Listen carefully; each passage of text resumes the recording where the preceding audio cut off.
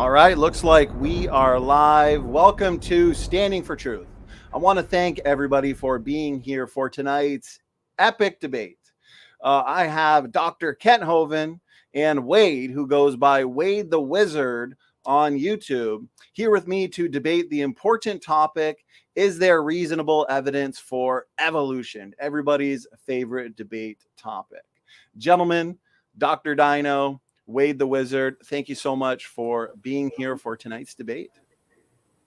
Thank you for having us. Yeah, I can't believe it's finally actually happening. I'm ready. It's here. It's here. The much anticipated debate. We've already got a great chat. And tonight, as always, we are going to be having a professional, a formal debate. We're going to have introductions in a second from the debaters, Wade and Kent. We're going to have 12-minute opening statements, equally timed, uninterrupted rebuttals of about 8 minutes. Then we're going to have a free-flowing, a cordial discussion portion where the debaters are asking each other questions pertaining to the debate topic. Then we're going to have a 5-minute closing statement, and then this is where we get you guys in the audience involved. We're going to have an audience Q&A, so please make sure you're tagging me with your questions at Standing for Truth. That way I don't miss them. You guys could probably see in the upcoming live stream section, we have a ton of debates for you over the next couple of months, including a ton of debates on this topic, evolution. We've had a lot of requests for the evolution challenge debate for Dr. Dino. So please, if you're not yet subscribed, make sure you hit that subscribe button and share around this content, as the truth and critical thinking is important. So, Wade, why don't we start with you? First time on this channel, first time debating on this platform. How you been? What's going on? And a little bit about yourself. I'm doing good. Glad to be here. Yeah, so I'm Wade the Wizard, and debating about evolution. So I grew up here in Utah. I've been born and raised in Utah, and I was raised in the Mormon church. I grew up believing that God existed and that he created everything. I studied the Bible. I studied the Book of Mormon. I was baptized, and I served a mission in Bulgaria for 2 years. And there seems to be a lag. Am I coming through? Yes, your audio is coming through, and you did have a enough. bit of a lag. Yeah. So yeah, I grew up Mormon, and so about 2017 is when I kind of transitioned from my faith. I started out by asking God. I was searching for the truth and for what God wanted me to do. Did he not want me to drink coffee like the Mormons believe, or did he want me to not do blood transfusions like the Jehovah's Witnesses? And I had a sincere desire to know. And long story short, after much research and prayer and faith, I came to the conclusion of atheism. And I've been living a very fun life, and I'm happy, and it's been great. So that's where I never would have believed, if you had told me 5 years ago that I'd be debating about evolution. I never would have believed it, but here I am. Here you are, and I appreciate it. Wade, I appreciate you being willing to engage this important topic and debate Dr. Dino. As we have Kent give his introduction, Wade, if you want, you can see if you can fix your video lag. Whatever you did before we went live, maybe do that again. You are coming in your audio is coming in good. Your video itself is just a little bit laggy, so no worries. Let's hand it over to Dr. Dino. Again, thank you so much for being here. How you been? What's going on? And Kent, a little bit about yourself. I've been good. God's been good. Some of God's children drive me crazy, but God's been wonderful. I wonder if the video, I'm no expert on cameras and all this, but maybe that hat he has is confusing. Is that confusing the camera or something? Too many colors? I should talk with all my colors here. Anyway, my name's Kent Hovind. I love the Lord. I was raised in a family of engineers and teachers in East Peoria, Illinois, and ended up going to college to start off to become a teacher, and ended up switching to became a Baptist pastor. 1974, and been an ordained Baptist preacher for 47 years. I did end up teaching high school science and math for 15 years in Christian schools. and loved it. Moved to Pensacola, Florida in January of '89 and started the ministry, Creation Science Evangelism, defending the Bible as being scientifically accurate. My study led me to believe, wow, there's not only a God, he wrote a book and told us how he made the place, and it had been preserved, that book. And we produced, I believe, in 6 days, the Lord made heaven, earth, sea, everything, dinosaurs included. He said it several times in the Bible, in 6 days. So our video series you can get on our website, Dr. Dino, 18 hours. When you're done watching it, you can return it and get your money back. I tell people I used to loan my videos out. I learned immediately that Baptists don't steal, but they do borrow and never return. So you got to pay for it and send it back, get your money back. That's been my policy since the day we started this ministry. We produce a lot of videos and materials. A guy watched my videos and called me from Missouri 6 years ago and ended up, short story, he bought this property we're at in Lenox, Alabama, 140 acres, and gave it to us. I've never met him, still never met him. I'm glad he watched the video, though. So we have 214 people baptized out here. People come to the Lord all the time. We just want to please God with everything we do. So we believe the Bible is true. Jesus said the creation of Adam was the beginning. I believe that. And we're going to talk about tonight. I think there's zero evidence for this evolution theory. None. There's no scientific evidence of any animal ever producing offspring other than its same kind. It just doesn't happen. It's pure imagination. So I'm curious to see what Wade's got. Bring it on. Go ahead. Well, I appreciate that introduction, Kent. I appreciate the introduction from the both of you. So we've already got nearly 200 people in the chat. So again, I want to remind everybody we are going to be having an audience Q&A. And so please make sure you're tagging me with your questions. Also, these chats get quite lively, which is good. You guys are passionate and these debates are fun. Let's just make sure we are attacking the arguments and not the debaters. Wade, one last recommendation I could give you is, usually this helps, if you go into the settings section and go to your camera. Under your camera, you'll see show advanced options.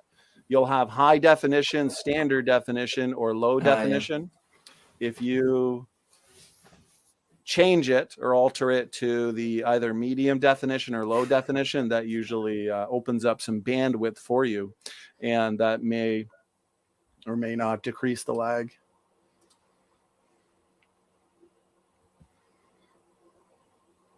And as you're doing that, I'll announce logical, plausible, probables in the chat, advertising the epic after show that starts right after this debate ends. He says, come share your thoughts. And there is the link, guys. So please make sure to check that out. Okay, Wade, we're going to hand it over to you for your 12-minute opening statement there, my man. And if you need to share screen, please do so. And I can get it up for everybody to see your slides. Yeah, I'm trying to switch the camera, but I don't know. There's a lot of lag. As long as you can hear me, and if my presentation comes through, I think we'll try and pick up from there, you know? All right, no worries. No worries. All right, let's see. Start camera.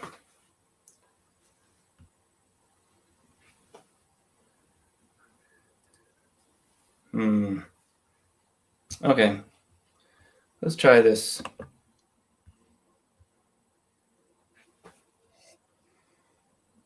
Did you try the reduction in resolution? My whole computer is lagging. I don't know what the issue is. Okay. Are you in a different spot using the internet than? I am, but I have I have Google Fiber and I have the router right down here. So okay. That's what I did the first time. I mean, I could try and run upstairs, but no worries. And you've got your Ether, like you have a cable plugged in directly, or you're just using Wi-Fi? It's just Wi-Fi. Okay. And it's lagging for you to get up the PowerPoint, you're saying? I mean, yeah, everything. It's not just my video. It's like when I try and click on other stuff. Like I tried clicking share screen. Let's see if this pops up.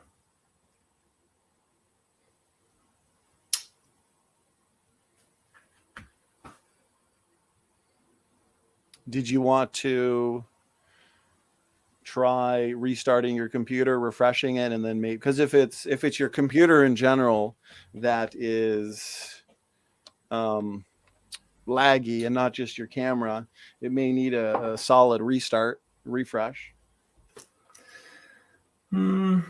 Yeah, I suppose we could try that. I could try and run upstairs. Let me try and run upstairs for a second.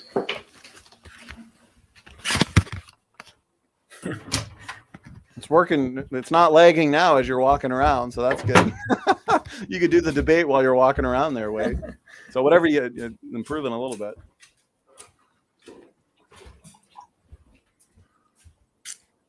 Excuse me, I got my dogs here.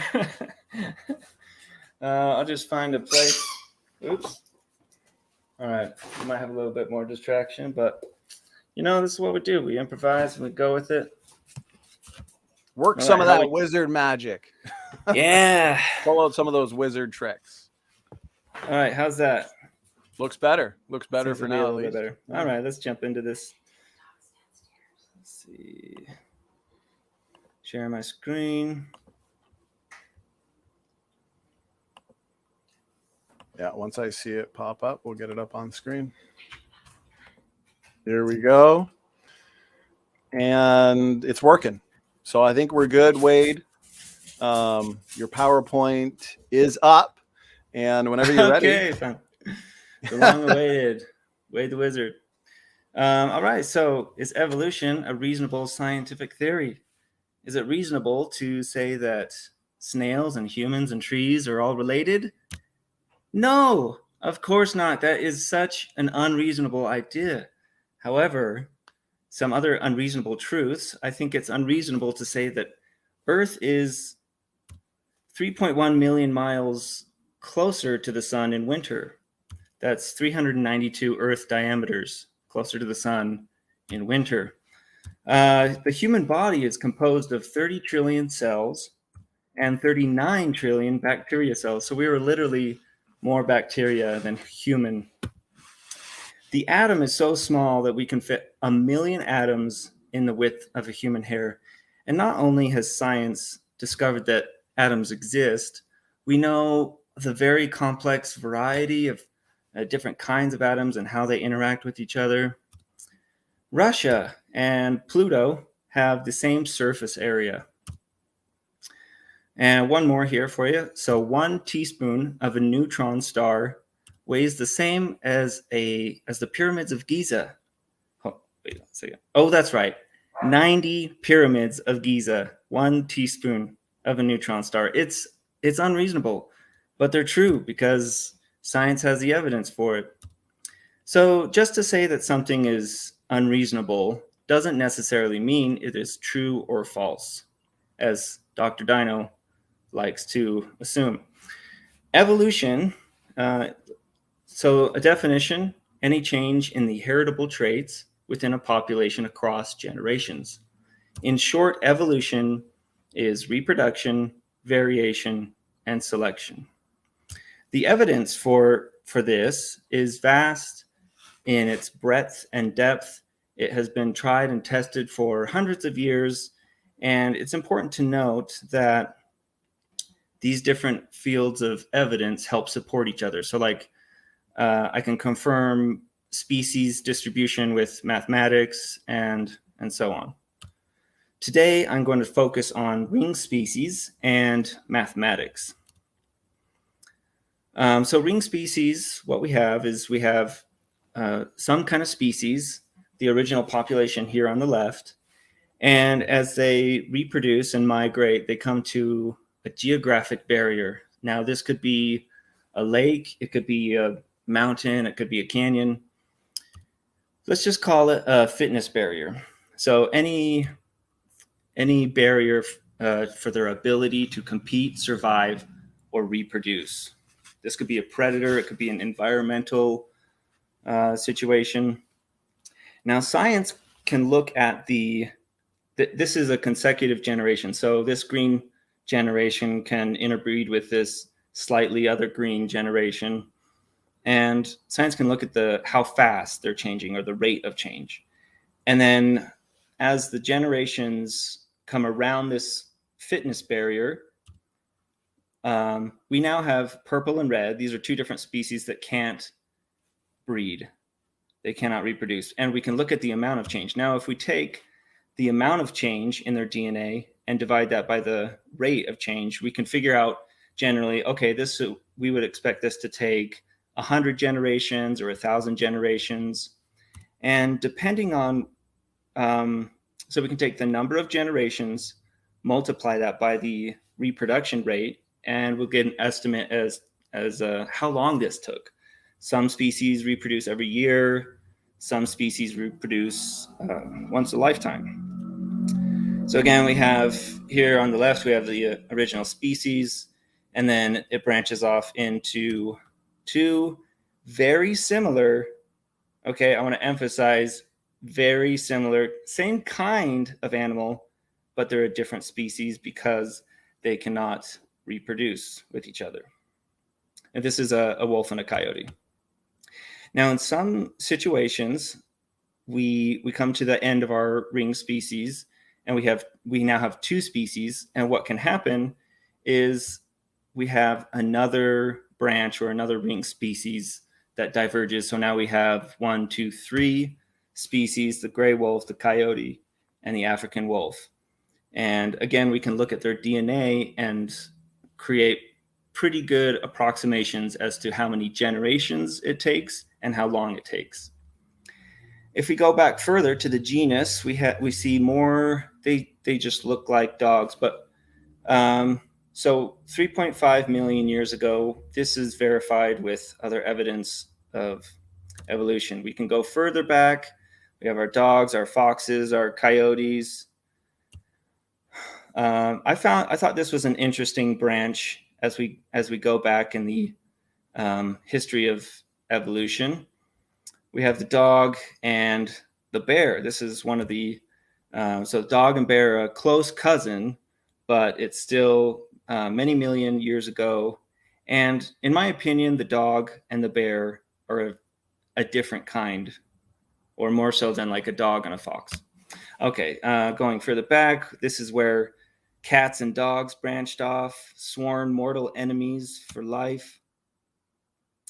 And then we get to mammals as we go further back. And within mammals, we have different orders of mammals that, like, so from monkeys to bats, they're quite different, but they're all similar. And we're not taking that big of a leap yet, just still very similar species. Okay, so, and that's mammals right there in the red box. And if we go further back, so we're still just in the animal kingdom here. If we go, oh, wait a second, that's not right. There we go, that's more like it. Okay, so here we have a more accurate depiction of the tree of life. As you can see, there's thousands of tiny little branches, okay, and even this is very simplified.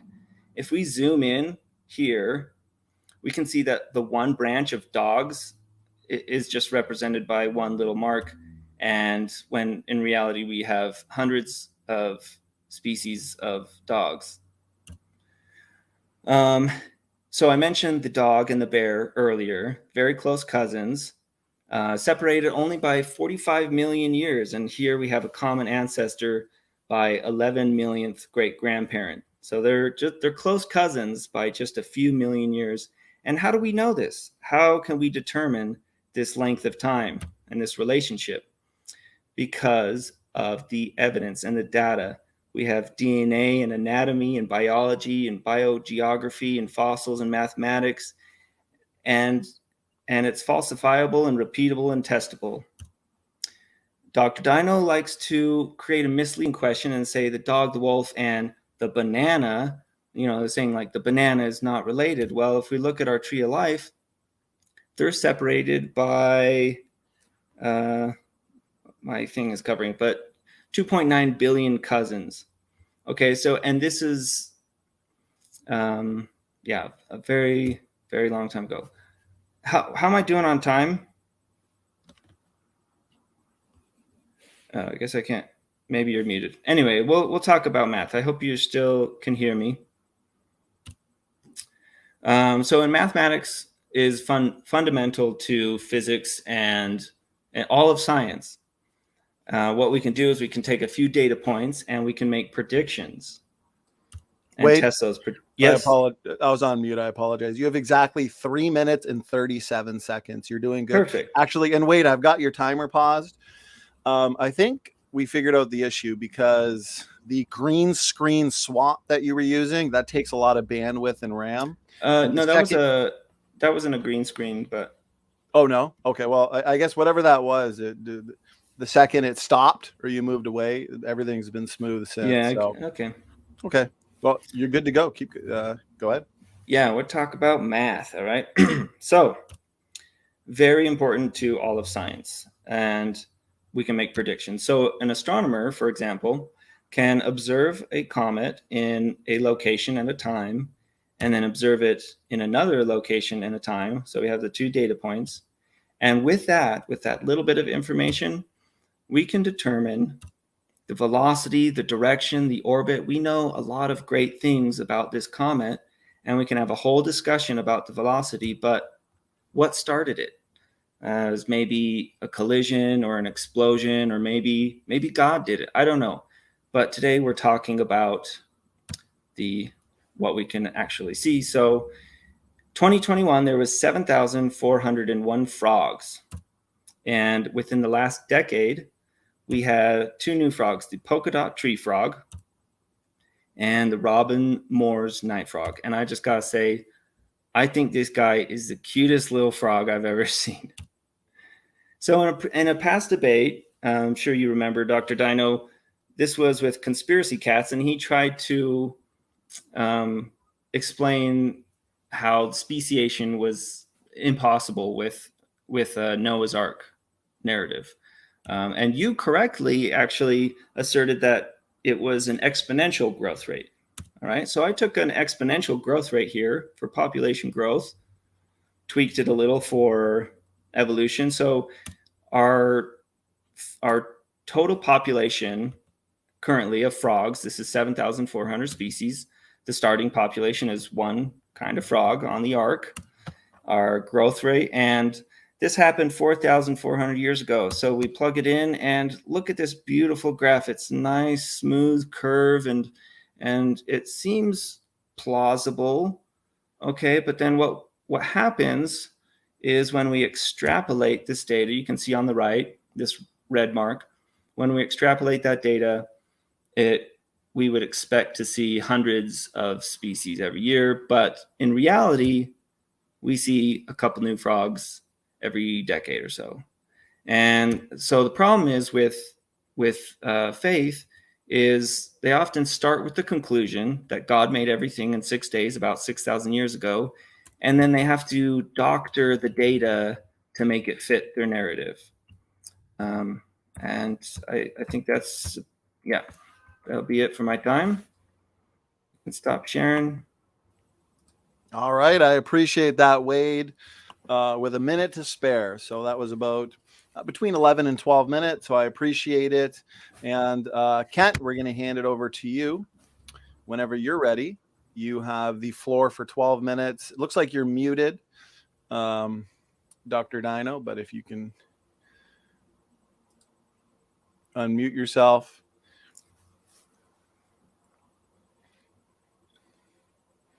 I think it might have to be somebody from over there, because when I click unmute, it says can't unmute your guest because they chose to mute them. Oh.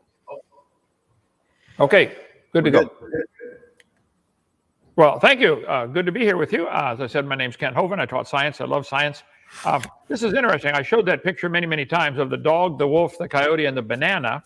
And so for the record, it looks like Wade is admitting he does believe the banana is related over millions of years. So good. We finally got an answer to that one. Oh, start this timer here. Right there. Okay. All right. I believe the evolution theory is positively anti-science. It's not even a good theory. It's a religious belief. These lines he drew on paper showed the charts from the textbooks with all the animals and plants going back to a common ancestor is pure imagination. It's not observed ever. No farmer on the planet has ever observed any plant or animal produce anything other than its kind. You can imagine it, which he does. He's a wizard. He can imagine whatever he wants. But it's not science. It's anti-science. There's not a shred of evidence to support any of those lines on paper they drew connecting all these creatures, like the bear and the dog having a common ancestor. That's imagination. Textbooks talk about evolution coming by natural selection. Well, I agree. Nature can select.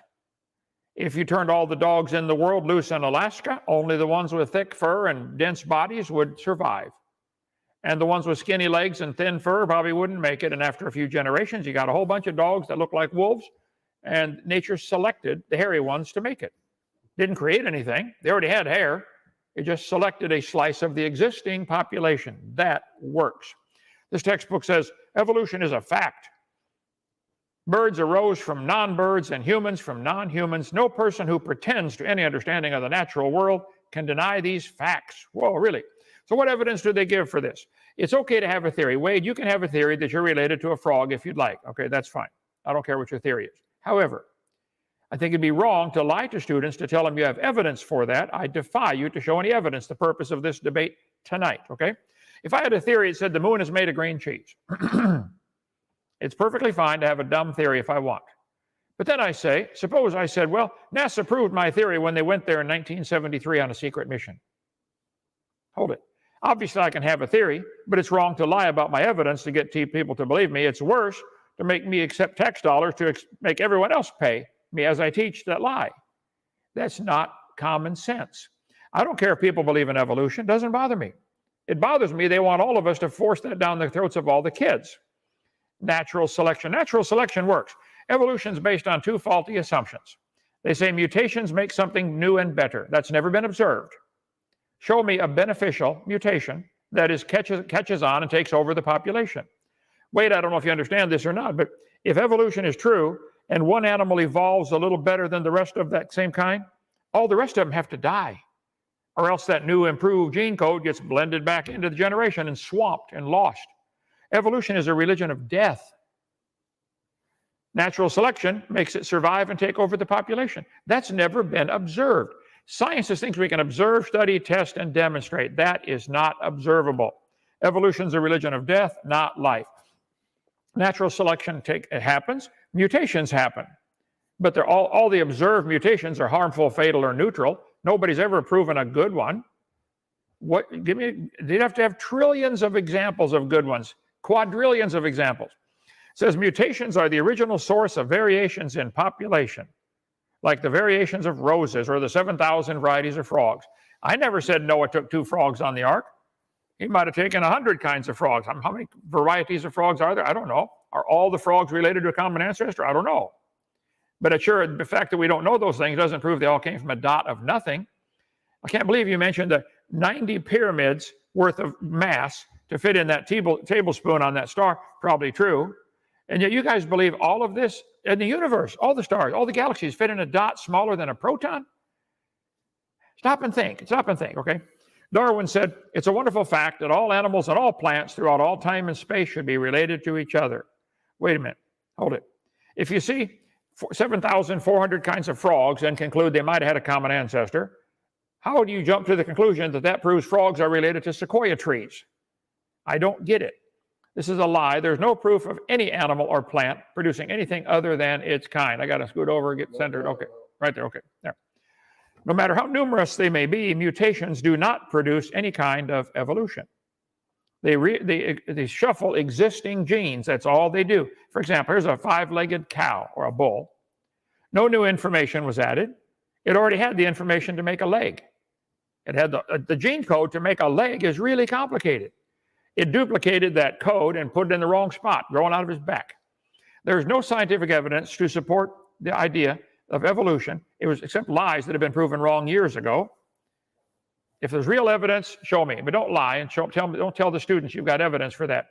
Here's a short-legged sheep. That's a mutant. The Ancon mutant between normal sheep. It's useful to colonial farmers because they can build a shorter barn, but mutation would not last in nature. Why wouldn't it last? Well, he's the first one the wolf would catch. Go, boys, go. Here comes the wolf, and he tries to run and he can't do it. Here's a 2-headed turtle. That's mutant. It's not ninja, but it's mutant. And he's going to die first winter because nobody makes a double neck turtleneck sweater. There are no beneficial mutations. It's imagining. Scrambling the letters of the word Christmas will give you lots of different words, but you cannot get Xerox, zebra, or queen out of the letters from Christmas. And scrambling existing code will not get you any new beneficial mutation. This biology book says normal fruit flies have 2 wings. This mutant has 4. This rare mutation, like most mutations, is harmful. Then it says beneficial mutations are the raw material for natural selection. Hold it. Why did they show us a harmful mutation? This fly can't fly, by the way. So it's not a fly anymore, it's a crawl. So why don't they show us a beneficial mutation? Because there aren't any. There aren't any. None. One professor I debated said I could prove a beneficial mutation because people with sickle cell anemia cannot get malaria. Oh, so if you cut off your legs, you can't get athlete's foot. That's a good mutation, isn't it? Yeah, okay. Evolution and natural selection. They say how natural selection causes evolution. Creationists have no argument with natural selection. It's natural and it selects. We thought of it first, but it doesn't create anything. Natural selection have a stabilizing effect, but it does not promote speciation. It is not a creative force. It doesn't create anything. It selects. Natural selection can only act on properties that already exist. It cannot create properties. So they're just simply dreaming, or maybe lying might be a better word, to say that we have trillions of beneficial mutations to change an amoeba to a human and a dinosaur and a pine tree, and all those are connected on your chart there that you showed, Wade. You really believe you are related to a frog. Okay, you can believe that. But stop calling that science. Call it nonsense. Darwin noticed finches with larger and stronger beaks were better able to open the tough pods. It was a Grant study they did in 1977. The Grants went down there for 10 years, studied the finches. I said, oh, the islands that only have tough nuts to crack, the finches have a heavier beak. Well, that's common sense. They're the only ones who can crack the nut and get the food. And it said, evolution by natural selection had occurred in just 1 year. Now, this is a bold-faced lie. Tell the teacher, that's Ken Miller's book. Tell him I said so. He's lying. They didn't observe any evolution. They observed natural selection. You turn all the birds loose on an island, and the only food you give them is nuts that are tough to crack. Only the ones with the big beak survive. I agree. Didn't create the beak. Didn't turn it into a jackhammer or vice grip. It's still a beak. Natural selection can lead to evolution over a long period of time. This is pure imagination. It's a lie. It does not. If I worked at a factory that made cars and I'm in quality control, and my job is to select any mistakes, I see a car coming by, oh, they made a goof, reject it. Can a quality control person in a factory that's making cars who catches every mistake and rejects it, can that ever turn the car to an airplane? No. Natural selection selects. Quality control only controls the quality. It doesn't change it to something else. You might get a big dog or a little dog, but you always get a dog. And here's the one you used, and thank you, Wade. I'm glad you finally answered the question. No evolutionist has ever answered before. You do think a banana is related to a wolf and a coyote and a dog. Thank you. I'm glad. You're welcome to that. I don't care what you believe, but it's not science. Quit calling it science. It's a religion. There's a lot of different flies, a lot of different dogs, might have had a common ancestor. Bible said they bring forth after their kind. Sure, variations happen, but they have limits. Farmers been trying to get bigger pigs for a long time. They'll never get a pig as big as Texas. I guarantee you that. Roaches become resistant to pesticides, but they'll never become resistant to a sledgehammer. There's a limit. They always produce the same kind of plant or animal. That's not evolution. The information for that variety was already in the gene code. No new information is added. The pigs don't become pink or learn to fly. And the gene pool of the new variety is now more limited. Chihuahuas cannot produce Great Danes anymore. They're both still dog, barely. Chihuahua anyway. And how long would the Chihuahuas last in the real world? 5 minutes. The squirrels would kill them. Go ahead, make my day, right? Varieties of corn happen. I do this all the time, Wade. You can watch my videos. Nobody ever shows any evidence of anything other than a variation within the kind. They show varieties of corn and then jump to the wild conclusion that corn is related to mosquitoes. Because after all, they connected them with a line on paper. Sure, there's a lot of dogs. Divergent evolution, they're still dogs. Look at them, all of them. Giving it a fancy name doesn't change the fact it's still a dog. There's a variety of horses, little bitty horses, great big horses. There's all kinds of horses, zebras, Zorses, zonkies, they're probably all related. I wouldn't argue about that. But it looks like a horse. It's four-wheel drive, leather upholstery. Hooves, tail on the back, nose on the front. It's still a horse. Okay, we're going to run out of time here. There's a variety of chickens. We got, 50 varieties of chickens now here at our farm. 50 different kinds. They might have had a common ancestor called a chicken. The peppered moth. I've got stuff on everything, and you're welcome to watch my video. Try to debunk it. I stand by what I said at the beginning. Nobody has ever seen, no farmer in the history of the world has ever seen what the evolutionists claim by putting those lines on paper. You never see a cow produce a non-cow, a dog produce a non-dog, a frog produce a non-frog. Never. But Wade, you believe you're related to that frog, don't you? Go ahead. All right, I appreciate that, Kent. That concludes the 12-minute opening statements. And now we are moving into the uninterrupted rebuttals. We have 8 minutes on the clock for the rebuttal portion of the debate. Wade, before I hand it over to you, I just want to let everybody know in the chat, I am all caught up on questions. We've got a ton of great questions so far, so I appreciate it. And keep tagging me at Standing for Truth. That way I won't miss it. So, Wade, we're going to hand it over to you. And you have 8 minutes for your rebuttal. Whenever you're ready, go ahead. All right. Oh, I hear Dr. Dino's timer there. Actually, no, that was your timer. You're done. So we're going to hand it back. No, I'm just kidding. Go ahead. Let me go ahead and start my stopwatch with my 8-minute rebuttal and see how much I can get to. All right, share screen. First, kind of started out saying it's never been observed a new kind of animal become a new kind of animal. This is, we have ring species here. This is Wikipedia. We have about 30 or so different examples of speciation.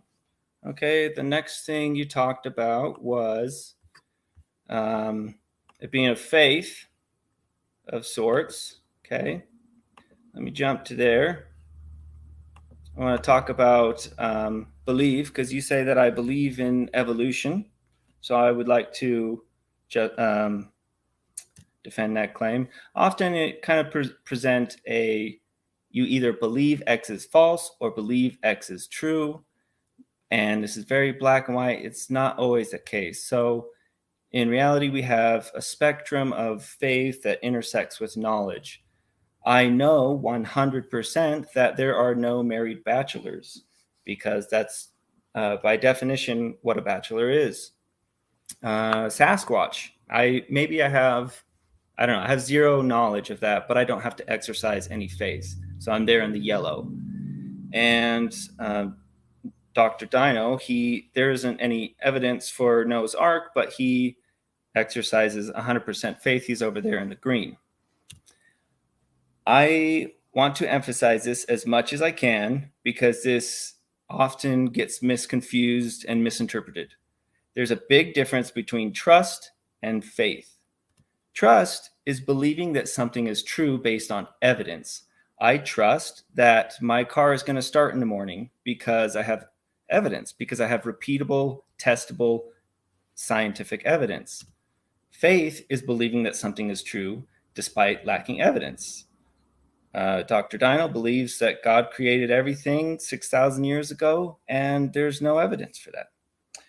The next thing, so that's faith. Let's see, you talked about, let's see if I can jump there as quick as I can. You talked about teaching, we want it taught in the classroom. I would actually love to have creation taught in the classroom. However, I would have all of the different creation myths. Okay, so there's about 60 different creation myths from all around the world, different kinds of creation from chaos, emergence, creation out of nothing. We have creation myths from Africa and from North America and let's see, Europe. Where's there's just so many creation myths. Here's Genesis. Okay. So we would teach Genesis, and we'd also teach the Slavic creation myth. And I believe that if kids were to see all of these different creation myths, they would start to realize that they're kind of nonsensical, like these talking snakes and forbidden fruit. And okay. And I think it's interesting to point out that Dr. Dino rejects all these other creation myths, except for Genesis, because that one's true, right? So that was the classroom. You talked about abiogenesis, or the creation of life. I want to touch on that real quickly. We talked about math. Now, remember, so in this example of my comet, we can calculate and we can observe the velocity, direction, and orbit. I don't know what started the motion. Okay, I don't have any specific claim. So do I believe that life came from a rock? I don't know, but I can see speciation from one generation to the next. So yeah, the discussion is about evolution. Abiogenesis is irrelevant. Let's see. So next you talked about, you had like 5-legged cows and the short-legged sheep. I wanted to emphasize once again, when we have speciation, I mean, this is a good example, but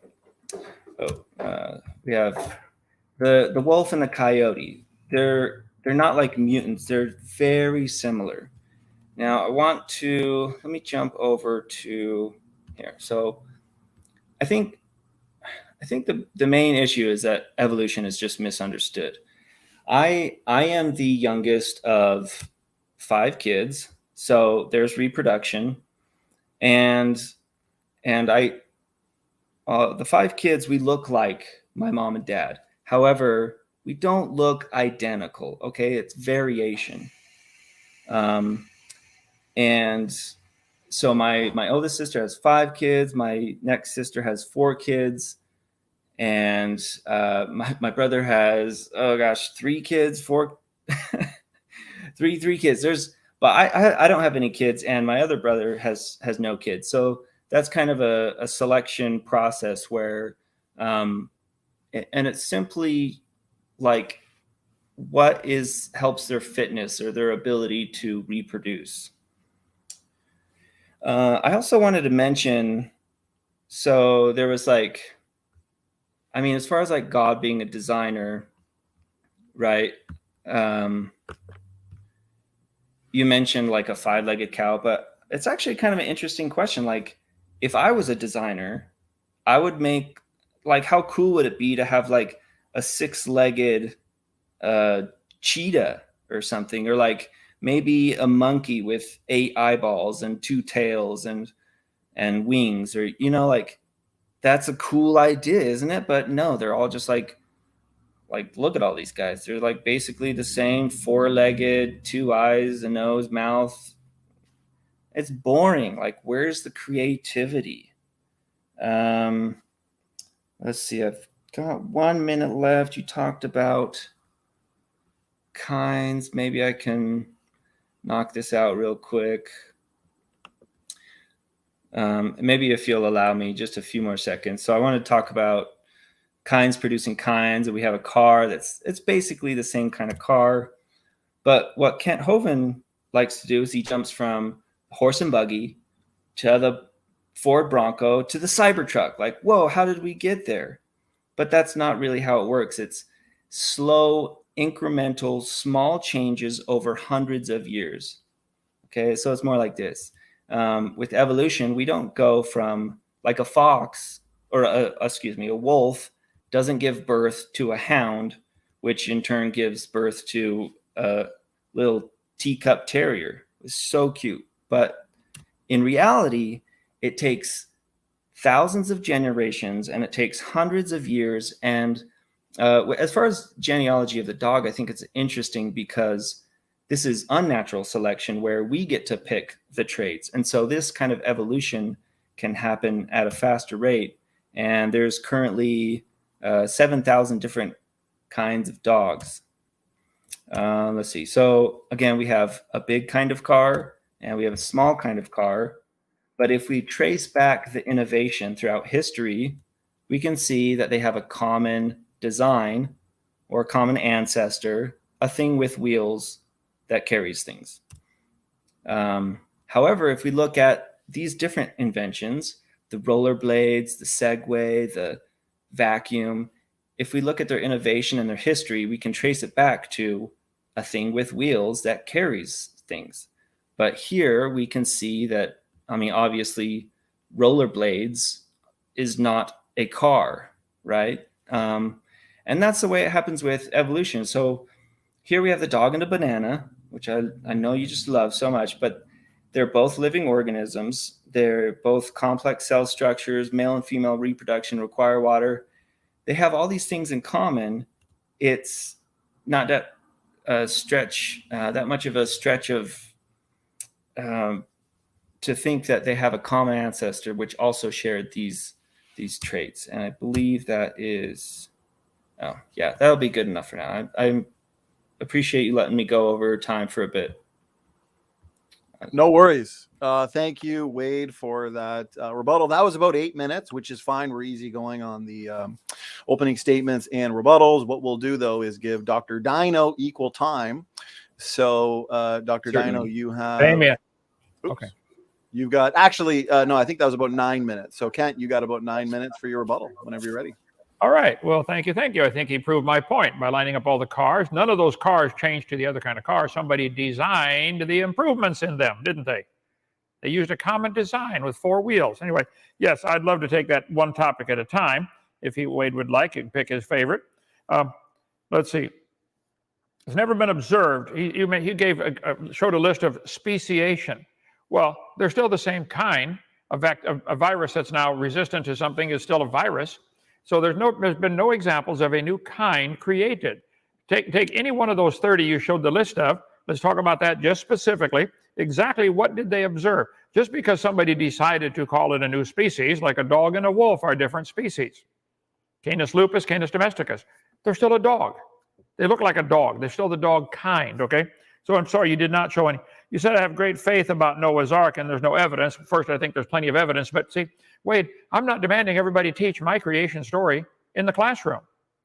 I don't have to prove my point. The purpose of this debate tonight, even the title of it is there reasonable evidence for evolution? I haven't seen any yet. I'd like to see what you've got. And you mentioned the difference between trust, I understand. Where is the evidence? Nobody ever sees any animal produce anything other than the same kind. Creating what somebody decides to call a new species is not evidence. And you mentioned all the creation myths. Should we teach all 90 or 2,000 or whatever it is creation myths? Of course not. The bigger question you're missing totally, should we have public schools at all? If we're going to have a public school that all the kids are required to go to, then we shouldn't require any bit of religion to be taught. Evolution should not be taught. Evolution is a religion. You're welcome to believe it, but it's not part of science. That's what I've said.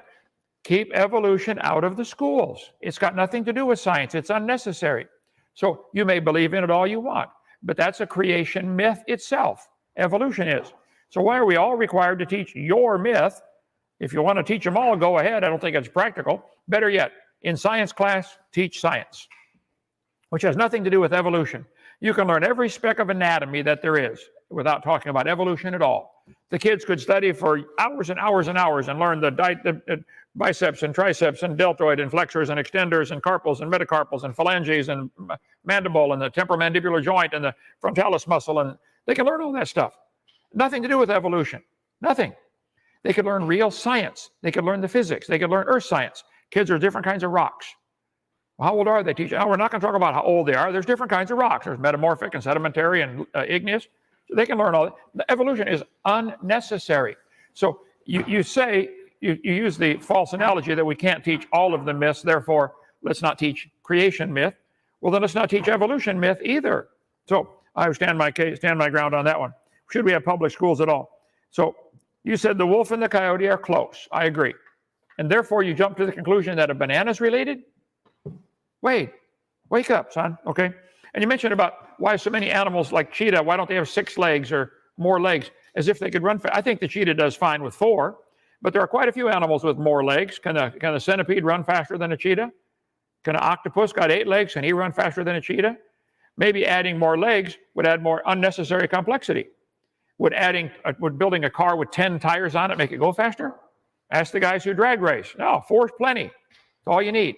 So I was really amazed that you would use that as an analogy. You think there was not enough creativity, so some of the animals ought to have 6 legs. You know, humans ought to have 4 arms. Where are you going to buy a shirt with 4 arms? You know, a lot of women like to have 4 arms when they got to, you know, hold the baby and stir the coffee and all this kind of stuff and run the vacuum cleaner all at the same time. So what you gave for an analogy of the car is classic. It's an example of design features being added by intelligent people. Now, the word evolution has 6 different meanings. I cover this all the time. There is cosmic evolution, which is essential for your theory to make any sense. You have to have time, space, and matter to start existing. Where did it come from? Then you have to have chemical evolution. The Big Bang supposedly only produced hydrogen and helium. Where do you get iron, gold, silver, platinum out of hydrogen? Then you have to have stars evolving. Nobody's ever seen a star form. We see them blow up all the time. Then you have to have organic evolution. Life has to get started. Now, you guys very wisely try to avoid those 4 because there's no scientific evidence for those, and say, well, once life gets started, then we see how it evolved. You don't even see that. We never see any animal produce a different kind of animal. Macroevolution is major changes in structure and the ways of life over tens of millions of years. Hovind translation. We can't see it happen, so we imagine it, giving it more time. It's imagination. Macroevolution takes place in populations and the genotypes of individuals. They can dream this if they want. It's not science. It said all accept evolution. No, they don't. If I said I accept the idea that cows can jump, that's a fact. Cows can jump. We got some here. You could probably train the cow to jump higher. I bet we could work them out, get a coach and say, Coach, train this cow to jump higher. Put some weights on him, make him jump higher. Therefore, because cows can jump, the evidence is overwhelming. Does that prove that cows can eventually jump over the moon? No. This is what you guys absolutely don't see or refuse to see. Yes, there are variations, but they're limited. There are variations in the dog kind. You get a big dog or a little dog, but it's a dog. It might be a Chihuahua or a Great Dane, but it's still a dog. They've been getting bigger dogs. Do you think they'll ever get a dog as big as Texas? Or even a dog as big as an elephant? There are animals as big as an elephant, you know, like an elephant. 4 processes of evolution, 4 fundamental forces. Natural selection. Natural selection only selects. Genetic drift. Yeah, it can only drift so far, then it dies. Mutations, they're all harmful or fatal. Gene flow, yeah, they keep it the same kind. I bet your grandparents were human. 250 breeds of cows. Might have had a common ancestor called a cow. Hundreds of varieties of corn. 200 varieties of wheat. Might have had a common ancestor. 4,000 varieties of potatoes. Most of them artificially selected by man to grow in sandy soil or dry soil or wet soil or get bigger potato, sweeter potato, whatever. Sure, I accept the fact. Variations happen in the potato kind, but they're still a potato. Dogs always produce dogs. No exceptions, none. 200 or 350 varieties of dogs might have had a common ancestor. Here's your favorite one, Wade. So for the record, you really believe a banana and a wolf are related over millions of years, of course. You got to give it time. Bible says they bring forth after their kind. I stick by that. It's mentioned 20 times in the first 7 chapters. There is no evidence of anything against that. So do you have evidence, which is the purpose of this debate, of evolution other than something what anybody would consider of the same kind? Darwin wrote his book on the origin of species. There's never been a good definition of the word species either. I covered that the other night in a debate. You can watch that. We're going to run out of time here. So microevolution is a lousy word. We shouldn't use it, but they do. We're kind of stuck with it. This one is science. It happens. Variations happen. And you guys want to imagine that this proves macroevolution when it doesn't. Microevolution is changes within a species or small group of organisms over a short period of time. Antibiotic resistance is an example. It happens. Mosquito populations in the north or sparrow populations in the north are larger. Yeah, because it's colder up there. They got to have a bigger body to survive. Still a sparrow. In mosquito population, we talk about this in my video series. Anyway, I'll stay on time. So I stand my ground. I think you've offered 0 evidence, scientific evidence. You've offered imagination.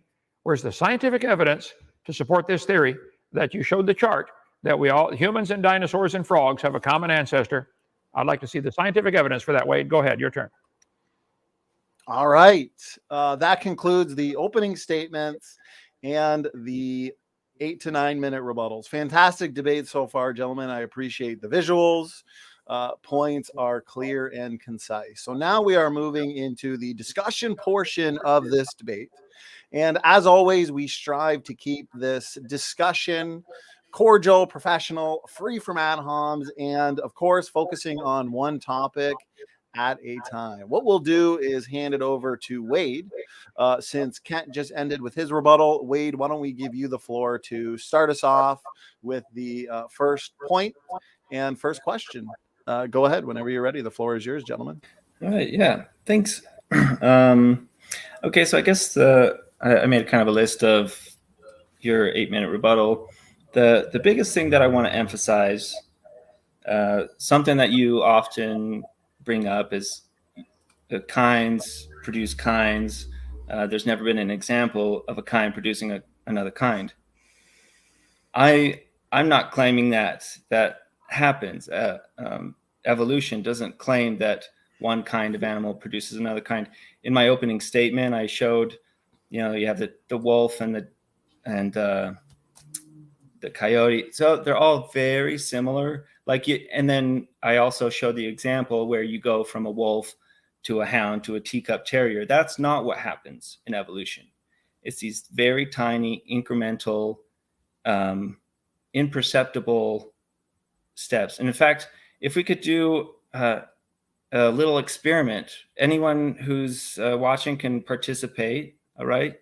This is a hands-on experiment. I want you to pick a finger and observe your fingernail for 1 second. Okay, ready, go. My fingernail didn't, I don't know, it didn't look like it grows, so therefore my fingernail doesn't grow. Continental drift,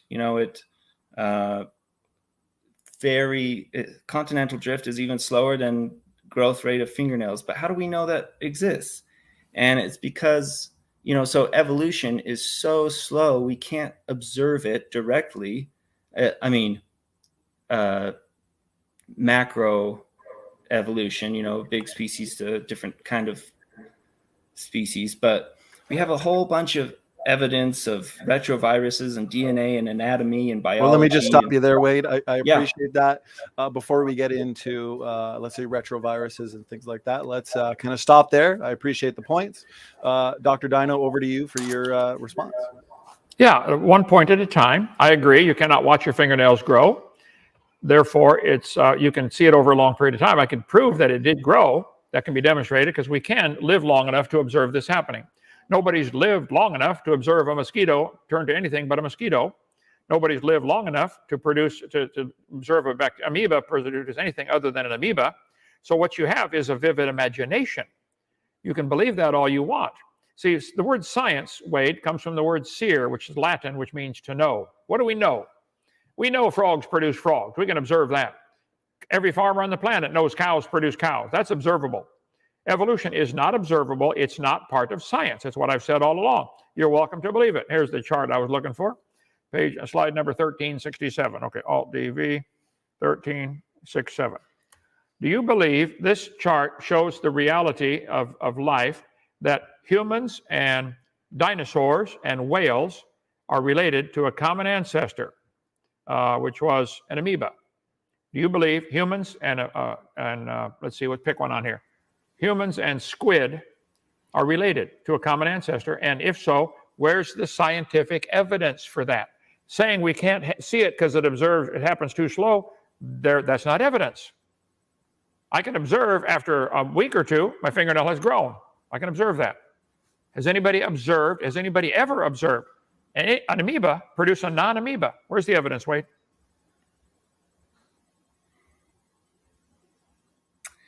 All right, so let's see. Kind of lost my train of thought there. I was trying to prepare my trying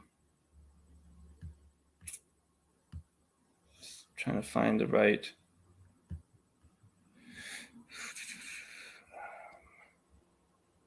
Are you looking for a slide, Wade, or did you want to maybe Yeah. start off by answering Kent's question on the tree of life? Or, I mean, however you want to proceed, go ahead. Yeah, well, I guess maybe it'll be better if we just kind of. Well, I guess that's what I was trying to think of. Maybe I'll share my screen for just a second.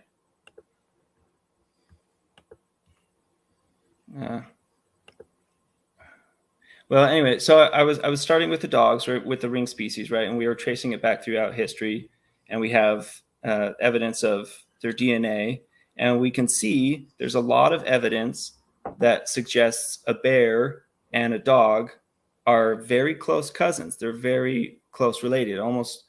And we have a lot of evidence that suggests that it's approximately 45 million years ago that they had cousins. Or that they had a common ancestor. And, you talk about a different kind of animal producing a different kind of animal. I think a dog and a bear are different kind of animal. I just real quick. So you mentioned no one has given a good definition of species. My definition, I mean, I don't know what other people say, but for me, it's can they reproduce? I think that's pretty simple. Okay, a bear and a dog cannot reproduce. Yeah. I agree. Bear and dog are different species. Now, for you to say 45 million years ago they had a common ancestor, that's not science. That's a statement of faith. You don't know that. You can believe that if you'd like. All we've ever seen is dogs produce dogs. There's 8 kinds of bears and 335 or 9 whatever varieties of dogs. We've never seen what you're talking about. It's not science. Where's the real scientific evidence that a dog and a bear are related? If they have similar DNA code or similarities, like they both got hair on the outside, maybe that's a good design. Maybe the same designer used it. Honda and Ford both put round wheels on their cars. It's a design that works. It doesn't prove they're related.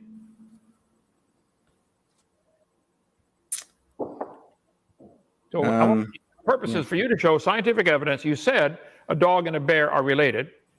You said that 45 million years ago. That's not science. It's a statement of faith. Where's the science?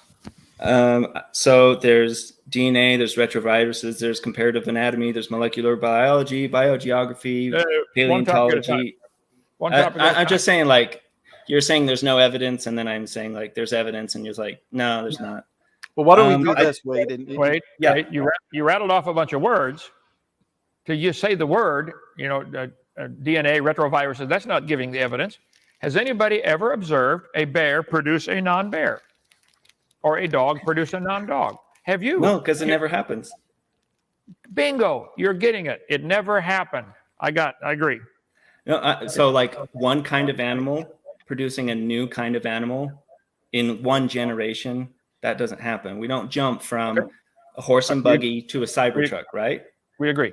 And the horse and buggy didn't go to a truck by itself at all. Somebody designed it. They used a common design that worked. So we don't see it in one generation.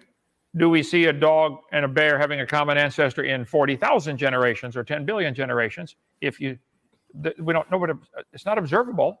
It's not science. That's all. Science is what we can observe, study, and test. Is there scientific evidence for your theory that a dog and a bear, let alone a dog and a mosquito, have a common ancestor? Your chart shows all of them. Let's see, the dog's on here somewhere. Dog and worm. Wow. And seaweed. Well, should we kind of move on? We can talk about some of the evidence for this. Yeah, why don't we do this then? Pick one of your evidences. DNA? Yeah, let's pick one, Wade, and then just engage that one. Once we've exhausted that, we'll pick another, and we'll kind of just go one by one topic at a time. So, Wade, let's hand it back to you. Pick a specific line of evidence for evolution, and we'll engage it a little bit.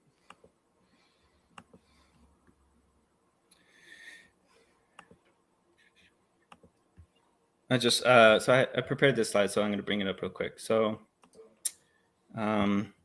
this was something that you see it. Yeah. Yes. So, endogenous retroviruses was something really interesting that I didn't know about before this, preparing for this debate that I studied, and it's kind of difficult to understand. So I going to explain it with an analogy. There's this book called Remembrance of Things Past by Marcel Proust, and it is 9,609,000 characters long, including spaces. Really big book. So let's say I take this book, I open up to a random page, and I highlight a random letter or space, okay? And Dr. Dino takes the same book, a copy of the book, opens up to a random page and highlights a letter. The probability that we highlighted the same letter is about 1 in 10 million. Very improbable, okay? But if I take that book, highlight a letter, and then I photocopy it, then the chance of that letter is 100%, right? So if we look at shared endogenous retroviruses, it's a virus that inserts itself into it basically takes a highlighter and marks a specific location in the DNA. If we compare an orangutan and a chimpanzee, the probability that they have just one endogenous retrovirus is 1 in 10 million, right? However, if we look at mama chimp and a baby chimp, which is a photocopy, right? The chance is 100% that it's going to be in the same place. Now, if we look at humans and chimpanzees, there are 205 recorded, measured, observable endogenous retroviruses shared between these two species. So the probability that we have this many endogenous retroviruses shared in common, if we were separate, if we didn't have a common ancestor, it's 1 in 5.88 times 10 to the 1,418. So in my opinion, that is undeniable evidence that chimpanzees and humans have a common ancestor. All right, I appreciate that, Wade. We'll make sure to hand it to Kent for equal time. Shared endogenous retroviruses between humans and chimpanzees. We can engage that a little bit if you'd like. Dr. Dino, over to you. Take your time. Sure. Well, let's assume that what he said was true, that the chimps and humans have these similar retroviruses. Okay, I have to check that out. Even if it's true, is that the only possible way to look at it is common ancestor? Are there any other ways to look at it? My dad was real good at teaching us boys when something was wrong. There's find 10 or 15 different ways to look at it. The grass is too long, the lawnmower's broke. Okay, what do? Buy a new lawnmower, get a goat, forget it. Mom doesn't like the grass, well, let's move, get a new house. There's 20 ways to solve this. Besides, you're focused on one. You see the only way to explain this is got to have a common ancestor. Well, maybe they both went through the same trauma, like a flood that did something. Maybe they both had the same trauma in their life, in their history. Maybe they have the same designer. Maybe there's something about that retrovirus that we don't understand yet. A lot of things they thought were unnecessary turned out to be, wow, you need that. For years, they thought the tailbone was vestigial. You don't need it. Well, yeah, you do. Take your tailbone out. You won't have any more babies, probably. There's all kinds of things. The tailbone is an anchor point, 9 different muscles attached to the tailbone. For years, they thought the appendix was vestigial and the tonsils and adenoids. I had mine taken out as a baby or kid. They just random take them out. But now they know the purpose of them. So maybe they just don't simply know the purpose yet. But you're stuck on, has to be evidence for evolution. I'd say there's many other ways to look at it. There's articles on this topic on Answers in Genesis website about the retroviruses, about them not being evidence for evolution. I would point out Microsoft PowerPoint and Microsoft Word each have, how many lines of code would you guess, Steve, in those lines? Millions of lines of code. I would be willing to bet millions of the lines of code are identical. I bet Microsoft Word and Microsoft PowerPoint use the same spell check. Oh, so what does that prove? That they both came from Morse code? No, the same guys are writing the code. I think what you showed with your retrovirus is the same guy wrote the code. And if you pick letters from a book and I pick letters from a book, I'd be willing to bet they're all English. I bet if we both went through that book and picked letters, nobody'd get Chinese. And I bet the author wrote that whole big book. And sure, he's going to use common phrases over and over. I use the phrase, I bet, many times. You probably have little pet phrases you use from time to time because it's still you talking. You can go back and look at my videos from 20 years ago and see some of the same mannerisms, some of the same. I still have to adjust my back that I broke, years ago. Still hurts all the time. So yeah, it's me. I haven't changed. So I think you haven't proven that that's evidence for evolution. I rest my case. Go ahead. Next one. Go ahead, Wade. Yeah, so I kind of wanted to jump on, you were talking about Microsoft Code, and I think there was, let's see, I'm sharing my screen. Okay, so like Microsoft Code, often Dr. Dino will take some kind of inorganic design, like a book or a code, and make the analogy that it's comparable to organic life. So let's take something that's designed like a watch, and we discard it on the side of a path. And then we take something that's organic, this apple core, and we discard it on the side of the path. Now, if we fast forward 10 years, let's say, the watch gets more rusty and it starts to break down, while the apple has, with only the inputs of the sun, water, it has reproduced and it has created this apple tree. If we fast forward even more, 100 years, this tree has produced more offspring with variation, and perhaps there might be some natural selection. Birds will like a certain type of apple more than another and spread their seeds. If we fast forward 1 million years, we would expect to see, and this is what the evidence suggests, is we would see a completely different landscape with different kinds of trees. Well, what about the watch? The watch has deteriorated. So the main point that I want to make is that it's not a fair comparison to talk about organic life that reproduces naturally and inorganic design like cars. Okay, fair enough. Yeah, that's all I want. Yep. You realize the apple contained some seeds that contain a code that is just the code in one apple seed is more complex than the entire Microsoft corporation. All the codes they've ever written, all the codes in the history of man. How many code lines have been written, Steve, in the history since we've been doing this codes? Billions. One seed in that apple has a more complex code than all of the computers in the world. And you think that seed happened by chance. I don't understand how you can't see how dumb that is. That seed had to be designed.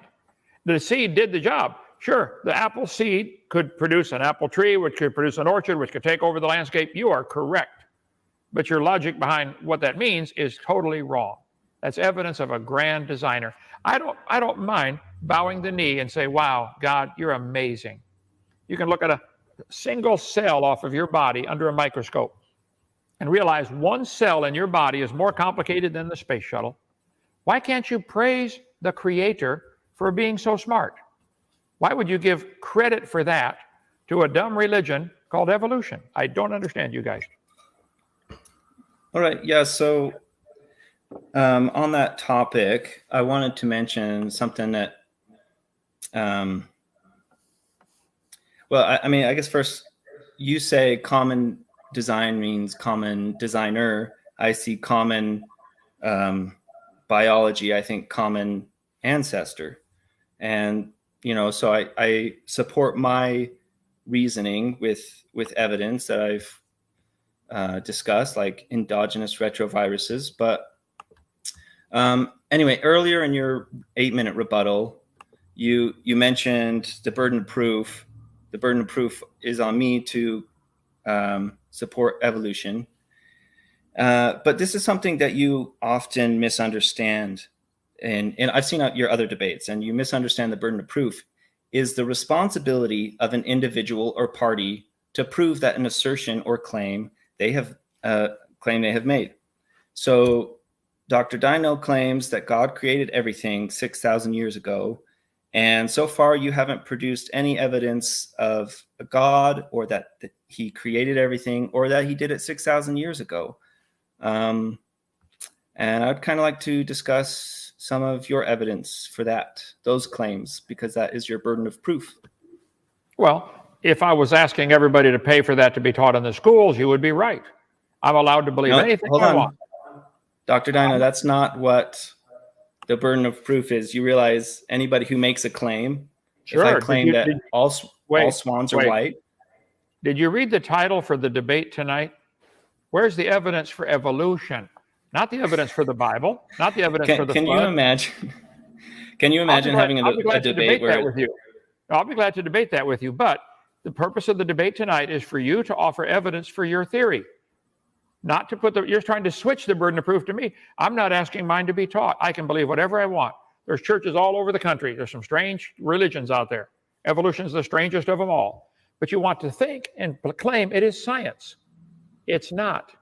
It's a religious belief. And you're welcome to it. You're welcome to believe in evolution. I don't mind.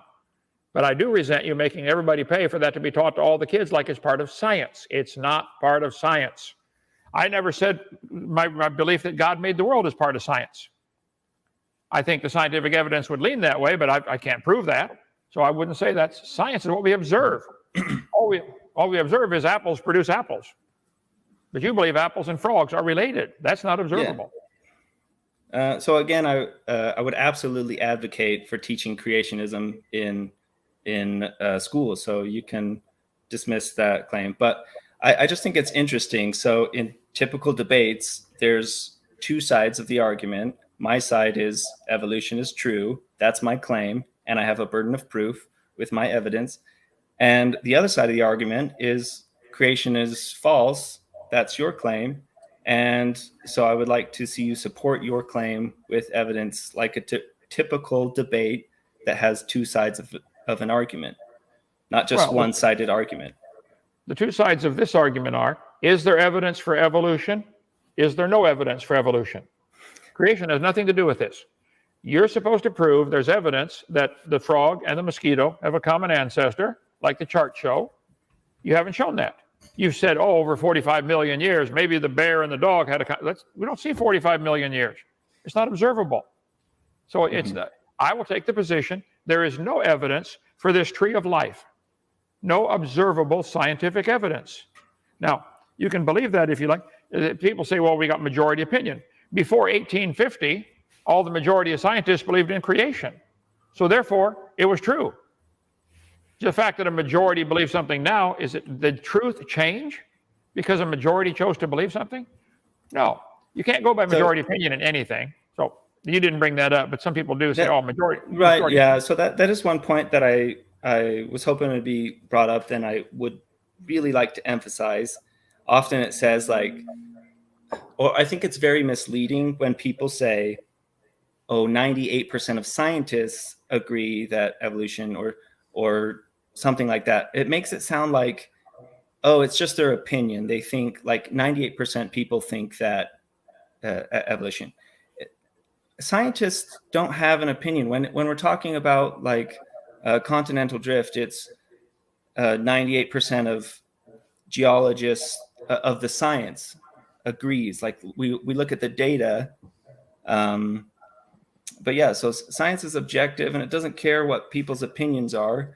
I personally have trust that the evidence and the science that backs up evolution is true because science is repeatable and testable, and we have the evidence there for it. So, well, if it's repeatable and testable, get an amoeba to turn to something other than an amoeba. The chart shows they all came from an amoeba. Amoeba, single-celled creature. Where are the two-celled creatures on this planet? Amoeba have a very short lifetime. I mean, they grow up, get married, and have kids in 45, 50 minutes. You ought to be able to get billions of generations in one observable human lifetime. They've tried for years in the laboratory to get bacteria to do anything besides produce bacteria. They won't do it.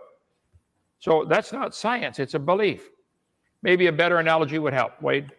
Your hat, let's assume your hat is made of yarn. I don't know. Okay, somebody knitted that hat. Okay. If there was a tornado in a yarn factory, would it produce a hat like that? Is there any chance in a quadrillion years that your hat could be produced by chance? Because it's inorganic. So we talked about the apple and the watch, right? Apple's organic, yeah, right. Yeah, apple. So it reproduces by itself. So if your hat was able to reproduce, it could eventually change itself into something else, a cow or a Jeep or something. I don't even it's incoherent. I don't know. Okay. Well, my point is, we don't observe any plant or animal or amoeba produce other than its kind. It's still an amoeba. You have a chart in your textbook, and you showed some charts on your presentation that all life forms came from a single-celled creature, like an amoeba or a bacteria. Okay, where's the evidence? There isn't any. I wish you guys would quit calling it science. Okay, so again, like we were talking about mathematics and interpolation and extrapolation. I talked about the astronomer who observes, he just for a short moment observes a comet in orbit. We don't see we don't observe the whole orbit. We don't have to see the whole process, but we can make an amazing prediction.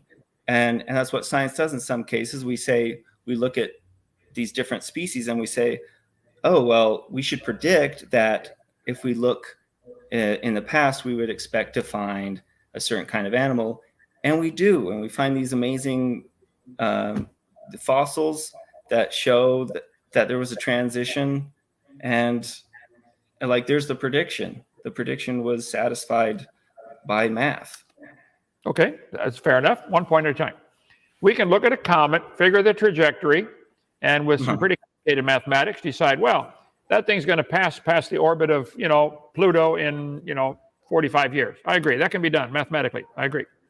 We can observe this happening. Now, we don't observe any animal producing any other kind of animal. And you can't look, you said we look in the past. You can't look in the past. You can, and fossils, explain how any fossil is capable of doing something that no animal today can do. I've said many times, if you find fossils, all you really know is it died. You couldn't prove it at any kids. Why did that bone get the magical power to produce something other than its kind when no animal today can? Get a laboratory, start raising amoeba. You got a short generation time. In your lifetime, you could probably watch 20, 30, 50,000 generations of amoeba. I'd be willing to bet you $20 and I'll buy you a new hat that it would still be an amoeba, without exception. So I'm gonna, let's see. If I could jump in here, Wade, in the last couple minutes of the discussion, what I would recommend, but it depends on what you want to do.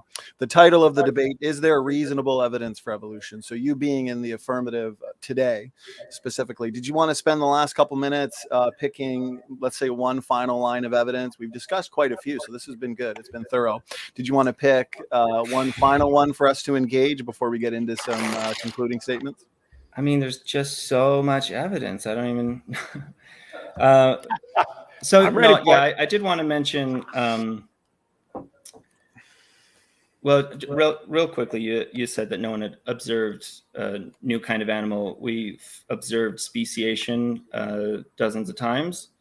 But I want to talk about, let me start sharing my screen, talking about those bones in the ground. Share screen. You're good, Wade. Screen is up. Yeah. It's just take a second to come up. So I guess I must really like teaching analogies. Jesus taught with parables, and I think is a great way to teach. I'm ready. So let's imagine we come across a bunch of Russian nesting dolls. I don't care really when they were made. It's not that important to me. I don't really care where I found them. It's pretty easy to organize these Russian dolls in an order that makes sense. And even in some cases, say we have one missing, science could interpolate the data and predict that they would find the missing Russian doll. Okay, so if we look at the bones in the ground, we can look at these different fossils, and I don't care if this one was older or like a million years, 2 billion years. I can see like, oh yeah, that guy was pretty close, pretty similar to this one, and in some cases, we even have that missing link, and we find it. The prediction comes true. I'll talk about Basilosaurus. So this was a really cool example that I found. if you look at the New skulls, topic, Donnie. One topic at a time. You're going to a new topic now. This is still bones. Well, let's. So right Yeah, now missing we're link. focusing on. Yeah, so Missing right now link. we're focusing on fossils and transitional forms. Or Okay. So Wade, let's deal with one at a time. So let's allow Dr. Dino to respond to the previous one, and then we can move on to, let's say, Basilosaurus, if that's okay. Well, your Russian doll one was a classic example. I've been doing extensive research on the evolution of the fork.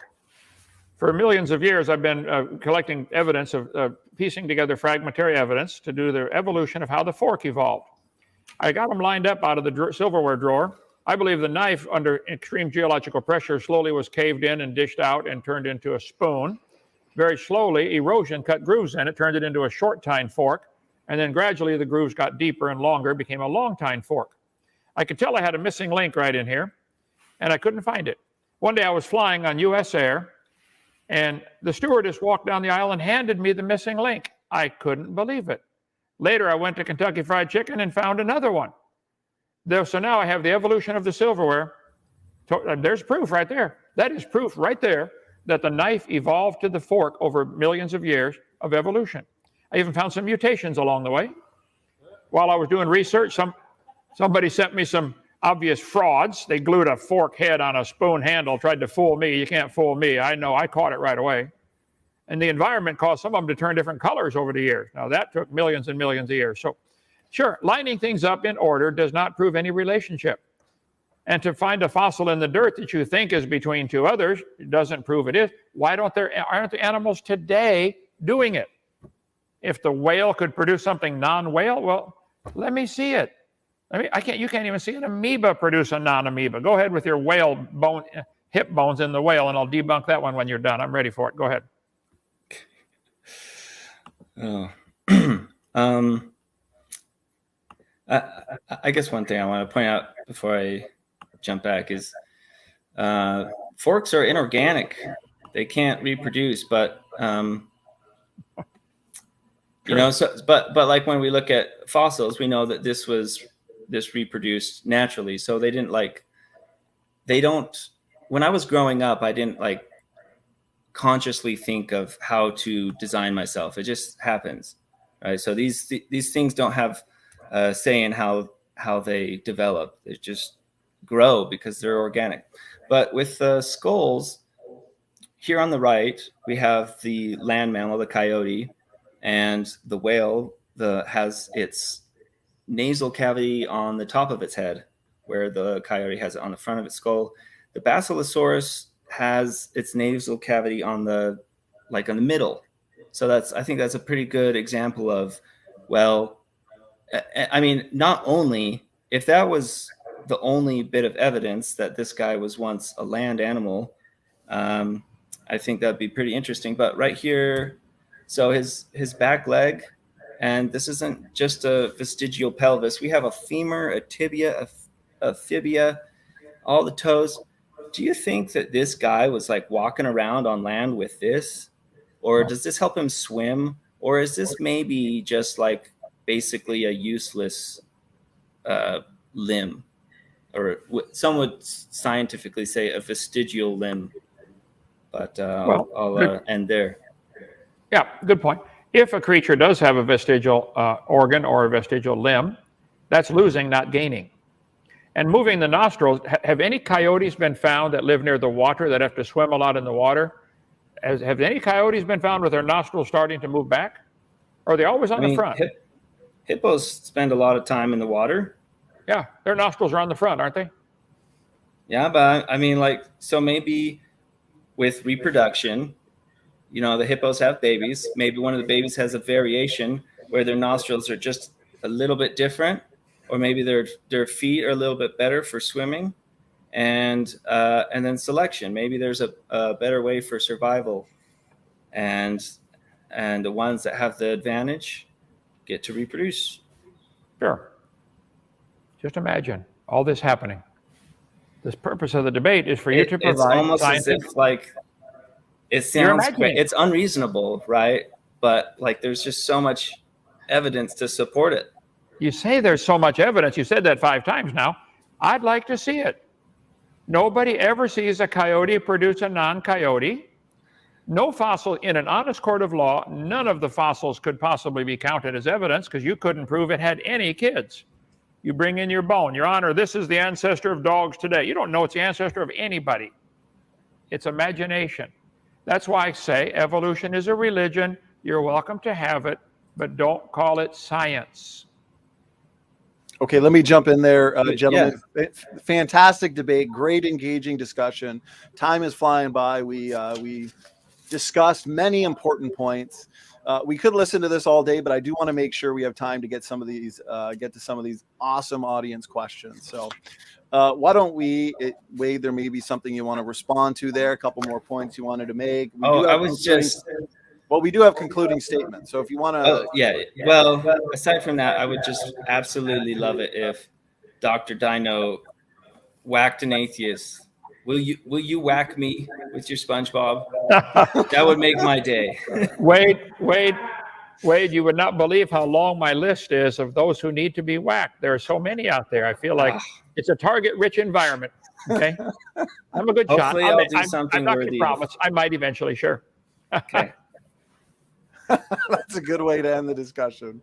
One of these days, you'll check it off the bucket list there, Wade. So let's hand it to Wade the Wizard. Great debate. We've got over 310 people in the chat enjoying this debate with a lot of great questions. So tons of fun, well worth the wait. And Wade, we're going to hand it to you for a 5-minute concluding statement. So if there's any final points you want to make, anything you feel was unaddressed, now's the time. Let's see. Well, I guess just a quick summary. So I grew up believing that God created everything. I believe just as Dr. Dino did. I believed in God and I believed that God created everything. But I changed my mind. And why did I change my mind? Because I studied and I researched. And I guess, so if there's any takeaway that anybody watching is, don't take my word for it. My favorite motto of the Royal Society, the oldest scientific society, is nullius in verba, which is Latin for on nobody's word. Okay, so don't trust me. Don't trust Dr. Dino. Go do your own research, kids. Learn science. And the evidence is out there, and I'm still learning more and more. Even just as I was preparing for this debate, I came across endogenous retroviruses, which is incredible. And gosh, I just learned so much. And like talking about, I had a real fun time doing the actual math on speciation of frogs and how it's completely implausible to believe that only 4,400 years ago, God killed everything. And yes, I don't know. That the main takeaway is I used to believe in creation, but I believe in evolution now because of the evidence. And if there was ever evidence that could persuade me, I would change my mind. I would change my mind and believe in creation. But I don't think that day will ever come. That's all. Thanks. All right. I appreciate that concluding statement there, Wade the Wizard. So a couple minutes we can throw into the audience Q&A. Dr. Dino, we're going to hand it over to you. Brother, you've got 5 minutes as well, whenever you're ready. Put my screen up. Damien, put my screen up. Okay, good. Huh? Why? Okay. All right. Been a long day here. I believe this debate over creation evolution is essential. It's probably one of the central themes of life. If there's a God, we better find out who he is and find out what he wants, because he owns the place, okay? If you wake up in the middle of a store, look around and say, wow, can I have all this stuff? Well, no, it might belong to somebody, okay? I think the whole purpose of life is changed by whether you believe in creation or evolution. It's a absolutely essential topic that you get settled. If there's a God, he owns it. You better find out what he wants. Which God? That's a different argument, okay? Where'd you come from? Where am I going? What's the point of life? If evolution is true, you guys offer absolutely no point. There's no purpose to life. There's no reason to have any rules. I've often asked atheists, if you believe in evolution, how do you tell right from wrong on any topic? You have to borrow Christian standards to choose right and wrong. Would it be wrong for me to break into your house, Wade, and shoot you and steal your stuff? Well, you say, yeah. Well, why? Why is that wrong? Is it wrong for the lion to go into the zebra's home and kill the baby and eat it? The lion doesn't think so. The lion thinks it's fine. Where is the standard for right and wrong? One of the, we did not get to it, but the Bible says in the last days there would be scoffers who would walk after their own lust. They don't want God's rules because it violates what they want to do. And the Bible says in 2 Peter 3:5, they're willingly ignorant of how God made the heavens and how the world was overflowed with water. The flood explains why do we have fossils at all? You want to line up these fossils? Wait a minute. No fossils are forming today. Millions of animals died today. None of them are going to fossilize. None of them. But we find fossils by the trillions. Fossil clams in the closed position had to be buried quickly and buried alive. There's no other explanation because clams open when they die. So my position is God created everything in 6 days. He destroyed it with a big flood. You can't figure out how all those frogs came from frogs on Noah's Ark in 4,400 years. For heaven's sake, Wade, you believe all those frogs came from a rock. You couldn't do that in any infinite amount of time, eternity. We never see this happen. The Bible says he's also got the heaven and the earth reserved unto fire and judgment against the day of perdition and of ungodly men. There's coming a day of judgment.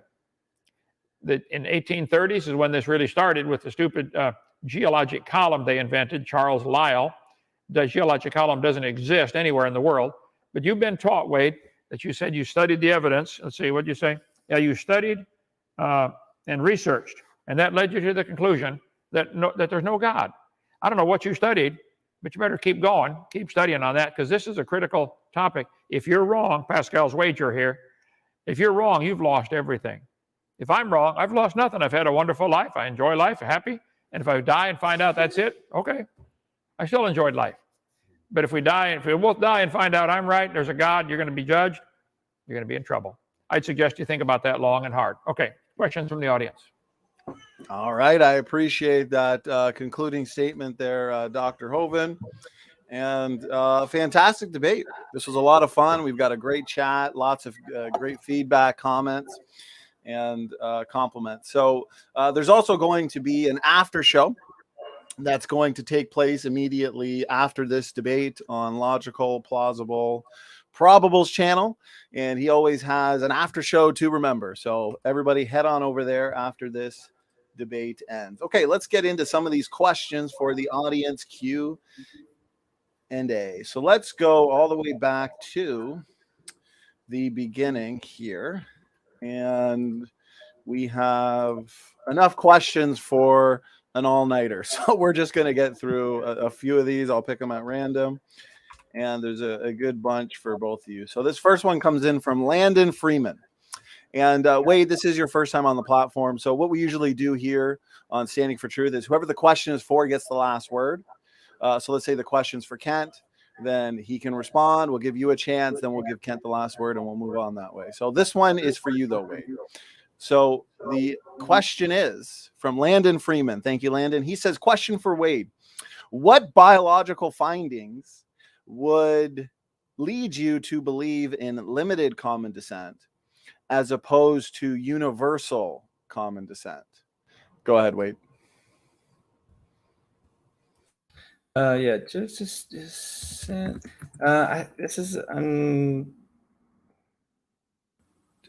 I just haven't researched that universal common descent. I'm just trying to.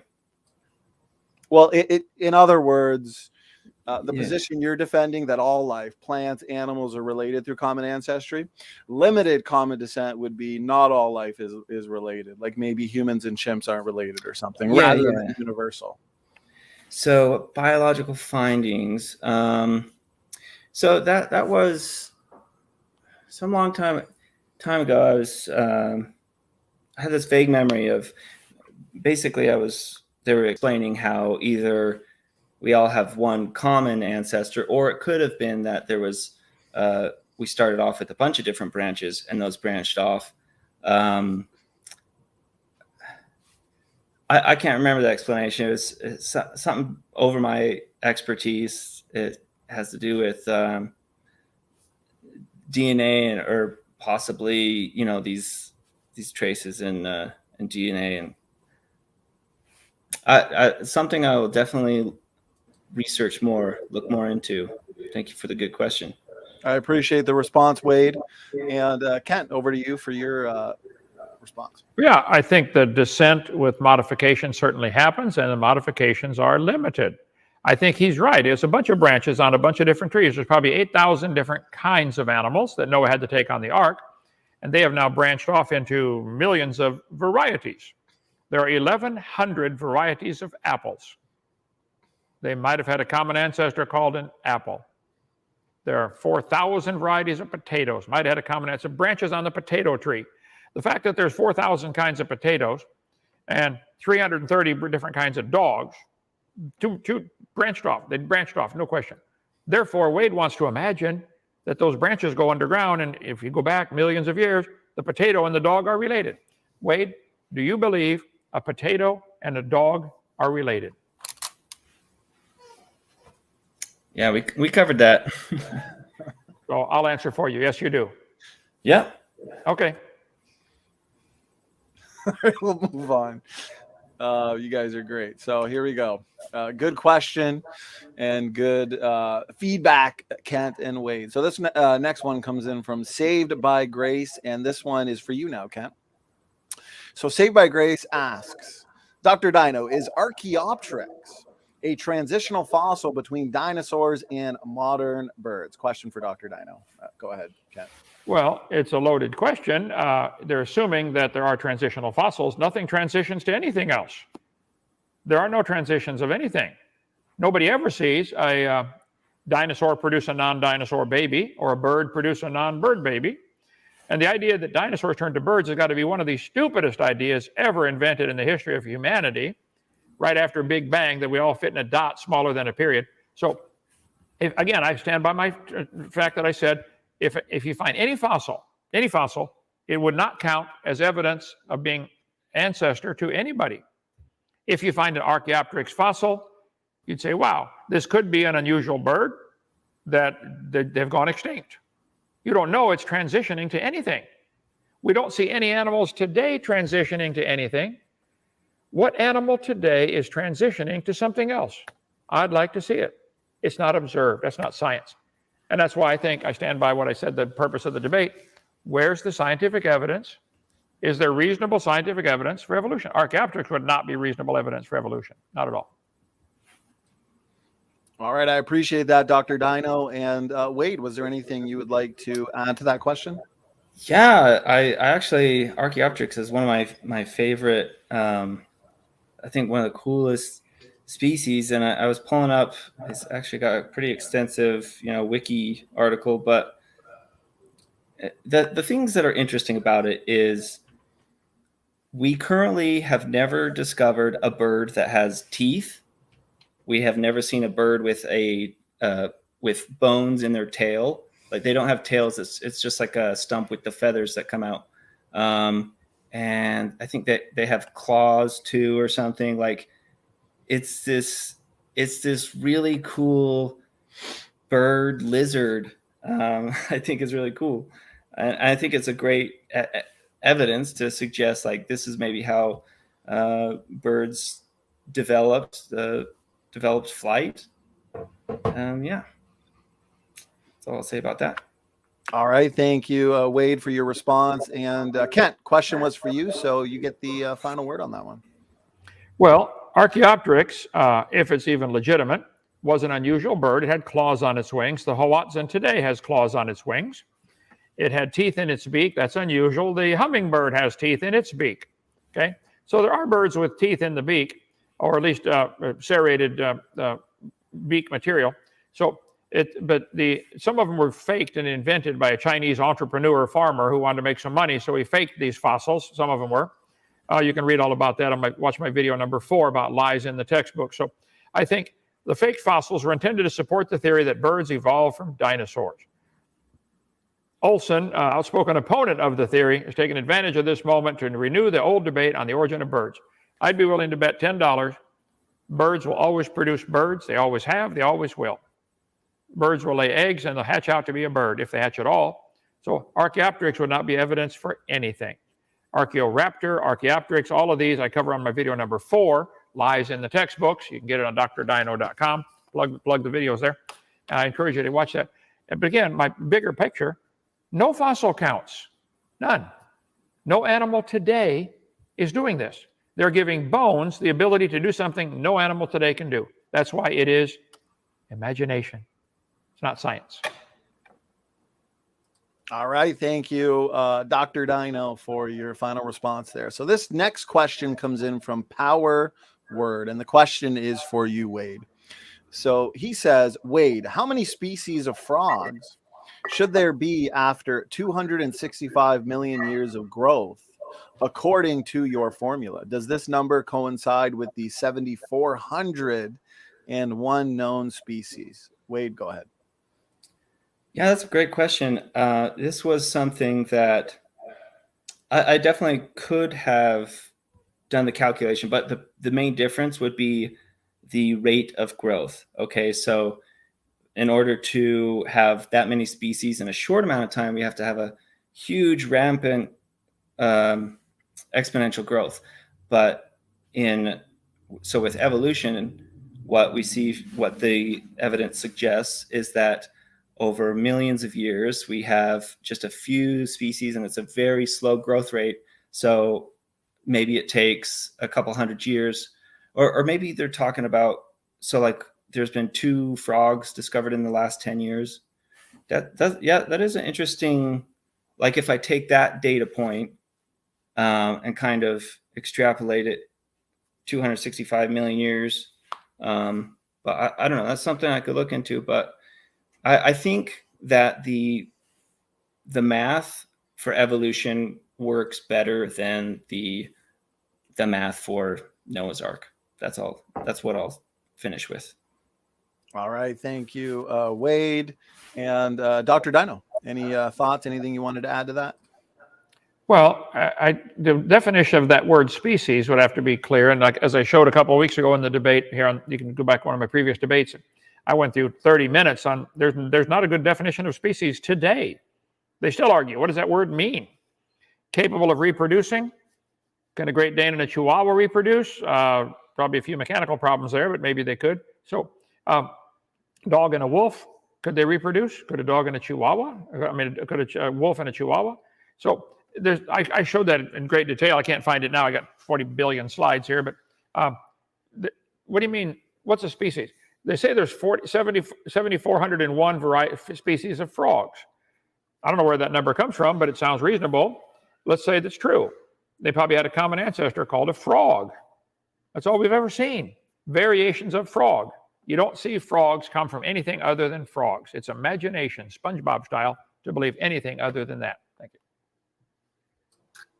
All right. I appreciate that response there, Kent. And Wade, to be fair, the question was for you, so we'll give you the final word. I forgot I had the final word. What was the last thing, Dr. Dino? So once again, you know, so there's a lot of frogs. They probably had a common ancestor, one frog.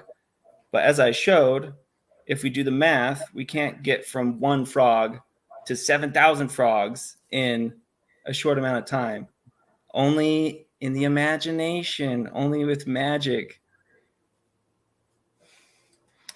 All right, gentlemen, I appreciate it. And now moving on to the next question. This one comes in from Vic, and this one's for you, Dr. Dino. So Vic asks, question for Kent Hovind.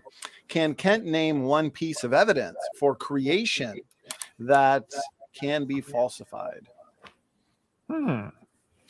I guess I'd have to have more clarification of exactly what he's looking for the creation story found in the Bible, for creation itself. If I had a theory that this pen was created, it didn't happen by chance. I suppose if I could get a pen to form by chance, lightning striking a plastics factory, maybe, that would falsify it. But I guess I'd have to clarify that question a little more. What exactly are they looking at? I don't know of any evidence that would falsify the idea that this pen had a creator. I don't think there's no other reasonable option. Somebody created this, had to. Even the ball that goes in the end for the ballpoint, I bet that little ball was designed to roll around and catch the ink in the tube and pull it out. I think it's common sense. It was designed. So is there a way to falsify that? I don't think so. I think it's the only conclusion. There had to be a creator. Now, which creator? Is it Allah or Buddha or Jehovah? That's a whole different argument. But is there a God? I think that's an absolutely inescapable conclusion. Yes, there had to be a designer. Okay? All right. Thank you, Kent, for that answer. And Wade, anything you wanted to add to that one? So I think one of my favorite things about science is this idea of falsifiability. So if I make the scientific claim that all swans are white, all it takes is I have to find one black swan to falsify that claim. So Kent Hovind is claiming that God created everything in 6,000 years ago. So in order to falsify, or rather, in order to falsify evolution, all we need is one example where God creates an animal, or like some kind of species just like poofs into existence or something. And then we're like, oh, maybe evolution is not true. And I would change my mind if there was some kind of evidence. And I think it's so amazing. So Darwin suggested evolution 160 years ago, I think. And ever since he did, thousands of people have been trying to falsify evolution. They've been looking for evidence. So, well, maybe it doesn't work in this case, or maybe, and yet it still stands as the foundation of all biology. All right. Thank you, Wade. And to be fair, Kent, question was for you. You can have the final response. Well, over 4,000 years ago, people started teaching this Bible after Noah got off the ark and told the flood story to his kids and grandkids and great-grandkids, and that's never been falsified either. That's 4,400 years worth of not being able to falsify. You cannot prove there wasn't a worldwide flood. There's plenty of water out there to cover the earth. Still here, it's in the oceans. There's plenty of evidence the earth was covered by water. I live in a gravel pit with 7 layers of gravel that go from here to North Carolina. Rounded rocks. Our gravel is rounded. I think that's evidence it was tumbled around and rolled. They call it river rock. It goes from here to North Carolina, 500 miles. I think it was flood. Come take the tour, Wade. I'll show you all the evidence we give about Noah's flood. So I don't think the flood story's ever been falsified. It doesn't prove it's true, but it's never been falsified for 4,400 years. Darwin's only been around a short time, so let's give it time. I think it's baloney. All right. I appreciate that final word there, Kent. And I want to respect the time of the debaters as we are coming up at the 2-hour mark. Time has flown by. This has been an awesome debate. So what we'll do is wind it down here with one final question. I do want to thank everybody in the audience, though, for being so engaged with the debate as you sent in some fantastic questions. So this last one comes in from Redefine Living. He says, standing for truth question, and this one is for you, Wade. So Redefine asks, how does evolution address harmful mutation accumulation, mutations that are not removed by natural selection? Wade, go ahead. Okay, so mutations. So, I mean, again, evolution is just the three, we have reproduction, variation, or mutation, and selection. And so one thing that came to mind is, which didn't come up in our debate, but kind of the topic of like human evolution. And we have kind of an interesting situation with humans because our selection is rather unnatural. If someone has appendicitis and normally in nature, they would have been selected to die, but we have, medicine where we can do an appendectomy, or we can put someone on dialysis, or, give them insulin. And, so these harmful mutations that humans have, like our eyes that are deteriorating, we have these cool inventions that we can put on our eyes, and we kind of avoid that natural selection. But harmful mutation accumulate. So, I mean, there's definitely a number of examples of harmful mutation in nature. There's one that comes to mind. It's like a boar or a pig, and it has these tusks that grow out and they curl and pierce their skull. Like, why that's not useful, but the reason this hasn't been weeded out because of evolution is because they're able to reproduce before they're killed, before they kill themselves. And that's all it takes, is a little bit of reproduction and millions of years. All right. Well, Wade, I appreciate the response, and we're going to hand it over now to Dr. Dino. Go ahead for your response. Well, all that's ever been observed in mutations are harmful.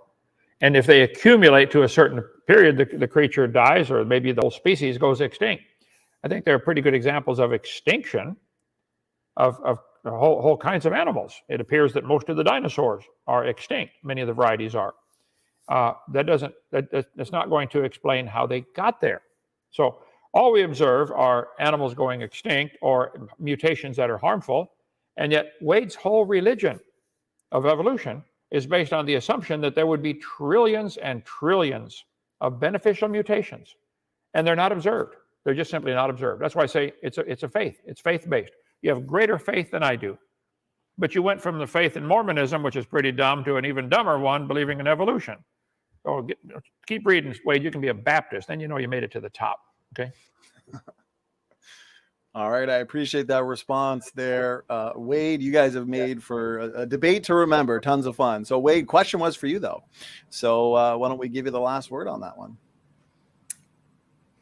I guess one thought that came to mind, it was interesting, is it's estimated that it's like 99% of all species that have ever existed are extinct.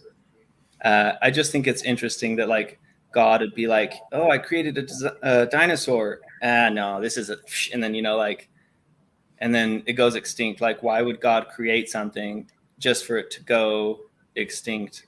And it's kind of interesting. But, you're talking about my transition from Mormonism to atheism, and you believe the Bible. And we both agree. I'm glad we both agree that Mormonism is a silly religion. Yeah. If there's one takeaway I would love for you to just ponder on is like the Book of Mormon, believed by many as sacred, talks about Jesus Christ coming to America to visit some ancient Jews that lived in America. How do you know, Dr. Dino, that the Book of Mormon is false and the Bible is true? How do you determine that? You're muted. Oh, I'm sorry. Go ahead, Dr. Dino. You're unmuted. I'm doing a series every Sunday here on our program, Kent Hovind Official.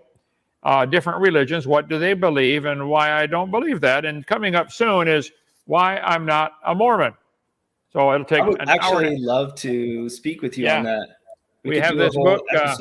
Hey, call our office. My secretary will send you one for free. Answers to my Mormon friends. I think Mormon religion, it's hard to tell which is dumber, evolution or Mormonism, but I think evolution takes the cake on that one. All right, Wade the Wizard and Dr. Dino, I appreciate those final responses. Kent, your first time in, I think, 270 debates, debating a wizard. So here we go. First time for everything. Gentlemen, did you want some final words, final thoughts? I want to thank you both for giving us your time for tonight. It was an epic debate. We've still got over 320 people in the chat, and the chat has been very lively. So I appreciate it. The debate was well worth the wait.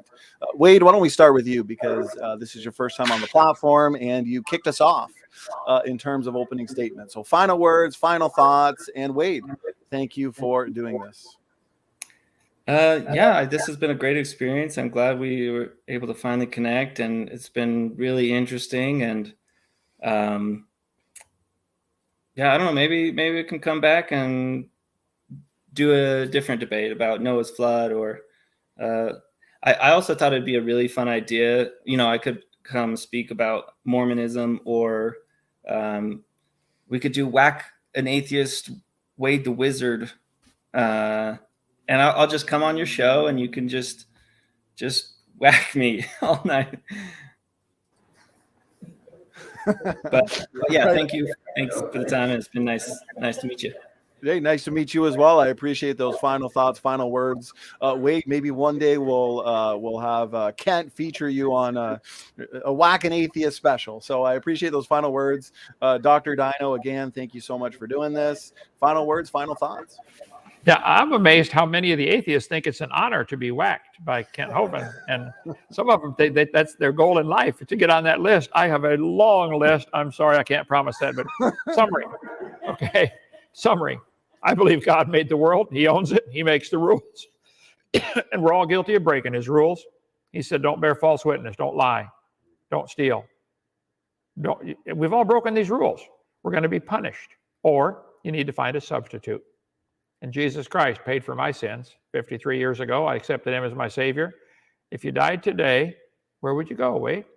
Smoking or non-smoking? I'd be willing to bet $500 you're going to be dead for a long time. Long time.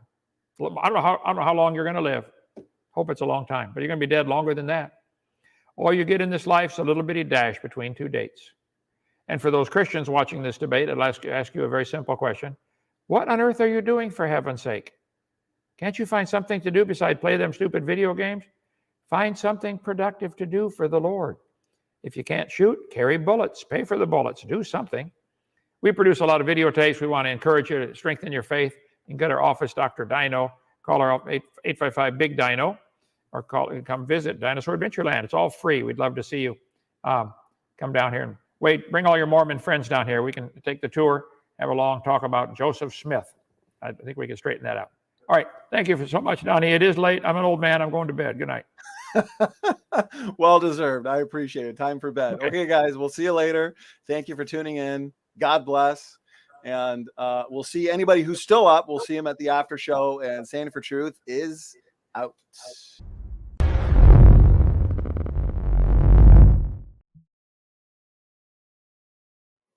Okay, looks like we are live. Welcome to Standing for Truth. I am your host, Donnie, and I want to thank everybody for being here for the next chapter in our 2022 Evolution Debate Challenge series. There has been a lot of hype and excitement for this specific debate. Wade the Wizard and Dr. Dino have battled it out before, and this is their much anticipated rematch. Gentlemen, Dr. Dino and Wade the Wizard, thank you so much for giving us your time for tonight's debate. Thank you. Oh, is Kent's mic working? Can you hear me? Oh, there we go. My fault. Okay. Yes. Hello. Good to be here again, brother. No worries, brother. No worries. Everything's good. And real quick, everybody in the audience probably just noticed we have a poll for this debate. So currently send in your votes. And after the debate, we'll have another one, I guess, and see if evolution was more convincing than at the start of this debate. Okay, why don't we kind of break the ice a little bit before we get into the fun, get to know the debaters a little bit.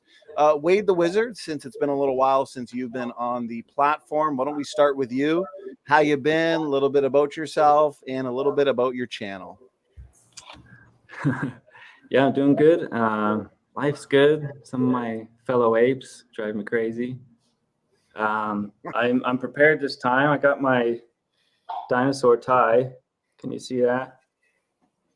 So I'm all business. But you know, the thing is, there's no humans on this tie, just dinosaurs.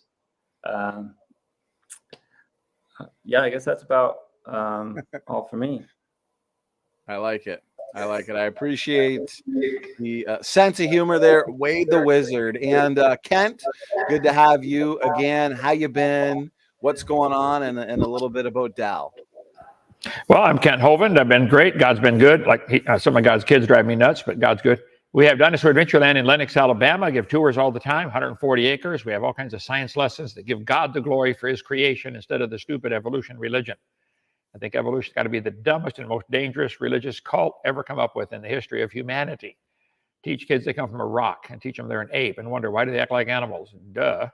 Not a mystery to me. So I enjoy this. I want to set the record straight. We believe the Bible is absolutely true. God made it all in 6 days, about 6,000 years ago, and we'll defend that position. All right. Well, I appreciate that, Kent. I appreciate the introductions from the both of you. Okay, so for the audience sake, tonight is going to be free flowing. We're going to have short opening statements. Wade the Wizard is the affirmative today, as evolution is on trial. So he is going to kick us off with anywhere between 7 and 10 minutes for an opening statement. We'll have a roughly, let's say, 6-minute rebuttal. And then we are going to just have a free flowing organic conversation where the debaters, Kent and Wade, will be discussing the topic, evolution on trial. Okay, let's get right into it. Wade the Wizard, we're going to hand it over to you. Yeah, go ahead. Before we begin, do we have any results on that poll beforehand? So for the poll, let's see here. We've got is biological evolution convincing? We've got 88% say no, 12% say yes. So currently the majority is saying no. And everybody in the chat, make sure you send in your vote, and we'll see if that changes after the debate. We'll see if either Wade or Kent are converted. So those are the results so far, Wade. It was 80 and 20 about?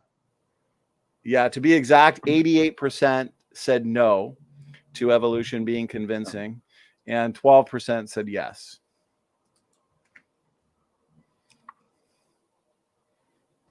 All right. My work cut out for me. Sorry. Well, I've got my dog. My dog's crying a little bit, but my girlfriend should be here in a second to console her. No worries. We can't even really hear anything. So whenever you're ready, Wade, it's your opening statement. So if you need to share screen, anything like that, let me know. And whatever time you take, we'll give Kent equal time. I'm just going to pull up a timer, kind of gauge myself here.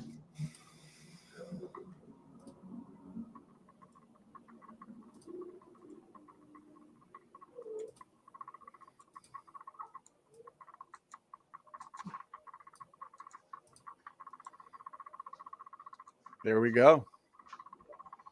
Oh, whoops. I don't need that. There we go. Okay, well, so before I begin, I just want to emphasize that I'm going to be taking the position of the majority of people who believe in God, but also believe that God created us through evolution. So the universe, God did it. Earth, God did it. Creation of life, God did it. Okay, so creation versus evolution. Here we go. This is the Wizard Show. We're going to whack a theist. This, we here at the Wizard Show, we believe the Bible is not true and scientifically inaccurate. Life evolved, and Earth is 4.5 billion years old. Dinosaurs never lived with man. We believe the creation theory is the dumbest and most dangerous religious cult in the history of the world. It's a mental illness. Now, I'm only joking, but if you found offense at this, perhaps you should reevaluate your own introductions.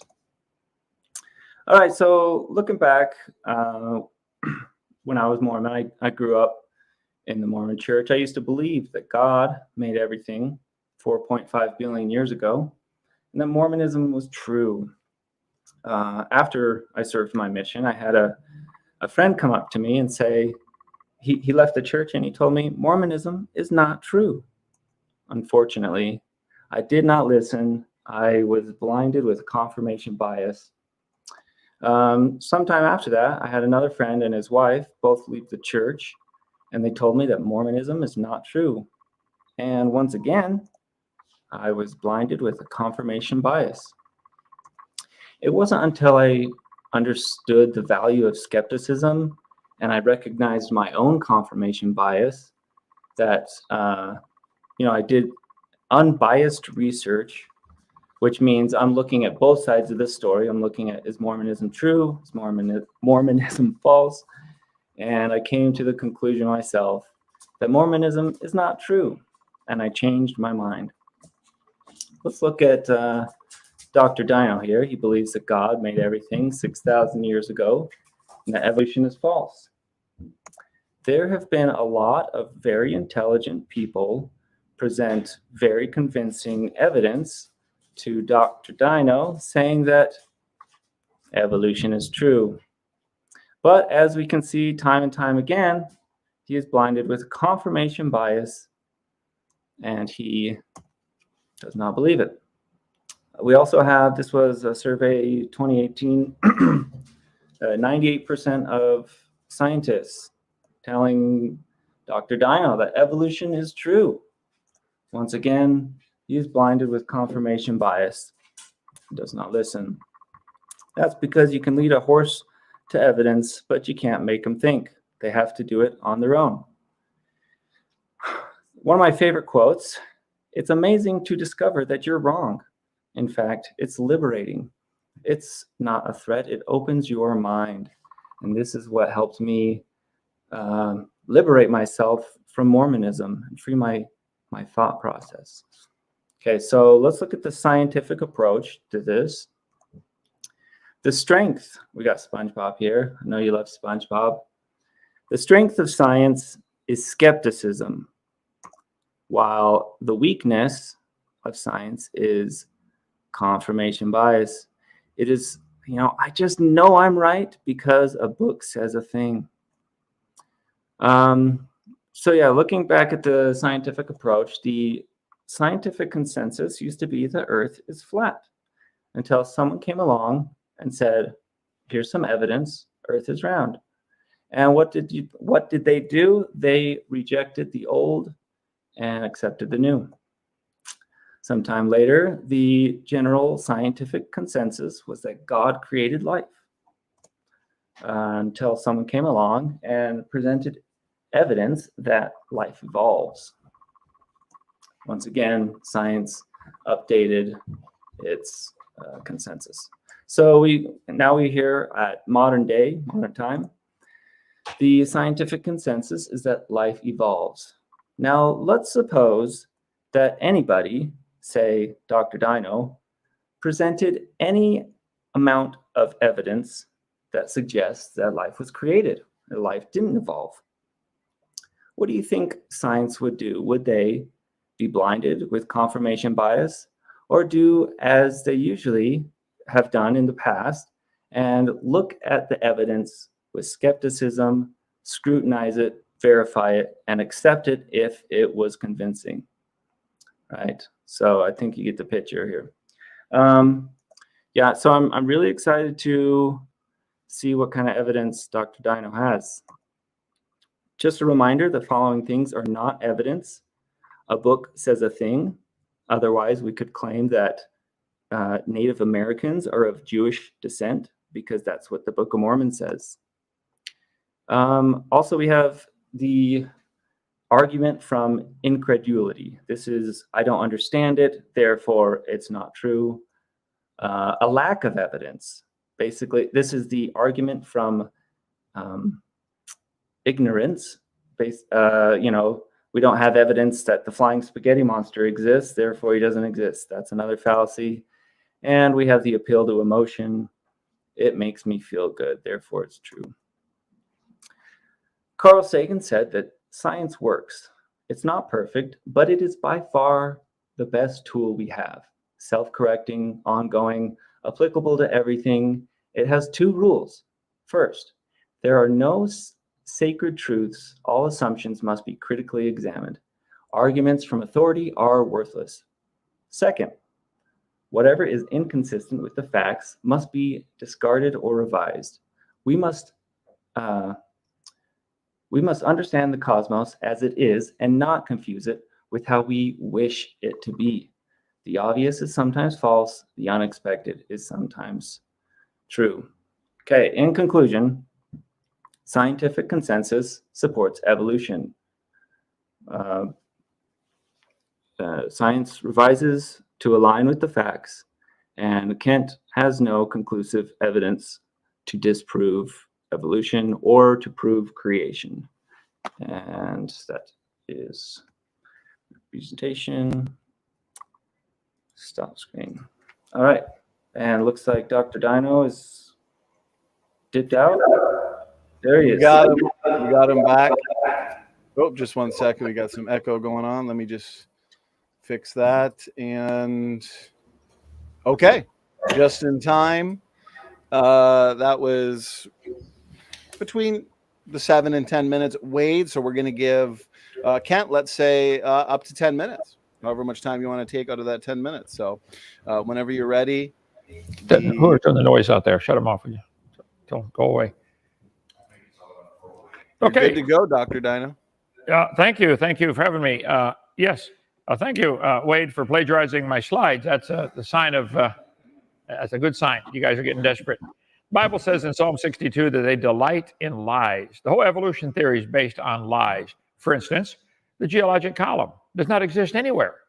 There is no such thing as a fossil record. There's a bunch of fossils. So that's not a problem, trillions of them. But it's not a record. None of them have a date on them. So the whole theory of evolution is based upon lies, that the layers of the earth are different ages, which they're not, and that the fossils can talk or something or tell a story about themselves. All we know is they're dead. You don't know they had any children. O'Rourke said back in 1976, the intelligent layman has long suspected circular reasoning in the use of rocks to date fossils and fossils to date rocks. The dates of the geologic column that they preach is determined by which fossils are found in it. And the age of the fossil is determined by the layer it's found in.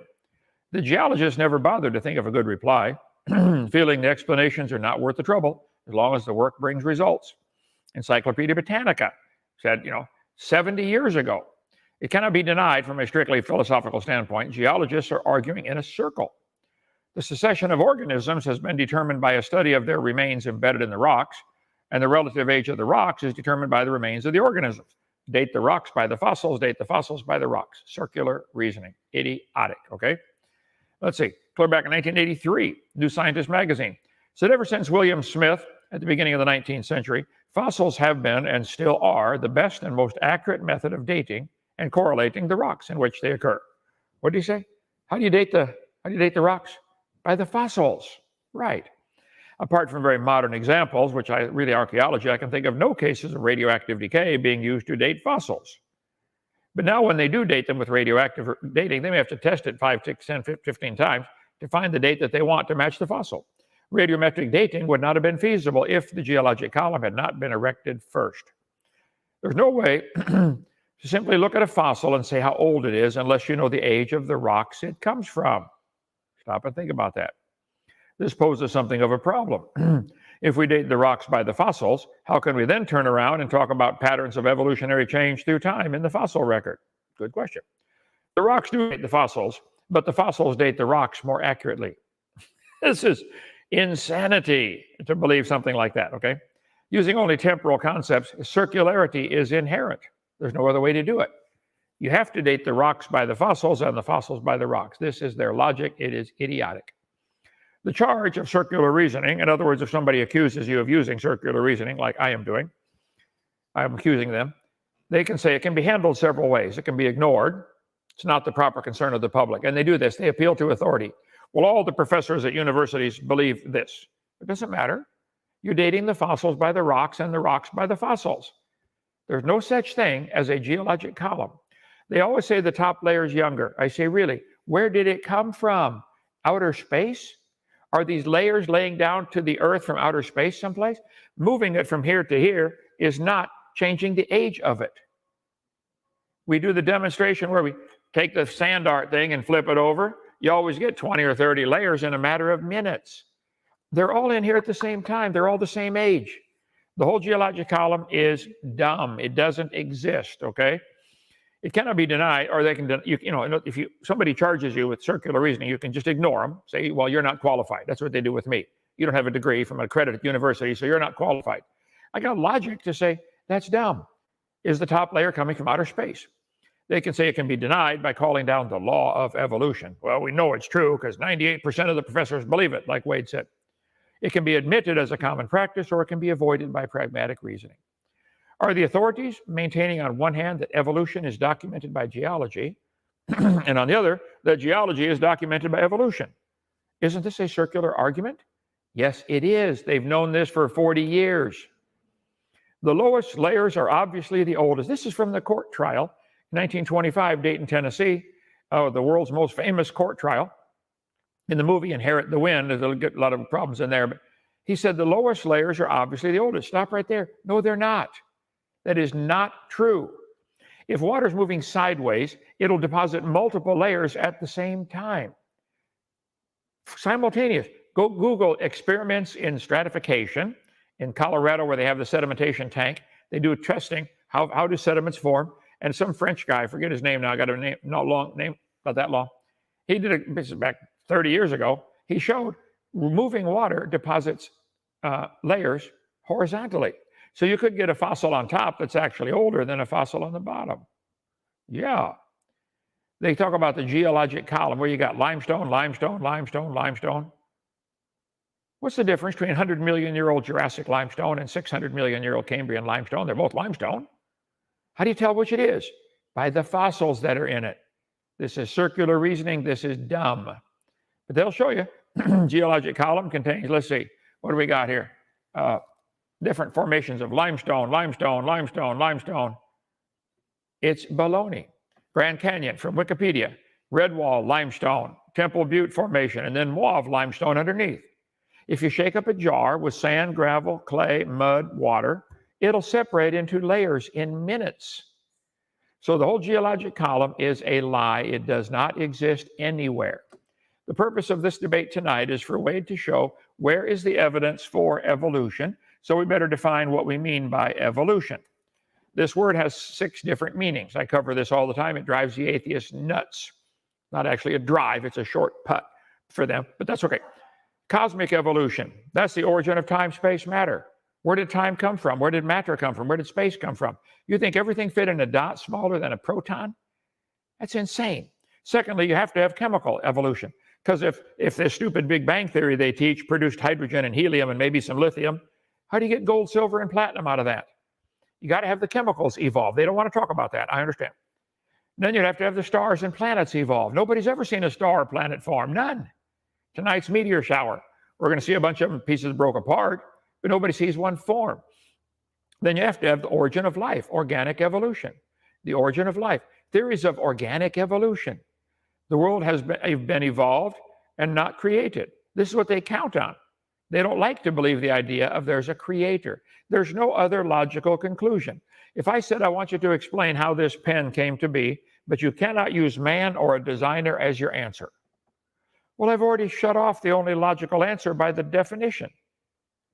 I want you to explain how the world got here, but you can't say God did it. Okay, well then, you've already shut off this had a designer. I don't know who did it, I don't know where, and I don't care. I know it had a designer.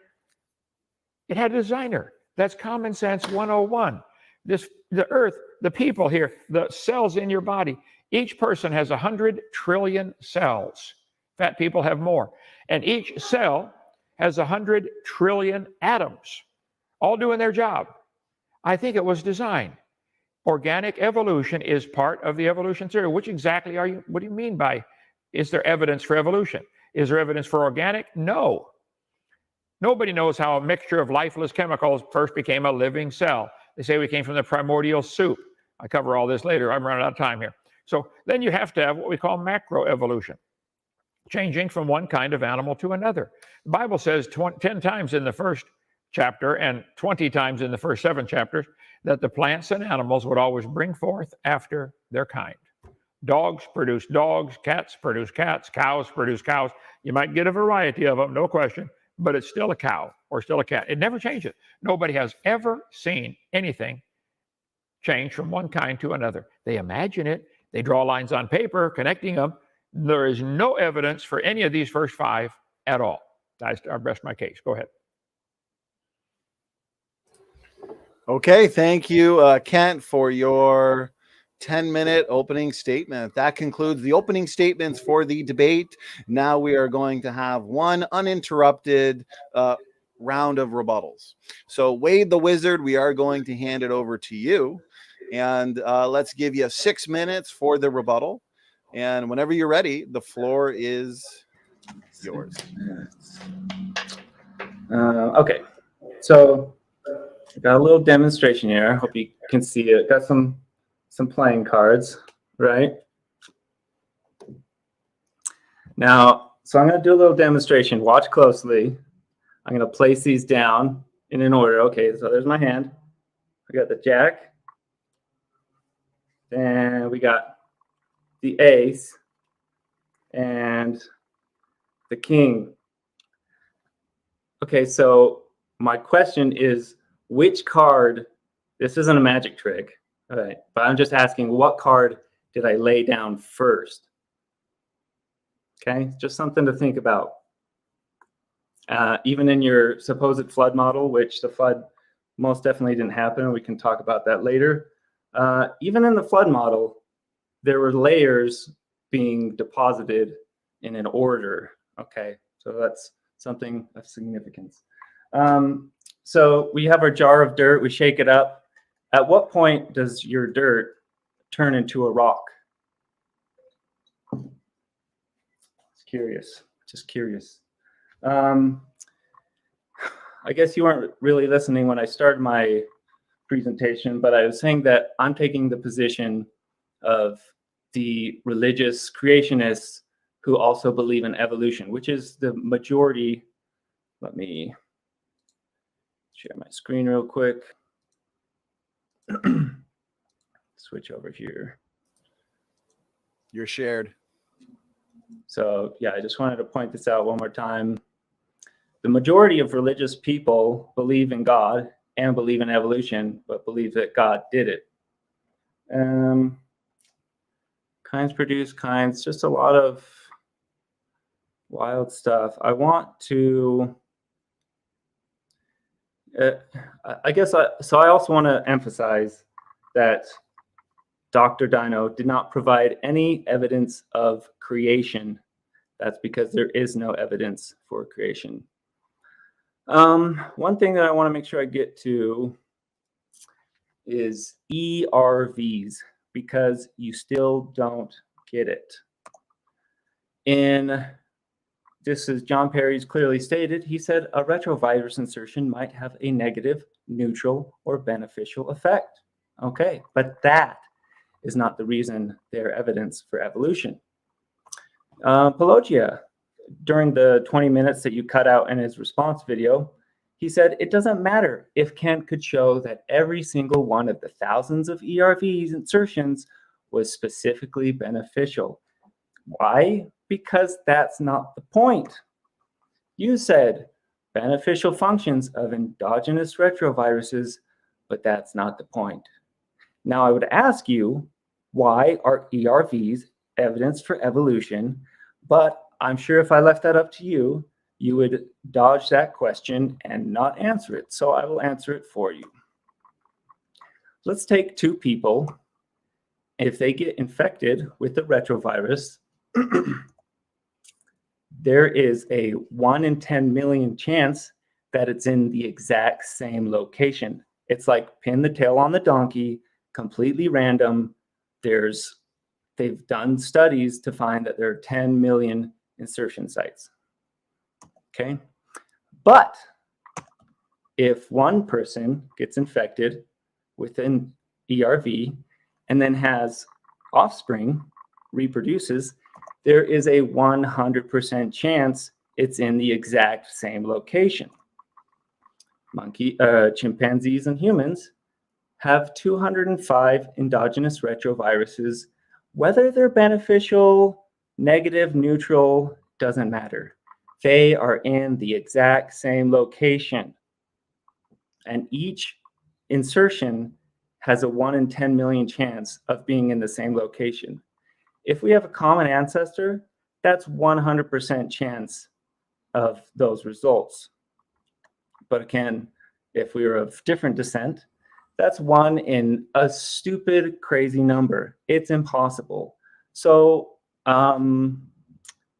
yeah, so, and then to further this point, some people might say, like Dr. Dino might say, oh, well, God put those ERVs in a specific location to trick us or something.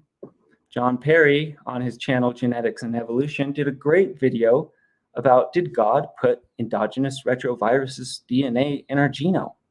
The short answer, no. And I will turn the time back over to Dr. Dino. Okay, Wade, that was your 6-minute rebuttal. Thank you so much.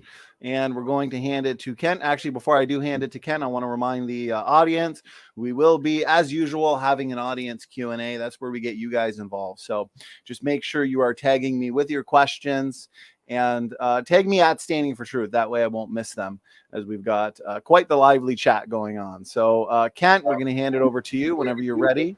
The floor is yours. Well, thank you, sir. I appreciate that. Mike, okay. One of his arguments from Wade was the majority believe in this. Majority opinion has never been evidence for anything. All through history, the majority has been wrong on hundreds of things, thousands of things. Majority opinion in science is crazy. The majority of doctors thought George Washington should be bled to get him over whatever he had, and he bled him to death. So they're wrong about, the majority can be wrong. Secondly, you showed at the beginning, for Standing for Truth there, Donnie, the majority do not believe in evolution. It's a very small percentage, 12% are on his side. I don't know where he gets this number, 99%. They make up this stuff all the time. Or maybe survey. If I go to a university and survey 20 professors who teach there, of course they're going to say that, because they lose their job if they don't. Okay. Now, as far as the cards, Wade, I'll answer your question. You took the cards and put 3 of them down, okay? All of them came from the same deck, which was made at the same time. All those cards are the same age.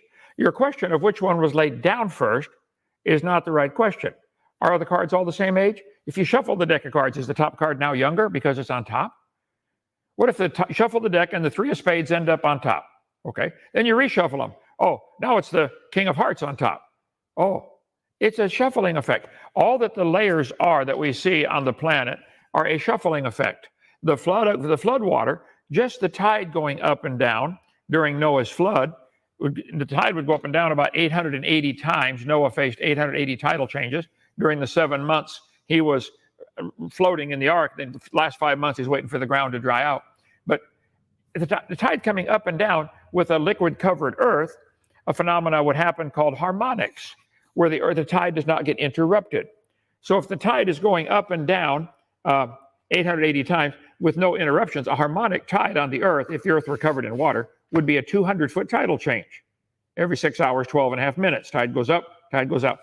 Just that water moving back and forth to keep the bump full under the moon is going to cause enormous amount of sorting. And look at the experiments in stratification by, I should have looked up the guy's name, some French name. He shows the layers forming 10 or 12 layers at a time, forming horizontally, not vertically. You stacked your cards vertically. The water moving sideways would stack them horizontally. And as far as the jar, good question, fair question you asked. Let's see. You said, how long would it take the dirt to turn to a rock? Well, that depends on numerous factors. We live in a gravel pit here. We drive the vehicles around, or sometimes you get them muddy. When you come back and let it sit in the sun, how long does it take to get hard on the vehicle? 2 hours, maybe 20 minutes if it's bright and sunny and hot out. Maybe if it's rainy, longer. Mud turns to rock, mudstone, sandstone, okay, limestone. It obviously was all sedimentary at one time. It was all liquid at one time because it's laid down in layers. All of the layers that we see on the planet were laid down in one big flood, Noah's flood. But the scoffers do not want to believe in the flood because that represents the judgment of God. I understand completely, okay? So let's see. You said I gave no evidence for creation. Wade, this is the purpose of this debate. Even the title is, where's the evidence for evolution? The burden of proof's on you. You want everybody to pay for your religion to be taught in the schools. Well, I think I've got a right to say, where's the evidence for this? That's not science. If you want to debate the evidence for creation, we could do that at a separate time. I don't have that burden of proof tonight. Okay. You mentioned ERVs. Let me get to that one. That's going to be 1, 2, 1, 5. I got too many slides in here. Endogenous retroviruses, just the name can be deceptive because we always think of virus as bad. These ERVs are designed to do a specific function.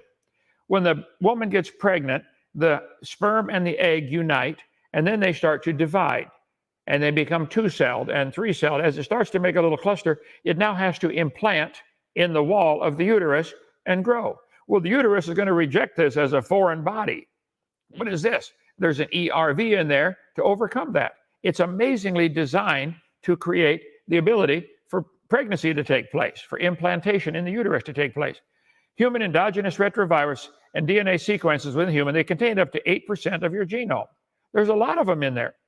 Retroviral promoters in the human genome, clear back in 2008, they knew they were beneficial. Our analysis revealed that retroviral sequences in the human genome encode tens of thousands of active promoters. Transcribed ERV sequences correspond to 1.16% of the human genome, and this data suggests ERVs may regulate human transcription on a large scale. So it would not surprise me if all of the animals, all of the animals at least, maybe plants even, had ERVs in their system to allow certain functions. And the fact that there are 200 of them in the same location, maybe they're serving this. I bet monkeys have to get pregnant in a similar way that humans have to get pregnant.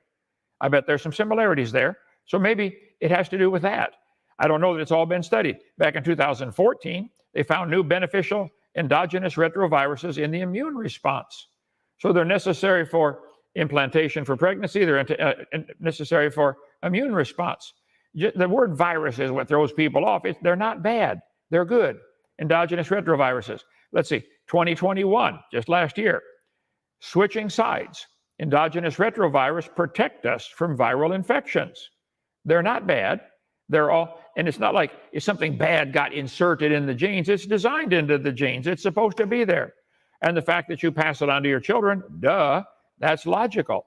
And the fact that all animals have similarity. You know, all the animals I'm aware of, all the animals in the world breathe. That's proof they're related. All the animals in the world eat and sleep and drink water. That you are crazy to think that ERVs are somehow evidence for evolution. Endogenous retroviruses turned out to represent important components in the antiviral immune response. There's loads of information on this. I'm amazed you evolutionists are still using ERVs as evidence for evolution. It's during mammalian pre-implantation embryo development. This has been known for a long time. That's what they're for. Of course, there are similarities. It doesn't prove a common ancestor. It proves a common designer. Take it away. All right, gentlemen, fantastic debate so far. That concludes the opening statements and the rebuttals. I see questions flying in from the audience as well, so thank you for that. Now we are moving into the open discussion. As always, we want to keep these discussions professional, civil, and focusing on one topic at a time. So what we'll do is hand it over to Wade the Wizard, since Kent just ended with his rebuttal. Wade, why don't we have you start off with picking the first topic and asking the first set of questions. Gentlemen, go ahead. Okay.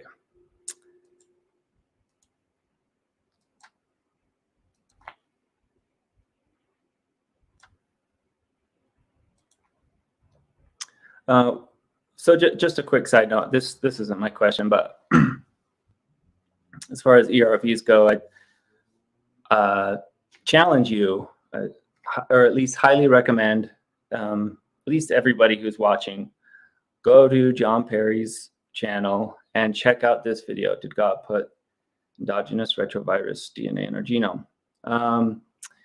But so my first question I want to kick off. So this is kind of in response where you're saying that the majority opinion is not always right, and I agree. But let's just look at these two different graphs. Okay, the one here on the left is we did a survey of what's your favorite food, and is pretty diverse. We have a lot of people like Chinese, Indian food, American. It's all over the place. And this other survey was the shape of the earth. The majority of people think that it's round. Okay, so like what's the difference? I just want you to kind of think about this for a bit. So with something like food, that's a subjective opinion, right? And while the shape of the earth is more of an objective fact. So when it comes to evolution, I don't really care what your opinion is as far as which God you believe in, whether that's the Hindu God or Judaism, whatever. Yeah, the facts have a consensus. Also, I want to point out, this is just the last of this. So imagine if we did a survey on the effectiveness of the COVID-19 vaccine. Should we, or what would be a more valuable survey? Would we survey doctors who have studied medicine for the majority of their life, or a bunch of high school dropout conspiracy theorists who still live in their mom's basement? Like, there's probably be different results, right? So I guess if Kent wants to respond to that, as far as like, did I stop my screen? Yeah. So Yes. there's let's obviously do. Okay, let's do equal time. There's a few things you brought up there, even starting with your recommendation of a specific video on ERV. So anything that Kent wants to respond to, we're going to give him plenty of time. Go ahead, Kent.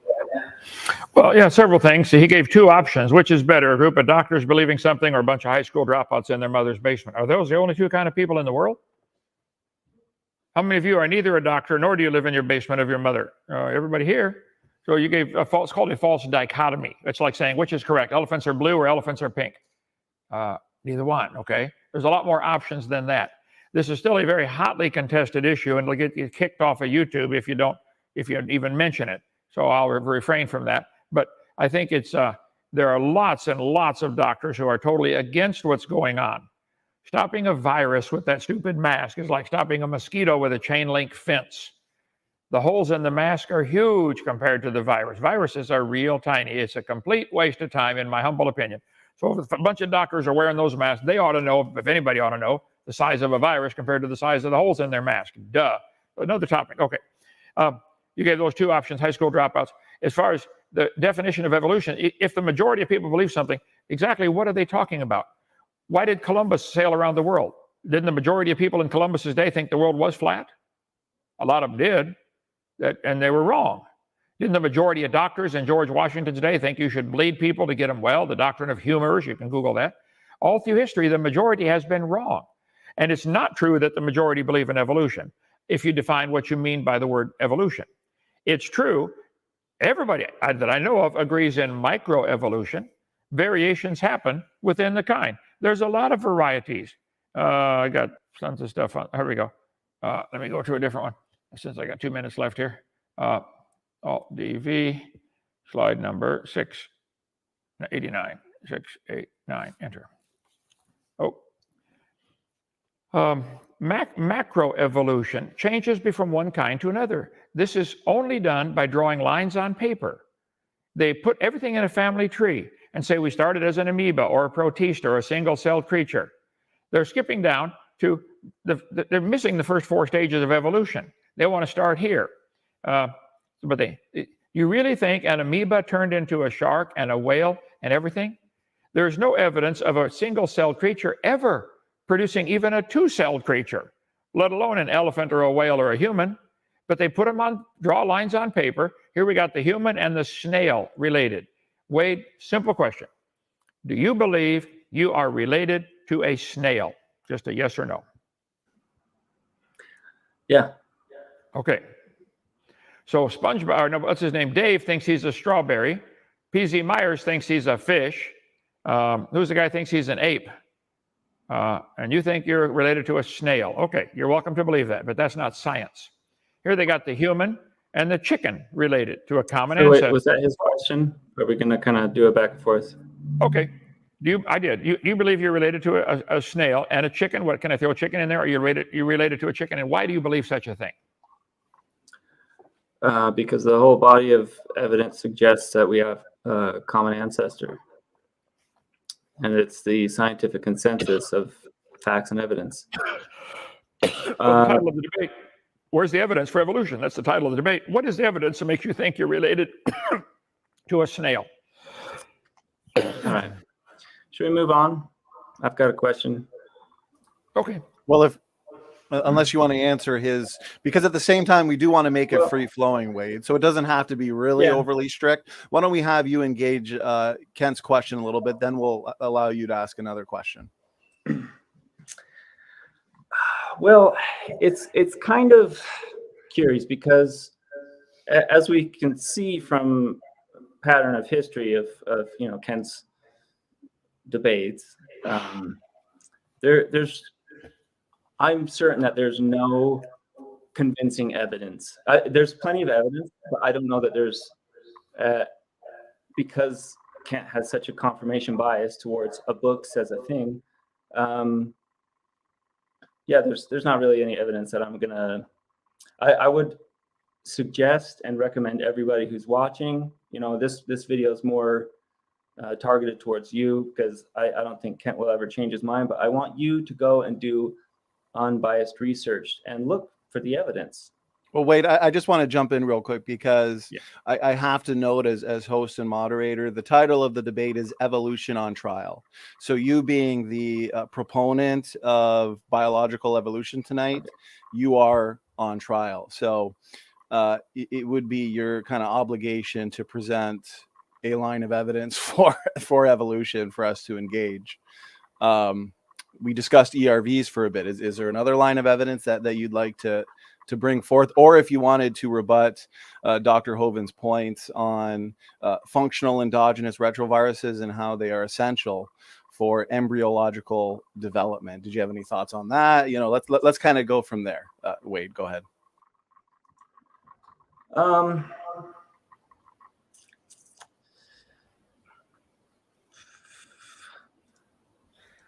Well, so I guess I can pull this up. I mean, it's just like I'm a mechanical engineer. I'm not by any means, expert in evolutionary biology, and that's kind of where I was pointing to. So, like the survey with doctors versus some nut jobs, there's going to be a big difference because if we were having a discussion about mechanical engineering, I would have some kind of ground, some expertise where I've studied it for a decade or so.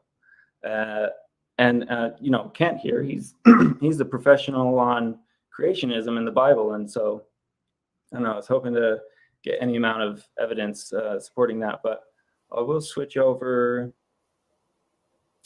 I guess I got to share first. Well, if we wanted to get, Ken, is there anything you wanted to respond to there?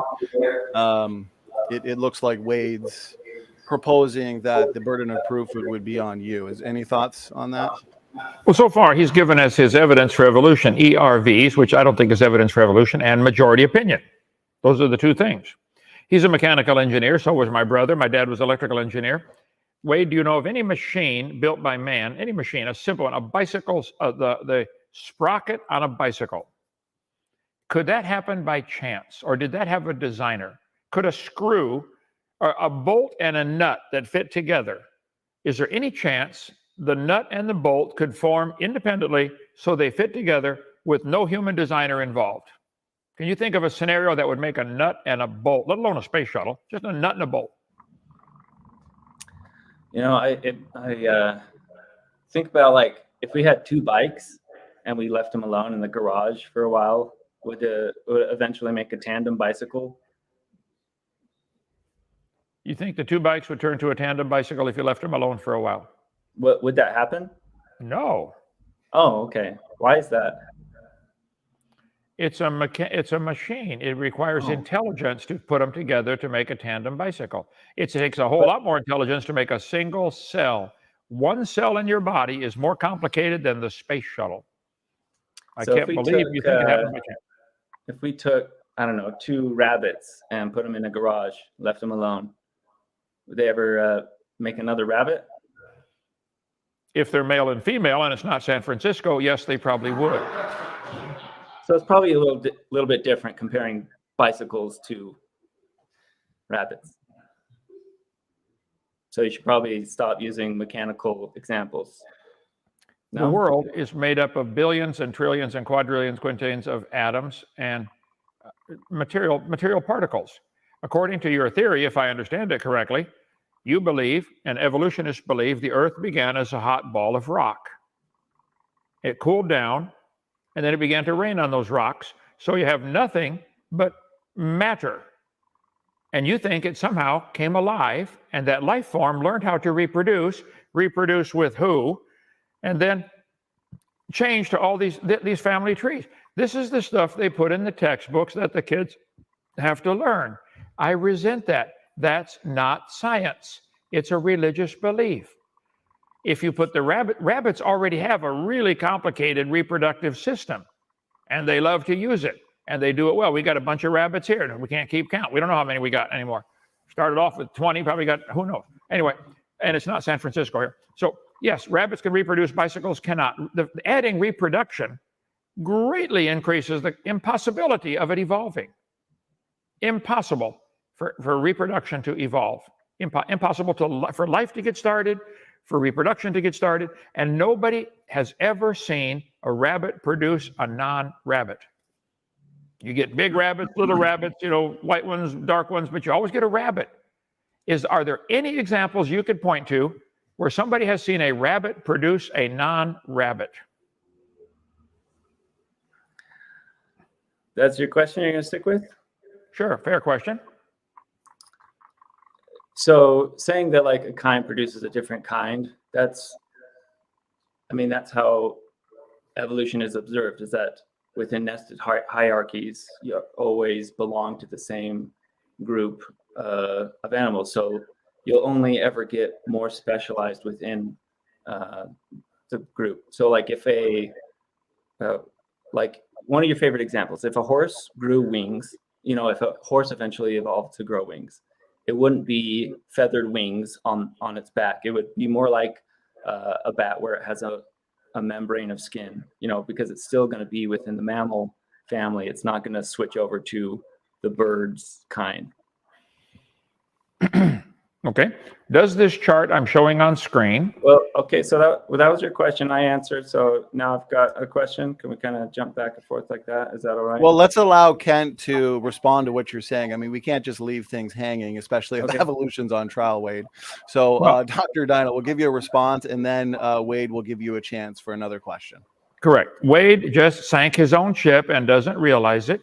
He said you will only get more specialized within the same. I think the word clade is what they typically use. So rabbits will always produce rabbits. You get more specialized. I agree. I understand. Okay. There are 1,100 different kinds of bats. They're still a bat. But the chart shows the bat and the rabbit and the human coming from an amoeba.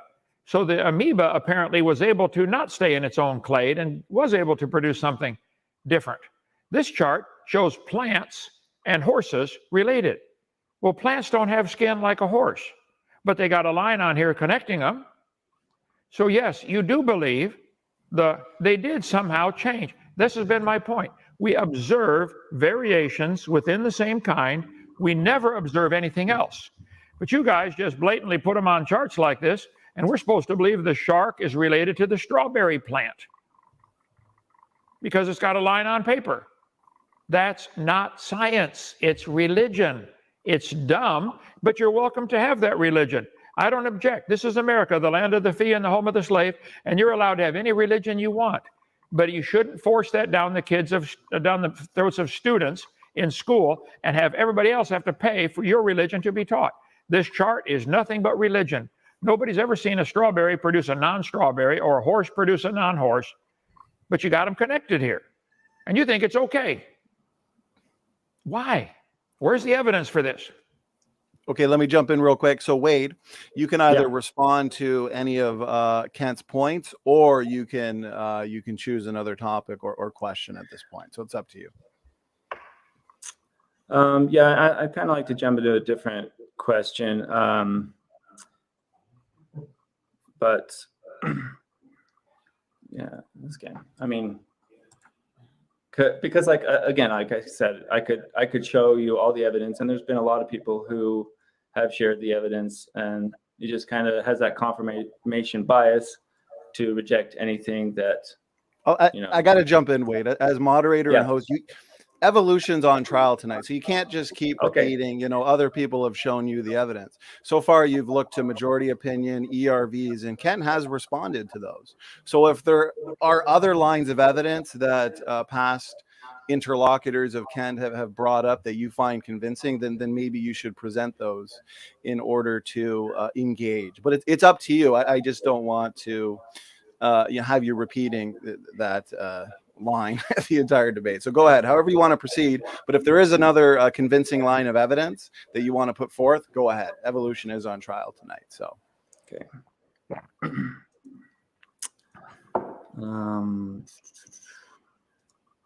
Whoops. Well, yeah, I can jump into that later, but I want to pull up a picture of where'd he go? This guy.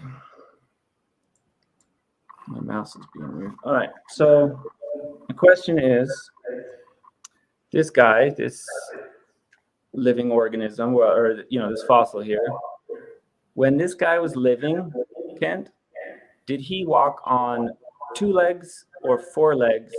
And how do you know this?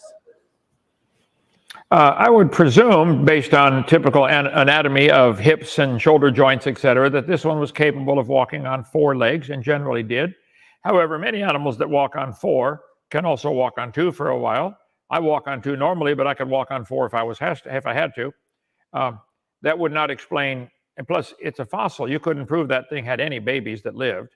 It's a dead creature found in the rocks. All you could really prove about that creature is it died. We couldn't prove how it walked. We could prove it had the capability of walking probably on 4 legs. Okay. So there's some things we can determine about a deceased organism by its looking at its bones. We can determine that it died for sure. Oh, but you just said that you know for certain that he walked on 4 legs. No, I said I would presume it could walk on 4 based on the anatomy of the hips, etc. But this one might have been born crippled and never got to walk at all. I mean, some people are born and something goes wrong and they can't walk ever. But they got the right anatomy for it. They just can't do it. I don't know about that one, Stegosaurus. But the ability to walk is stunning in its design. A mechanical engineer ought to know that. Build any machine that can do what that Stegosaurus does, and it will take you a whole lot of hours of engineering and a whole lot of thinking and a whole lot of planning. And when you get all done, you'll have to realize this machine that's able to walk was designed. Whoa. Yeah. Took a designer. Always does. Yeah, I guess so there's a couple things I want to emphasize with this example.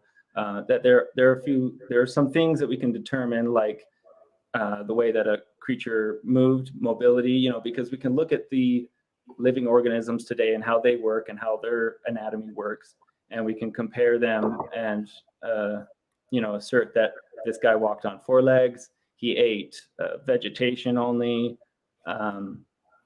They can guess about how much he weighed, where he lived, things like this, and we can determine a lot of information about fossils. The other important thing I want to emphasize is there's 2 main things that separate us from our cousin apes, and that is we walk on 2 legs and we have big brains. And there are a lot of fossils that conclusively determined that there were fossils they were somewhere in between. They could walk on 2 legs, but their brains weren't as big. And I don't know, it's just interesting. It's some evidence towards evolution and common ancestry, and that fits in perfectly with ERVs. Okay. I would agree. There are some fossils that are found of creatures, gibbon, orangutan, monkey, human, whatever, and the brain size is different. I think you'll find brain size of living humans today varies greatly from small to large. The smaller ones tend to get jobs at universities teaching kids they came from a rock, in my humble opinion, okay? But anyway, from the Stegosaurus fossil you showed, could we determine that it probably could not fly? I think that would be reasonable. It probably does not have the mechanics necessary for flight, and it's way too massive in its body weight. So I think we could say it was limited to walking on the ground. It could not fly. I think we would also have to say, we don't know if it was able to reproduce anything that was different than a Stegosaurus. What we do know is every farmer in the history of the world will tell you every animal they've ever bred produced the same kind. Cows produce cows, and horses produce horses, and chickens produce chickens, without exception. So to look at the fossils and claim this could do something that no animal today can do is ridiculous. No animal today can produce something other than its kind. No animal in recorded history has produced something other than its kind. If stegosaurs were still alive today and people were raising them in the farm, I'd be willing to bet $5 they would have baby stegosaurs when you got them together. Every time. So you want to attribute a magical ability to a bone in the dirt that no animal today has. They draw these lines on paper and, this way, my chart, and they connect them like this is some kind of science. Look at this.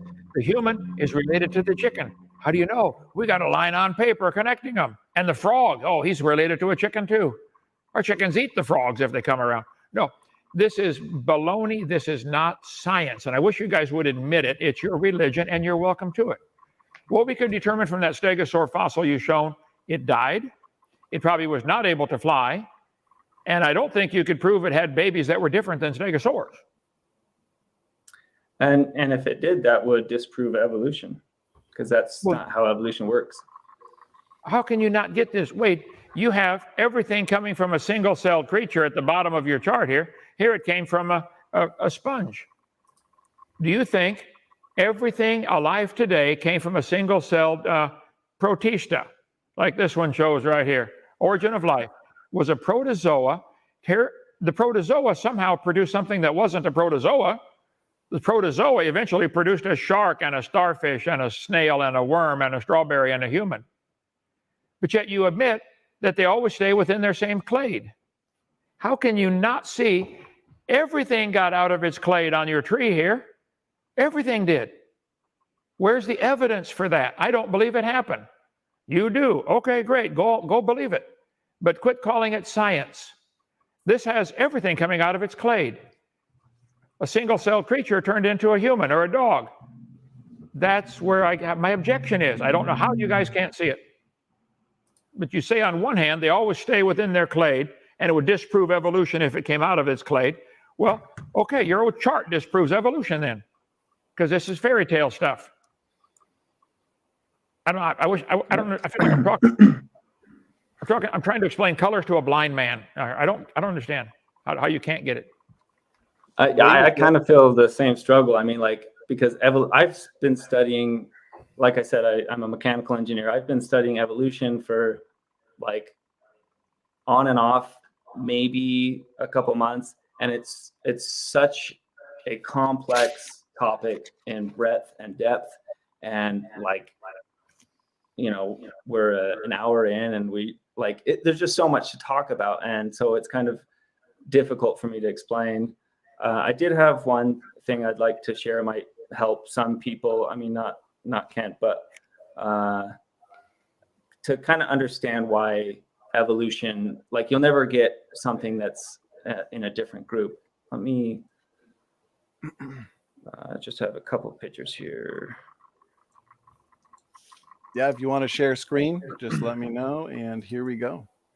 And you can see that. I'm going to hide that. I'm going to show this. So much like a tree branch, this is the way that we've observed evolution. Okay, we have this big branch. You can see my mouse, right? My tiny little mouse. Yes. Yeah. So this branch comes along, and then when it diverges, we have these different umbrelling, kind of like an umbrella classification. So this branch, this branch, this branch, they all belong to life. Okay, and then we can look, maybe couple of branches over here. They're both along here. So, you know, if this branch right here, if we had a new sprout that started growing this way, it would still belong, it always belong to this branch. And we can't really, where these kind of different kinds, which like what you're looking for, I guess, like an elephant and a banana, you have to go back in time, and then you see that the branching, there was a very similar common ancestor. Another thing, so to kind of point this fact out more, if we zoom in, like say right here. So this branch was mammals a long time ago, and then we have birds. Now, if, for example, bats that are still mammals, if they developed a similar trait that birds have, like such as flight, you know, it might cross over here in one trait. I don't have an answer for that. I'm sorry. I don't know. I might. Excuse me.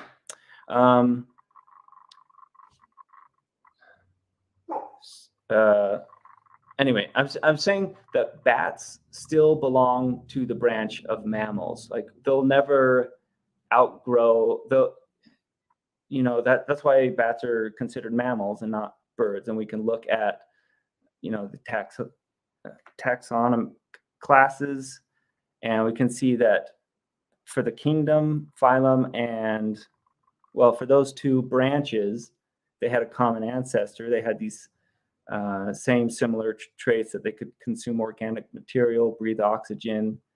But then when we get down to their class of mammalia and aves, then they start to differentiate and they start to diverge. But if this bat had another branching, like in a ring species, like we observe in the real world, then it would still be a bat, even if it couldn't fly anymore, or, you know, like it's still a bat.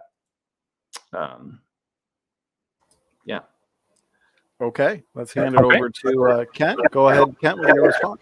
Again, I think he just defeated his own argument. It would always be a bat. By the way, Wade, you cannot go back in time. All we've ever observed is bats produce bats.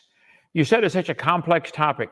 When somebody talked you into becoming a Mormon, they would probably start off by saying, oh, this is really complex, and Joseph Smith and his visions that he saw, you know, and all this kind of stuff. It would take you years to study all that learn about the dumb stuff Mormons believe, okay? That Joseph Smith was some kind of prophet. But they approach it like, wow, it's such a vast topic. Let's study that. They slowly twist people around and turn them into being a Mormon, I mean. And so it's the same thing with evolution. They say, oh, it's just so complicated. We got to study this. And go back to your chart. Let me show you your branching chart. Can you call that up there, Wade? Your branching is muted there, Donnie. But I don't need to hear him. I just need to see his chart and show it. Okay. Oh, Wade, if you could you share screen on your chart there earlier in your argument, just for branching Kent to have chart a look at? Yeah, there we go. Okay. Oh, wait, back up one more. Right there. You have mammals and birds coming off of the same part of the chart. If you could go back in time, what was the creature before that? Where is the part mammal, part bird? Where are there any birds that nurse their young? I think birds they're totally different. The fact that you drew a line on paper and connected mammals and birds defeats your own argument, because somewhere along the line there was something that produced mammals and something that produced birds. What was that something, and where's the evidence for it? Nobody's ever seen a bird produce a non-bird or a mammal produce a non-mammal. It's never been seen. It's not that chart right there. Classic example of pure propaganda. They drew all the lines on paper to connect them. Where does it happen today? Why can't they do it? Birds and bats. Is that what? Let's do. This is a really cool chart. It's first going to link up with humans, but I'll change that in just a second. Oh, now you got lines on paper that are dotted and growing together. Where's the evidence for this? Nobody's ever seen this happen. Let's just look at this for a second. Oh, I see it. I've seen this many times. Well, I was going to pull up bats. Where are the bats? Cats, bats. Here we go. 1,100 varieties of bats have now been classified. They probably had a common ancestor called a bat. But your chart draws that common ancestor back to an amoeba, doesn't it? Yeah. So that, like, saying that is just appeal to incredulity. It is incredible. It's unbelievable. Incredulity. Incredulity. It's unbelievable that a bat ever produced anything other than a bat. Going forward, we know that happens. In the present, we know it happens. Bats make baby bats. But you want to believe a bat came from an amoeba. Do you believe a bat came from an amoeba? Let's try this. Well, I'll let you pick which line of evidence we can do. I'm not like an expert in any one field, but I'll let you pick and we can kind of talk about that. So let me pull this up one more time. And I'm looking at the timer. We probably got time for maybe one more quick engagement on, I guess, a final line of it. Oh, I see your screen being shared. Yeah. So I kind of want to illustrate this comparison with like forensic science. If we find one fingerprint or one hair, it doesn't really, we can't have a conclusive conviction, right? So if we look at evolution and we just look at vestigial structures, it's not going to be much evidence. But if we also look at homologous anatomy, paleontology, genetics, endogenous retroviruses, biogeography, ring species, taxonomy, mathematics, speciation, analogous features, we start to get, a pretty conclusive picture here that it is, in fact, evolution, and that birds and bats have a common ancestor. So I also like to point out that the evidence that God did this is non-existent. So I'll let you pick what do you want to talk about? Which line of evidence here? Well, you should have brought that up an hour and a half ago. That was the purpose of the debate, for you to show the evidence. Mathematics shows that bats are related to worms. I don't see how mathematics does that. Homologous anatomy, that's proof of a common designer. You're an engineer, for heaven's sake. I bet bicycle wheels have spokes on them and have a sprocket for the chain to turn. I bet motorcycles also have a chain turning a sprocket in most cases, unless it's shaft driven, or I understand, or a jet engine. So the similarities in design indicate a design that works. We've got two bones in our rib. There's a big difference. Hold on, let me okay. On this, you're talking about homologous, right? So they're similar, Sure. Right? Right. Like I mentioned before, inanimate, non-living objects like bicycles and cars cannot reproduce. And it's because of this fact that we know that living organisms reproduce and that their offspring look similar to them, but they have genetic variation. And that's why we can determine that that's why these different similar living life forms have homologous anatomy. And that's why whales have fingers and wrist bones, unlike fish. Okay, Wade, you're an engineer. Who is your favorite engineer of all history that designed things, who designed the Eiffel Tower? Who's your favorite engineer throughout history? Who did you study? Mechanical engineering. Let's just say, gosh, I don't know. That's a good question. Are there any famous engineers? Are there any famous engineers that designed more than one structure? Are there people who've designed a variety of structures, and are there similarities in those structures? Because they got the same designer. How can you not see it? Okay, if you want to look at it this way. So we have Mastercraft boats, we have Tesla cars, and we have Boeing aircraft. They all have different designers. So therefore, does that mean there's a creator for fish and a creator for birds and a creator for mammals? So there's like multiple creators. Is that what you're saying? Oh, I never said that. Don't put words in my mouth. No, I didn't say that at all. Each of those things you mentioned, the boat and the Eiffel Tower or the jetliner, were designed. Every single screw on the airliner was designed. By And if one of different those screws designers. fails, you have a problem. There are multiple designers and engineers for bicycles and cars and trucks. Right. So does it not follow to say that for all life on Earth, there was a bear designer and a cat designer and a banana designer? Do you agree, though, that... What's your evidence that there is one creator, one designer? Oh, that's a different topic. You're off topic now. My point would be... No. evolution. You're talking about intelligent design and creating and these similar designs between trucks and cars. And so I'm asking you, what's the evidence that there is a designer for biology?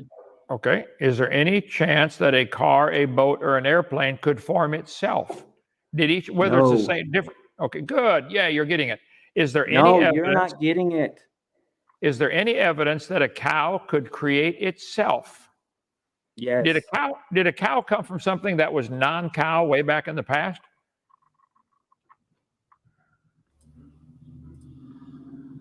Your charts show them coming from an amoeba. An amoeba is not a cow. Gentlemen, Yeah. it's been extremely fun and engaging. The chat's having a great time, very lively chat. We've gone a few minutes over the agreed upon time. I forgot to mention, I did want to have at least one time for one last question.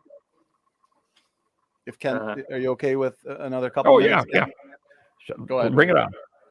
So I just, my question is, what evidence would convince you to change your mind? I like science. The word science means knowledge, based on the Latin word seer, to know. What do we know? And we know things based upon observation, experimentation, and testing. I would like to see you take a potato. There are 4,000 varieties of potatoes now. It might have had a common ancestor called a potato. Could you, in the laboratory, turn a potato into anything other than a potato? Or a dog? Can dog breeders, can they ever get out of the dog? They get little ones and big ones.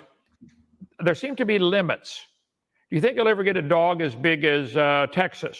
Or is there a limit somewhere before we get to Texas size? So in response to my question, what would convince you of evolution? Is this, if we had a dog as big as Texas, would that convince you? No, if we could see frequently creatures produce something other than their kind, the Bible says 20 times they're going to produce after their kind. That's all anybody's ever seen.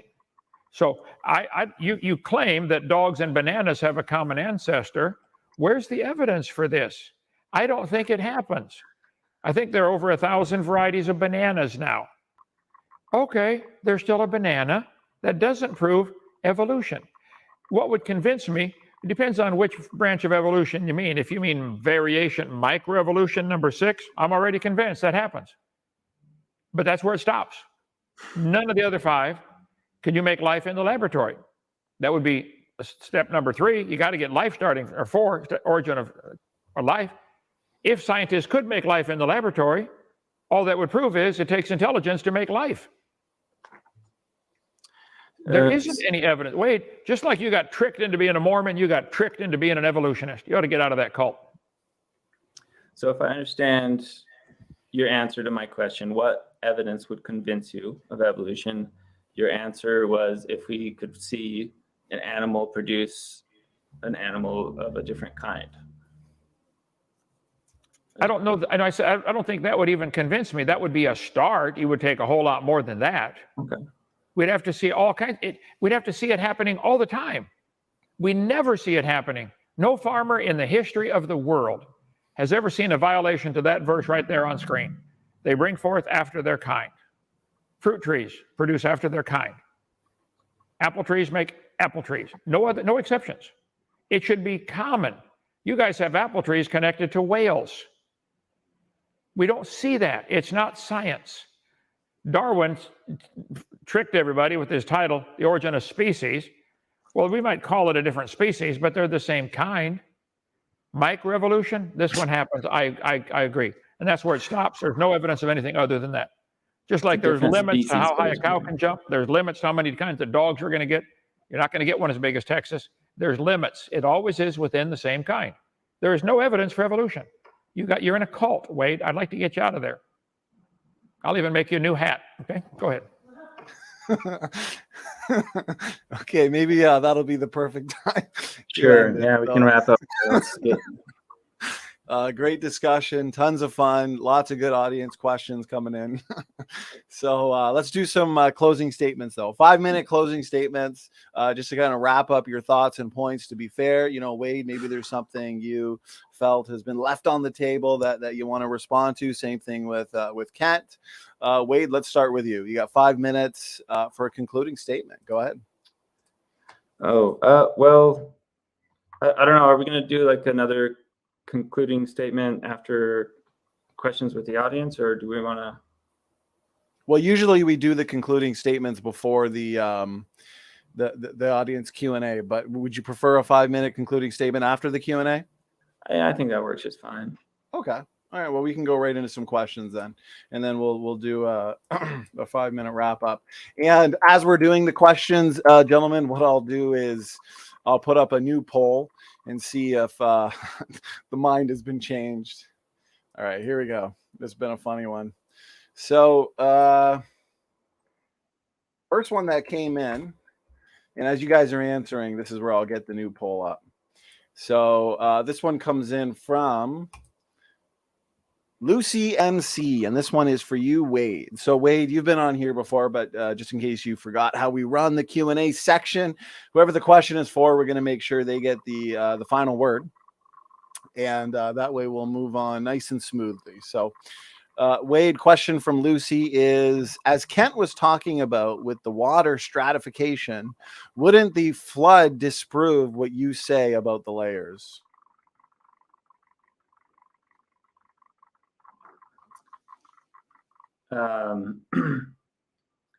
So my main point with the layers,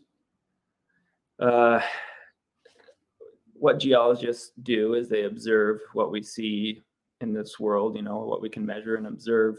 And even in floodwaters, or, you know, there's a number of different ways that sediment deposits. And my main point is that we can see the deposition rate, and we can see that this layer was deposited first. I mean, even if all these cards are the same age, all right, they're the same, made at the same time. But if I, you know, stack them, I can look at the order in which they were stacked. So to I don't know, age of the rocks isn't as, I don't think that's very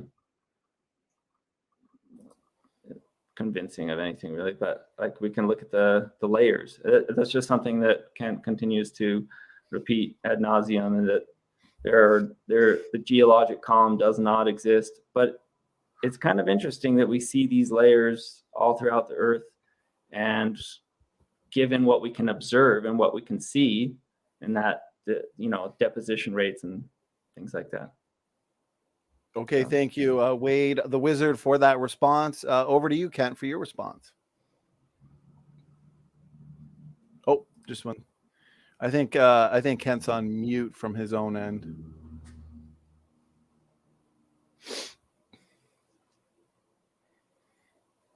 As he's figuring that out, I'll just let everybody know I've got a great list of questions here, so I do appreciate everybody. I think he's just going to reboot his system there. So in the meantime, I do want to thank everybody for their generosity and their donations. You guys are the life and blood of this channel. And Alec Cox, thank you so much for the $100 super chat. Carmine, thank you for the $10 super chat.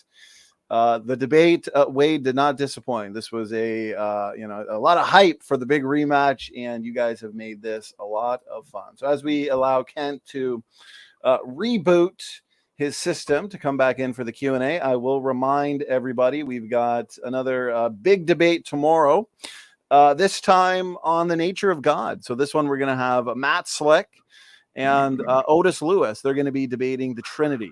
The great Trinity debate that kicks off at 8 p.m.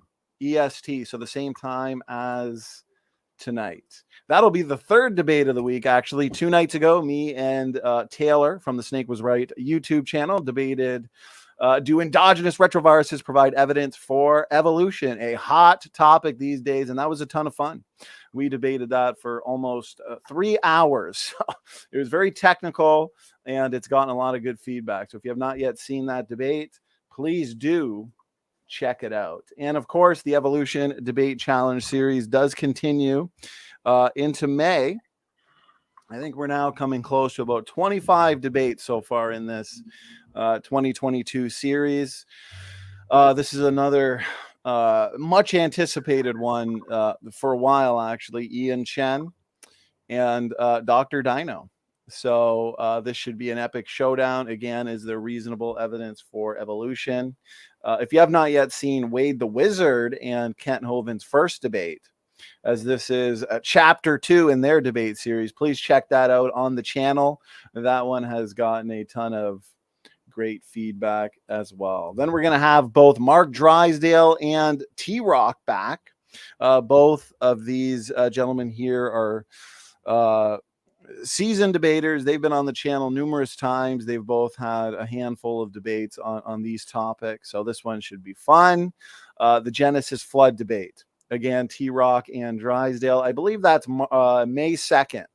So we have a ton of events scheduled, and just make sure you are subscribed, and also please hit that notification bell. Then we've got another sequel, Ken Rock. So he'll be back debating Ken. He'll be taking the Evolution Debate Challenge in May, end of May. Evolution on trial. So Ken, I appreciate you engaging this topic. And we got a new face as well, a new interlocutor at the end of May, Rune Norderhog. He's going to be debating Kent. The Evolution Debate Challenge continues. And next week, last week we had a conference. Actually, time flies by. It could have been a couple weeks ago now. We had a flood boundaries conference, 5+ hours of information on the flood, specifically focusing on the flood boundaries, pre, post, and the flood itself. That was John Mackay and also Joseph Hubbard from Creation Research. Next week, we've got another 2-day event. This one, though, is going to be dealing with the Jehovah's Witnesses. And then the very next day, we'll be dealing with, we'll be discussing the Trinity, providing evidence for the Trinity, and also refuting objections to the Trinity with Anthony Rogers. And I still don't see Kent back here, so I should give him a call, actually, just make sure that the system will be. I could maybe answer some other questions while I don't know if you want to. Sure. Yeah. Let's see if there's one here specifically for you. And okay, here's one from Redefine Living. Put it up on screen for everybody to see. Redefine Living. So, question for Wade, and he asks. And actually, in that moment, we've got Kent is back. So, actually, let's do a mic test, Kent. Make sure that it's working. Yes. Testing. 1, 2, 3. 1, 2, 3. 1, 2, 3. Hello, hello. Looks good. Looks good, brother. It worked out nicely because we have a ton of events coming up that it gave me the opportunity to kind of advertise them. So, okay. Why don't we get right back to where we left off? And Kent, you might have missed the question, so let me just put it back up on screen for you. Here it is. Yep, forgot the question. Okay. The stratification, wouldn't the flood disprove what you say? Noah's flood would form all of the layers. I can sit here and make 10 or 15 different layers in seconds with this little play toy here. Layers form rapidly when get a jar, put water, gravel, sand, clay, mix it up thoroughly, and shake it up and set it down. It always settles into layers. I do this demo several times a day as we go around our gravel pit here for the tours. I have a place where we show the layers. There are 7 layers of gravel that were mined out of this spot where I'm sitting. And it's always gravel, sand, clay, gravel, sand, clay, gravel, sand, clay. That's the way it settles. Each tide would make a new group of gravel, sand, clay. Next tide, gravel, sand, clay. Here I have probably 20 layers formed in minutes. It doesn't take long. But the Bible says the scoffers in the last days who scoff at the Bible would be willingly ignorant of how God made the heavens and willingly ignorant of how the world was overflowed with water and perished. The flood explains it all. According to the Bible, the flood was about 4,600 years ago, 2600 BC. That made all the layers containing bazillions of dead things. There's no place on the earth today where people are observing fossils forming in any numbers. There are trillions of fossils in the ground. Petrified clams in the closed position, petrified closed, had to be buried alive. These are found by the billions. There's a place in Tennessee 10 feet thick with millions and millions of petrified closed clams. They're found on top Mount Everest. Had to be buried quickly to stay closed when it died. So they're willingly ignorant, though. Peter said it best, willingly ignorant of the flood. They don't want to admit there was a flood. This formed quickly. All the layers of the earth formed quickly. There is no geologic column.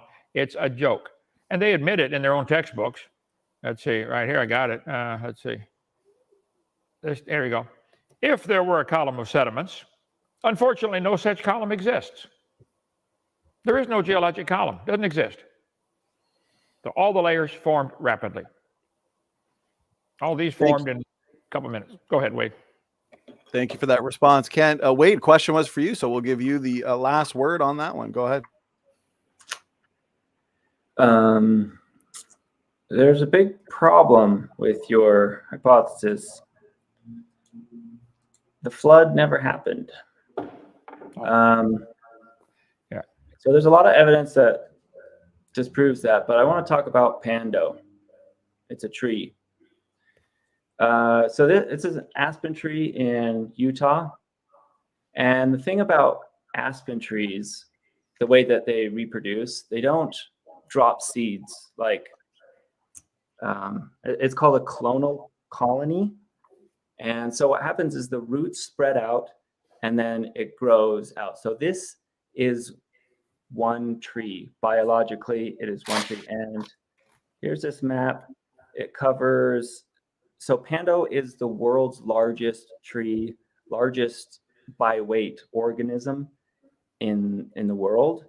And we can look at the growth rate of how this clonal colony expands. We can mathematically calculate with a pretty good accuracy how old it is. And it's several thousand years old. And okay, so why is this significant? Because when you put trees underwater, they die.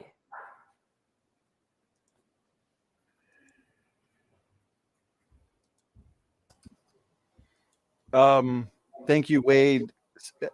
Since that was kind of a new topic, did you want to give Kent the opportunity to give his thoughts on it, or do you want to move to the next question? Yeah, let's hear why trees don't die when they're submerged in water. Well, it's interesting. You showed it yourself. The Pando tree is of several thousand years old. If the flood was 4,600 years ago, I don't see how you've posed any kind of problem. Secondly, floods happen all the time. Trees can be submerged for different amounts of time. Most can endure being immersed for several weeks before they're damaged. We have right here, we have floods here all the time in Lenox, Alabama, when we get a good rain. They can be observed, they can be submerged for weeks or months. There are some that submerge for 6 months and then are dry. Now, Noah was in the ark for 1 year. That does not mean the whole world was covered with water for 1 year. Some parts of the world might have only been covered for a few weeks during that flood. How long would it take to kill everybody? How long can you swim? You know, a couple days would probably do it. So the fact that Noah was in the ark for a year does not mean the whole world was covered in water for a year. We know in the 7th month, Noah hit bottom and rested. He stayed in 5 more months while things dried out, stuff began to grow. But certain parts of the world might have been only submerged for a few days. The Bible says they're ignorant of that flood. We just saw a demonstration of that. Go ahead. Wade, we'll give you the last word since the question was for you. Go ahead. Your whole explanation was just speculation. There was no evidence. That's your geologic column. That's your family tree. It's all speculation. Okay, gentlemen, thanks for keeping this fun. Here's a good question that comes in from Bubblegum Gun, specifically related to points brought up in the debate. So this one comes from you. This one's for you, Wade. He asked, does evolutionary mechanisms have foresight? And wouldn't ERVs, endogenous retroviruses, require foresight to become integrated and necessary to the organism? To give a little more context, Dr. Dino presented a few papers suggesting that these ERV sequences, they function in determining cell types, embryological development. And one of the papers that Kent showed had to do with the role of these ERV sequences in fighting off bad viruses like exogenous retroviruses, which HIV, for example. So how would you explain that from an evolution starting point? Go ahead.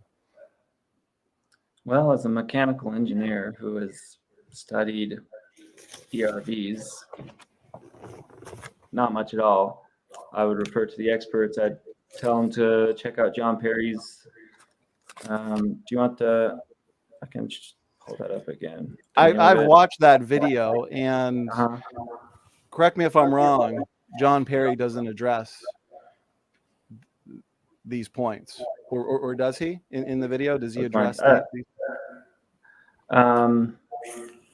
Yeah, I would just, because if you're going to recommend a video that doesn't address these points, it might not be much help. well, I mean, they're like as a starting point. Like, these are great questions, and this is something that I would suggest people go and research. Because I mean, even if I were to give an answer right now, I don't know that anyone would be convinced. In my experience, when it comes, well, do you have a convincing answer that's at the top of your head? No, I don't. But I'm just saying, I'm like trying to emphasize, in my experience, when it comes to changing someone's mind, if I tell somebody whatever the answer is, it's not going to be as convincing as if they go and look for themselves and do the research for themselves. This I'm not entirely sure on, but okay. It still doesn't negate all of the other evidence for evolution. But it might negate ERVs as evidence for evolution, you would admit? I don't think so. Okay. Okay, well, let's hand it over to Kent for his response. Well, it's a good question. If you can put it back up there. Would evolution have to have foresight? When the first creature evolved, how did it know it needed eyes or ears or ability to move? Or does it, the first male that evolved, did it have to have a female evolve at the same time in the same place of the, in the same location? And they had to find each other and be interested. I mean, there's a whole host of problems here. So yes, it's a good question. I don't think evolution happens at all. But they pretend like it's got foresight, like it's trying to develop from an ape to a human. They show the charts, smaller, getting bigger, better, stronger, smarter. This is Satan's lie from the beginning. Ye shall be as gods. You guys have swallowed it hook, line, and sinker. Nobody ever sees a monkey produce a non-monkey baby, or an ape produce a non-ape, or an orangutan, or a gibbon, or any of them. It just doesn't happen. So it's a religious belief. I wish you guys would admit it's a religion and go teach it in private schools to those who wish to pay and come learn it. Okay, thank you, Kent. And Wade, to be fair, question was for you. We'll give you the final word. I wish I could remember exactly, as Kent was talking about, there was something that came to mind, and I'm pretty sure it was John Perry who was covering it. Basically, the idea is, like, if these are viruses, how could they eventually have a beneficial mutation? And he explains it pretty well, though I don't remember the specific details of it. I'm just pointing out that, there's scientific research that's been done concerning that issue. And he does explain it well. From what you remember, how does he explain it that would be considered well? And I feel like they've done certain tests in the laboratory setting where, they've got mice and they infect them with certain viruses. and kind of see how it affects them. But I don't remember the specific like mechanisms where it, it sees that virus and it kind of has a mutation to accept it or whatever. But. Okay, well, I appreciate the responses, gentlemen, from you on that question. So let's move on to the next one that comes in from Redefine Living, and this one's for you, Wade. So I appreciate you being a good sport. Most of the questions are for you, it looks like. So Redefine Living asks, question for Wade. Can you provide an example of a truly new information adding mutation that is also not deleterious or reductive? Yeah, so I guess the first thing that comes to mind that I was researching a little bit about is how the evolution of bats. So they're essentially there's a lot of transitional species. There's a whole, I won't jump into it, but I mean, like, there's a whole section of, they call them gliding animals. So we have non-flying animals, we have these gliding animals, and we can see this nice transition. And it's supported, just the fact that bats have wings, like that's not necessarily evidence, but when we look at the whole picture and we look at their anatomy and we look at their genetics and we see how living organisms reproduce, then we can, and there's also a lot of, there's a lot of evidence to suggest that bats used to be flightless and they've developed wings. So I think that's pretty beneficial in a number of ways. Okay, thank you for the question, Sam. Thank you for the response, Wade, and we'll hand it over to Kent for his response. Well, he did not provide any answer to that question. Where is a truly new information adding mutation? Every mutation observed is harmful, fatal, or neutral, does nothing. If you had a beneficial mutation, who would it marry? It would quickly get swamped by the rest of the population of the creature. We have some ducks come up when I feed them every time we take the tour around here. 2 of them have a mutation of their skull where the skull bones didn't grow together right. It's a common mutation in ducks, and it makes the feathers grow funny. It looks like they got a hat on. Okay, the ducks. It's not a beneficial mutation. It's a harmful mutation, not harmful enough to kill them, but there's no benefit to it. Nobody's ever seen one beneficial mutation. But his theory, his religion of evolution, would require trillions of beneficial mutations to change an amoeba to a whale. Nobody's ever seen one. He didn't provide one. Nobody's ever provided one. There isn't one. It's something they believe in very strongly. I admire your faith. I do not admire the science. Thank you, Dr. Dino, for that response. Wade, if you want a quick final word, since the question was for you, go ahead. I think, I guess the theme with all these questions, questions are great. Question, curiosity, go do the research, go find out for yourself. I mean, I haven't looked much into these beneficial mutations, but if I just do a quick search, I can look at there's some information out there. I'd say go do the research, go do science. Okay, let's move on to the next one. This one comes in from Young Earth Creation. Appreciate the question, YEC. So this one is for Wade, and he asks, has Wade heard of logical positivism? Since the 1920s, all metaphysical theories and evidence are to be rejected as meaningless science. They admit even if all evidence, and it cut off a little bit, evidence points to it, it's denied. Any thoughts on that? Have you heard of that? I haven't heard of it, but I mean, metaphysical theories, if there's no evidence,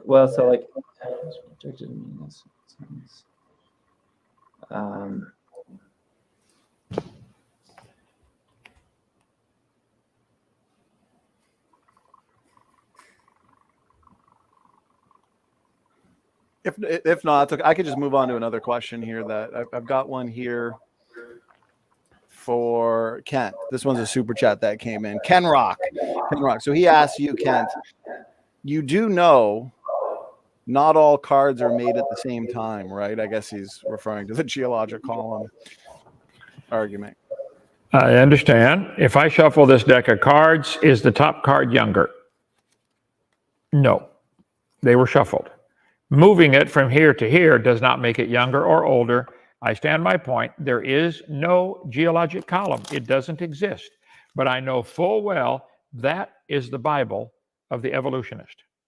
They will say, well, during the Cretaceous period or in the Precambrian, there's no such thing as Cretaceous. Quit talking that nonsense. There's no such thing as a Jurassic period. You imagine this stuff.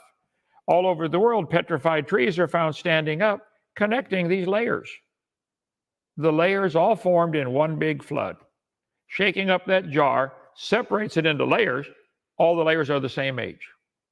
So I stand my ground. Yes, I understand some cards made in different times.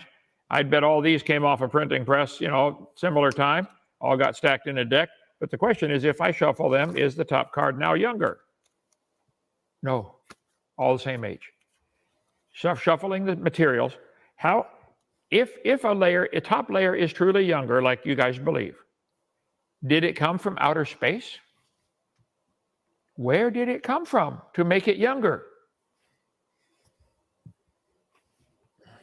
Thank you, Kent.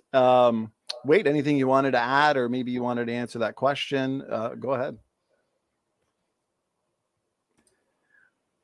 I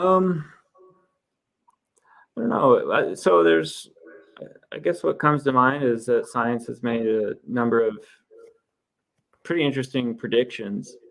So they had a hypothesis, and they said, you know what? I think that land mammals and fish once had a common ancestor, and based on species and the math, and they kind of worked it back, and they said we would expect to find a species that's kind of in between a fish and these land mammals. We'd expect to find it in this location, in this layer, and they started digging, and then boom, they find Tiktaalik, and that they've made these predictions before with, they said, I think birds came from dinosaurs, and and that was the prediction, and then they found the fossil in the location where they expected to find it in the timeline. There was, also with having common ancestry with apes, with chimpanzees, we made a prediction, and we found, these bipedal, small-brained hominids.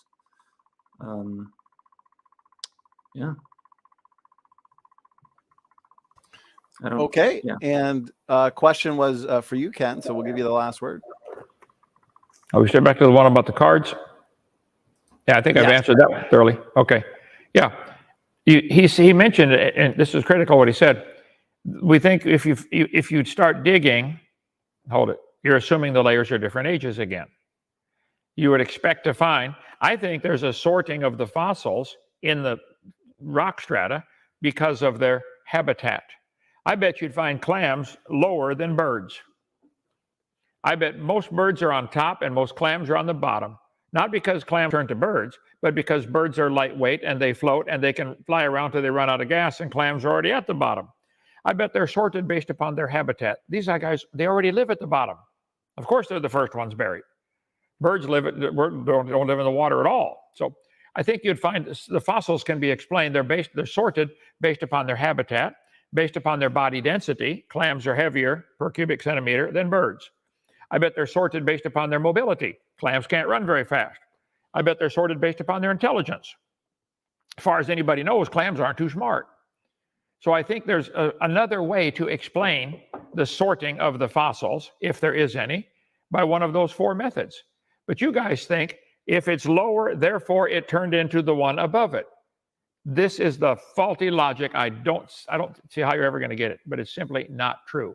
Digging around to find a missing link is insane. The whole chain is missing. There is no missing link. Dinosaur bird link, fossil flap. They blew it. It's not a missing link at all. There's no chain. Birds always make baby birds. Clams always make baby clams. There are no exceptions. You guys believe it happened, and I admire your faith, but that's not science, okay?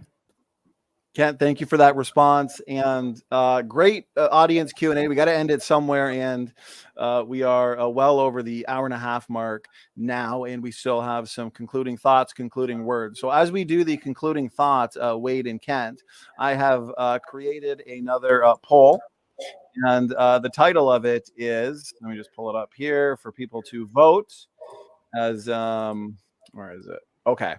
So the question is biological evolution any more convincing now that the debate is over? Okay, so we'll give people the opportunity to vote as Wade and Kent give their concluding remarks, final thoughts, final words, so on and so forth. So Wade, we'll start with you. You've got up to 5 minutes. Of course, you don't have to use it all, but up to 5 minutes. Go ahead. 5 minutes. That might be, let's say, so.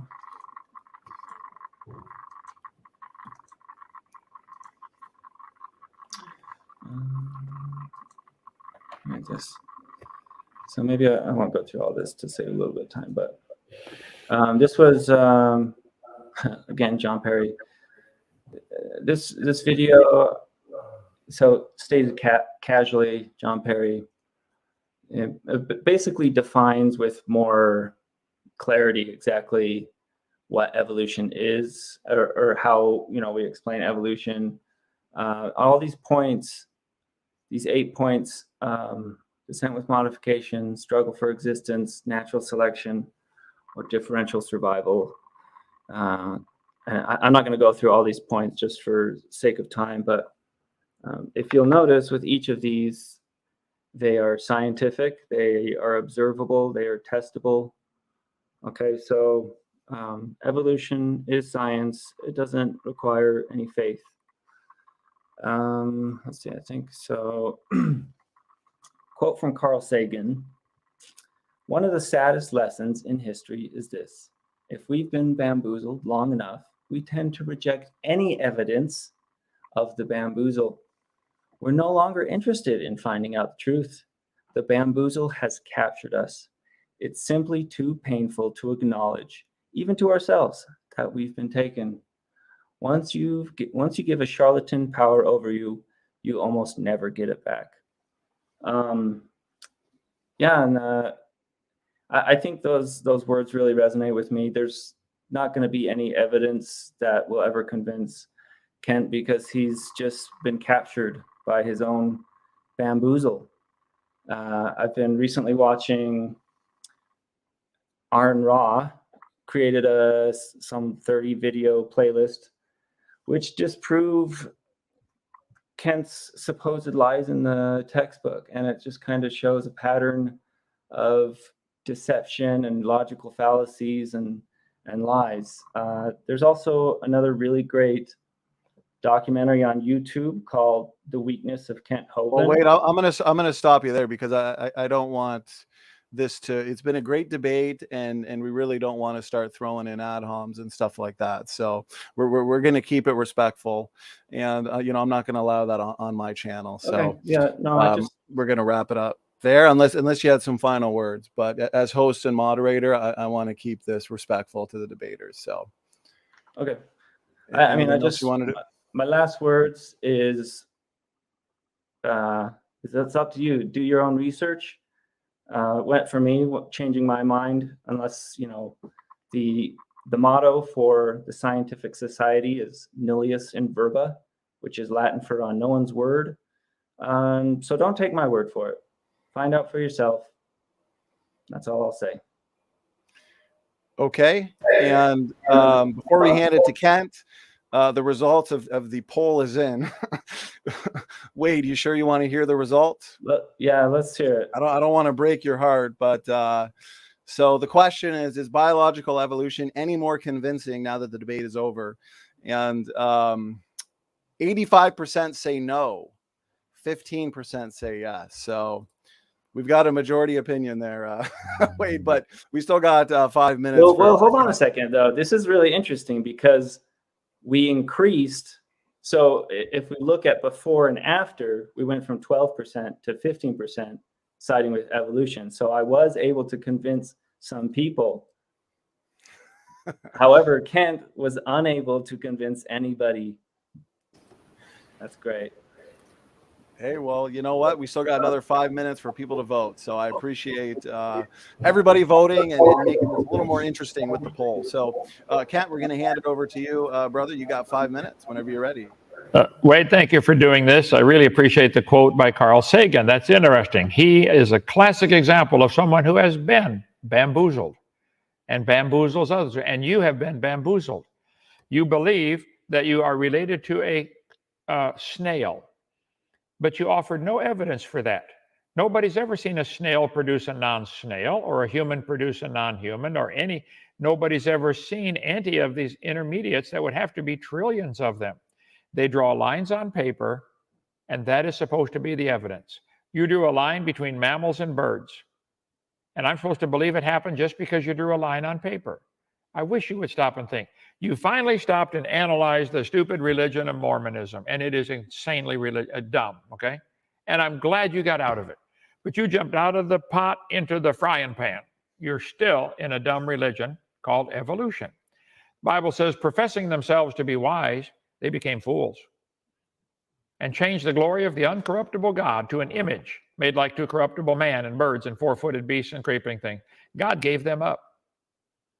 They worshiped and served the creature more than the creator. I wish you would see it. For this cause, God gave them up. Wade, I'm going to pray for you. I hope God hasn't given up on you. Maybe you've deliberately rejected him, but you have been bamboozled. Romans 1 tells us God will judge the people of the world. They think they're wise, but God gave them up. It's a slippery slope. The fool said in his heart, there's no God. Wade, you're going to have one of these rocks one of these days over your dead carcass, a tombstone. This guy claimed he was an atheist. Well, God doesn't believe in atheists. If you died today, Wade, where would you go? You will be dead for a long time. I believe God made the world. I think he owns it. I think he makes the rules, and we're all guilty of breaking his rules. He gave 10 simple commandments. Don't bear false witness. Don't lie. I'd be willing to bet $5. You've lied. I have lied. He said, thou shalt not steal. I'd be willing to bet $5. You've stolen things. So have I. God's going to judge the wicked. He's angry. We're going to be punished unless you find a substitute. And Jesus Christ is willing and able to substitute. He did for me 53 years ago, took my sins, paid for them. Praise God, okay? I'm going to have a little dash between two dates on a rock someday. So are you. I would encourage everybody here to get away from the stupid TV and especially the dumb video games and stop and think. There's going to be a tombstone with your name on it someday. You already know the first date. You don't know the last. Could be today. You don't know. There's some idiots out there driving. Alabama does not have IQ tests to drive. You could get killed on our highways down here. If you died today, where are you going? And what are you doing with your dash between those dates? What on earth are you doing, for heaven's sake? I'd like to see everybody give their heart to the Lord, get saved, and join in the service of God for the rest of your life. That's what I'm trying to do. Come on down, visit us at Dinosaur Adventureland in Lenox, Alabama. It's all free. You can spend the night. After about 2 nights, we're going to give you a hammer, put you to work. Whole place built by volunteers and donations, and it is just amazingly fun down here. Wade, please come. I want to give you a tour. You'll love it down here. Thank you. All right, bye. All right, gentlemen, thank you so much for the concluding statements, and that's 2 hours. So thank you to the both of you for the time. I know how busy I'm sure you both are. So again, to the audience, thank you so much. And I guess right before we shut it down, the final poll is 86% no, 14% yes. So there we go. We had a lively chat. It was fun. So I'm gonna let you, both of you get some sleep.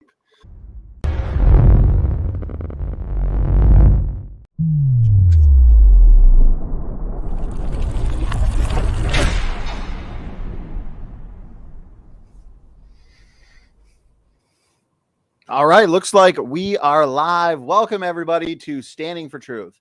My name is Donnie, and I am your host and moderator for tonight's heroic debate between Dr. Kent Hovind and Wade the Wizard. Guys, this is endgame. This is round 3, chapter 3. Call it whatever you want. Again, Kent and Wade debating the topic of evolution. The Evolution Debate Challenge series continues.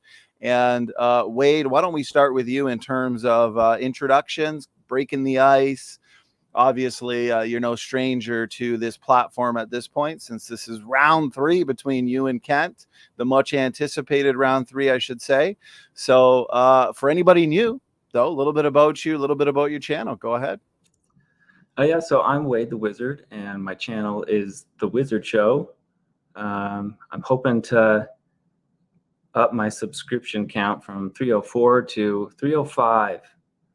That'd be pretty great. So small little channel, you know, it's just a creative outlet for me where I make a couple videos each year. I did make a review of our first debate, me and Kent Hovind. So go ahead and after the debate, go ahead and head over there and check it out. Okay, much appreciated there, Wade. Your link to your channel is in the description box. So, you know, maybe we'll get you to that 305 by the end of this epic debate. Kent, my brother, this is your 3rd debate in 3 days. So that has to be a world record for sure. 3 formal debates in 3 days. How many people can say they've done that? But you look good. So how you doing? What's going on? How's Dal? Well, God's been good. Some of God's kids drive me nuts, but God is good. Yes, Dinosaur Adventureland. We've had a bunch of people come through today for tours. How many took the tour today? A whole bunch of them here tonight. And so I love doing that on the side-by-side, giving the tours. And we teach a lot of science lessons that have a spiritual application. We just want to give God the glory for his creation. I think God designed everything. I think it was amazing. And he ought to get the credit and the glory. So that's what we do around here. I've been a Baptist preacher 48 years, taught science in high school 15 years, science and math. And we defend the Bible as being absolutely true and evolution as being stupid. I am a little nervous tonight, though, because I got to fight Wade and the possum hat. This is 2-on-1. It's going to be tough, but I think I can make it. Go ahead. It's a 2-on-1, brother, but you've done a 3-on-1 in the past. Oh, yeah. If I find the 2-on-1 becomes unfair, I'll jump in. We'll make it a 2-on-2. So no worries. Okay, all jokes aside, let's get right into it. For the audience sake, we are going to be having an audience question and answer. You know, that's where we get you guys involved, the best audience on YouTube. You guys always have tons of fantastic questions, always relating to the topic of the debate. Tonight, evolution is on trial. So tag me with your questions. I'll do my best to save them for an audience Q&A at the hour mark. Okay, this is going to be more free-flowing and organic, where Wade is going to start us off with, let's say, up to 5 minutes, setting the foundation and, you know, choosing the direction that we should take in terms of the debate. So, Wade, let's hand it over to you. And whenever you're ready, the floor is yours. All right, thank you. So let me share my screen.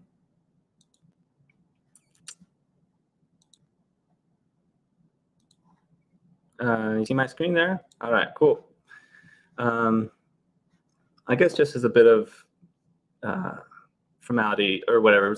So with any and every other debate, they agree on, you know, whether that debate is on gun rights or abortion, they define the terms.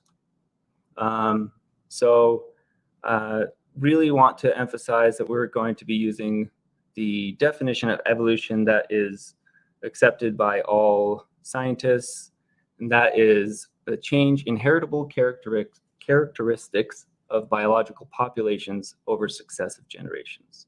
In short, it's reproduction, variation, and selection. Okay. Endgame. Here we go. So if we're in the forest and we find some footprints, we make an observation. This is evidence. This is a piece of evidence, and we can conclude that either it was some mysterious creature, it was Sasquatch, or we can conclude that maybe it was just somebody wearing some fake feet and it's all a hoax. So yeah, the footprints are a piece of evidence. We're gonna find, or I suppose I should say, until we find more evidence to confidently conclude one or the other.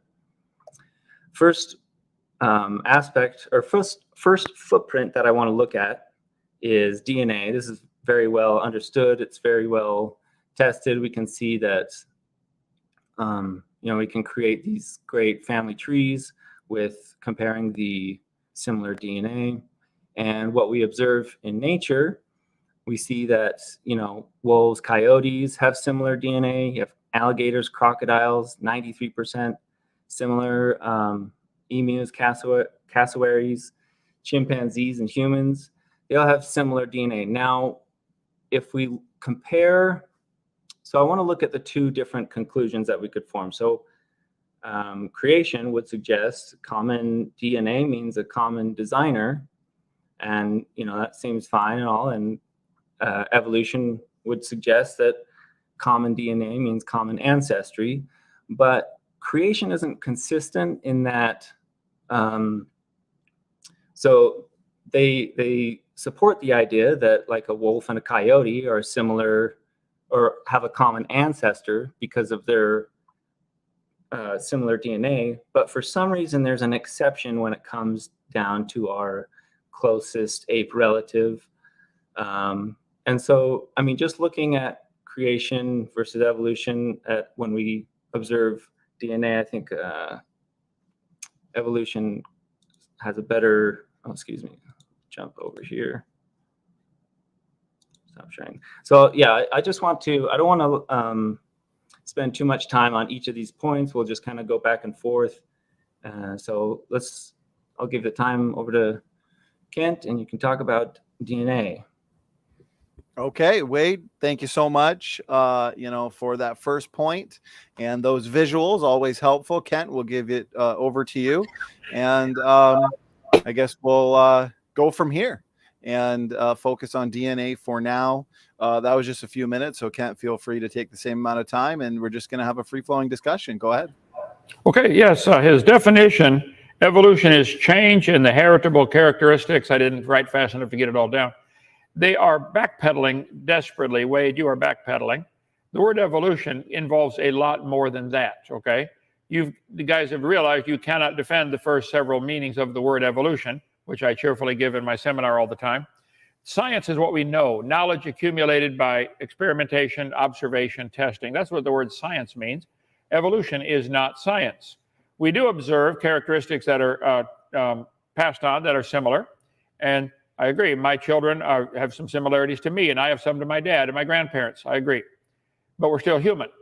So I define the word evolution with 6 different meanings, and I know you guys hate this because it exposes the stupidity of evolution. But first, you'd have to have cosmic evolution, the Big Bang. Something has to get there. Then you have to have chemicals evolve. Chemical evolution is where the hydrogen gas from the Big Bang turned into everything else. Chemical evolution. It's in all, it has to be key. You guys have to have this step. You have to take the hydrogen and helium and lithium and turn them into platinum, silver, gold, and everything else. It just doesn't happen. You can't fuse past iron. Then you'd have to have stars and planets evolve. We're standing on a planet called Earth, about 8,000 miles in diameter. And where did it come from? All that matter fit in a dot smaller than a period. They don't like to talk about stellar and planetary evolution, because there is no evidence of a star ever forming. None. They believe it. They believe it very strongly. Stellar evolution. Nobody knows how a star evolved. We covered all this last night. Then they have to have, let's see, right here. There's a lot of stars out there, a whole lot of stars, okay? 70 sextillion is the current estimate, maybe 3 times more than that. Those are the ones we can see. They don't know about the ones we don't know about. So everybody on Earth could own 11 trillion stars to their self. You guys really think it all fit in a dot? Then there'd have to be organic evolution. This is a major step. Life has to get started from non-living material. The definition you gave, Wade, started with living things already able to reproduce. If they're already alive and they're already able to reproduce, that's 2 giant steps that you just want to gloss over. No. How did that happen? Organic evolution, the origin of life. How did life get started? New theory of organic evolution. Organic evolution. This is essential that life gets started from non-living material. It is not scientific to say that it happened without a creator. You can believe it if you want, but it's not science. Nobody knows how lifeless chemicals turned into a living cell. You can believe that if you want, but it's not science. Primordial soup, we'll bring it up later if you want to go down that rabbit trail. Macroevolution is where you change from one kind of animal into another. Now, the definition you gave, change in the heritable characteristics of creatures or something to that effect. Well, then it's already alive and it's already able to reproduce. Where is the evidence of any animal ever changing into something else? Nobody's ever seen this at all, ever. Macroevolution doesn't happen, okay? Macroevolution, we've got plenty of stuff on that, 4 process of evolution. We do see a variety of dogs, 339 recognized breeds of dogs in the world. I agree. They probably had a common ancestor called a dog. That's as far as it goes. Now, if you want to say your definition of evolution is change in the characteristics, well, I think the Great Dane and the Chihuahua have a common ancestor, but are different. So if that's all you mean by evolution, well, then the debate's over. I agree with you. That happens. Variations happen. Lots of different kinds of dogs in the world, a bunch of them. Might have had a common ancestor called a dog. It doesn't prove the dog is related to the alligator and the pine tree. You may get a big dog or a little dog, but you're always going to get a dog without exception. And a 4-year-old can tell you, I do this all the time. I'll get a 4-year-old and say, okay, kid, here we got a dog, a wolf, a coyote, and a banana. Which one is not like the others? I've only ever had one kid get it wrong. He said the boy. Okay, I'm sorry. The banana. They all say the banana. Bible says they bring forth after their kind. That's all we've ever seen. Darwin wrote a book and changed it to the origin of species. Well, a dog and a wolf are different species, but they can still mate and bring forth. They're still the same kind. Lastly, microevolution, and it seems, Wade, that this is what you wanted to focus the debate on. Okay, I think variations happen. I think there are changes in the heritable characteristics, but I think they are limited. Just like we've noticed, they can get faster and faster horses, but they're going to reach a limit at some point. Secretariat, whatever ran the Kentucky Derby, whatever it was, and whatever time it was, that's getting close to the limit. They put a lot of money into horse racing. Why don't they breed wings on the horse and fly around the track in 3 seconds? The fact is, yes, changes are in the gene. The gene code is able to make a variety of changes within limits, and you guys don't recognize the limits. You think it just goes forever. No, microevolution is a lousy term, but the way they use it, it just means there are variations within the same kind of animal. 1,000 different kinds of apples now. Probably had a common ancestor called an apple. So if that's what the debate's on tonight, well, then it's over with. I already won. I agree. Variations happen, but they're limited. So Wade, do you think the variations are unlimited? Do you think an apple is related to an alligator? Do you think an apple and an alligator have a common ancestor? Let's just take that one. Apple and alligator. Do they have a common ancestor? Your turn. Okay. Wow. I figured it was going to be bad, but I didn't expect it was going to be that bad. So if we were imagine we were having a debate on creation, okay? And you, Kent, you give your definition of creation. And then I say, oh, no. Actually, the correct definition of creation is these 6 points, that are completely unrelated to your definition. We're not going to have a very productive debate, all right? So like planetary evolution, you're like, it's reproduction, variation, and selection. So we don't have planets that come together, make a baby that's slightly different, and some kind of natural selection doesn't happen. So I'm going to share my screen. And yes, of course. And remember, gentlemen, this is a free-flowing discussion too. So if you guys ever feel like you need to, address a certain point, just feel free to do so. I'll try and be as non-intrusive as possible. I did want to point out again that there is a special pleading fallacy with creation when it comes to DNA, saying that we couldn't possibly be related to chimpanzees.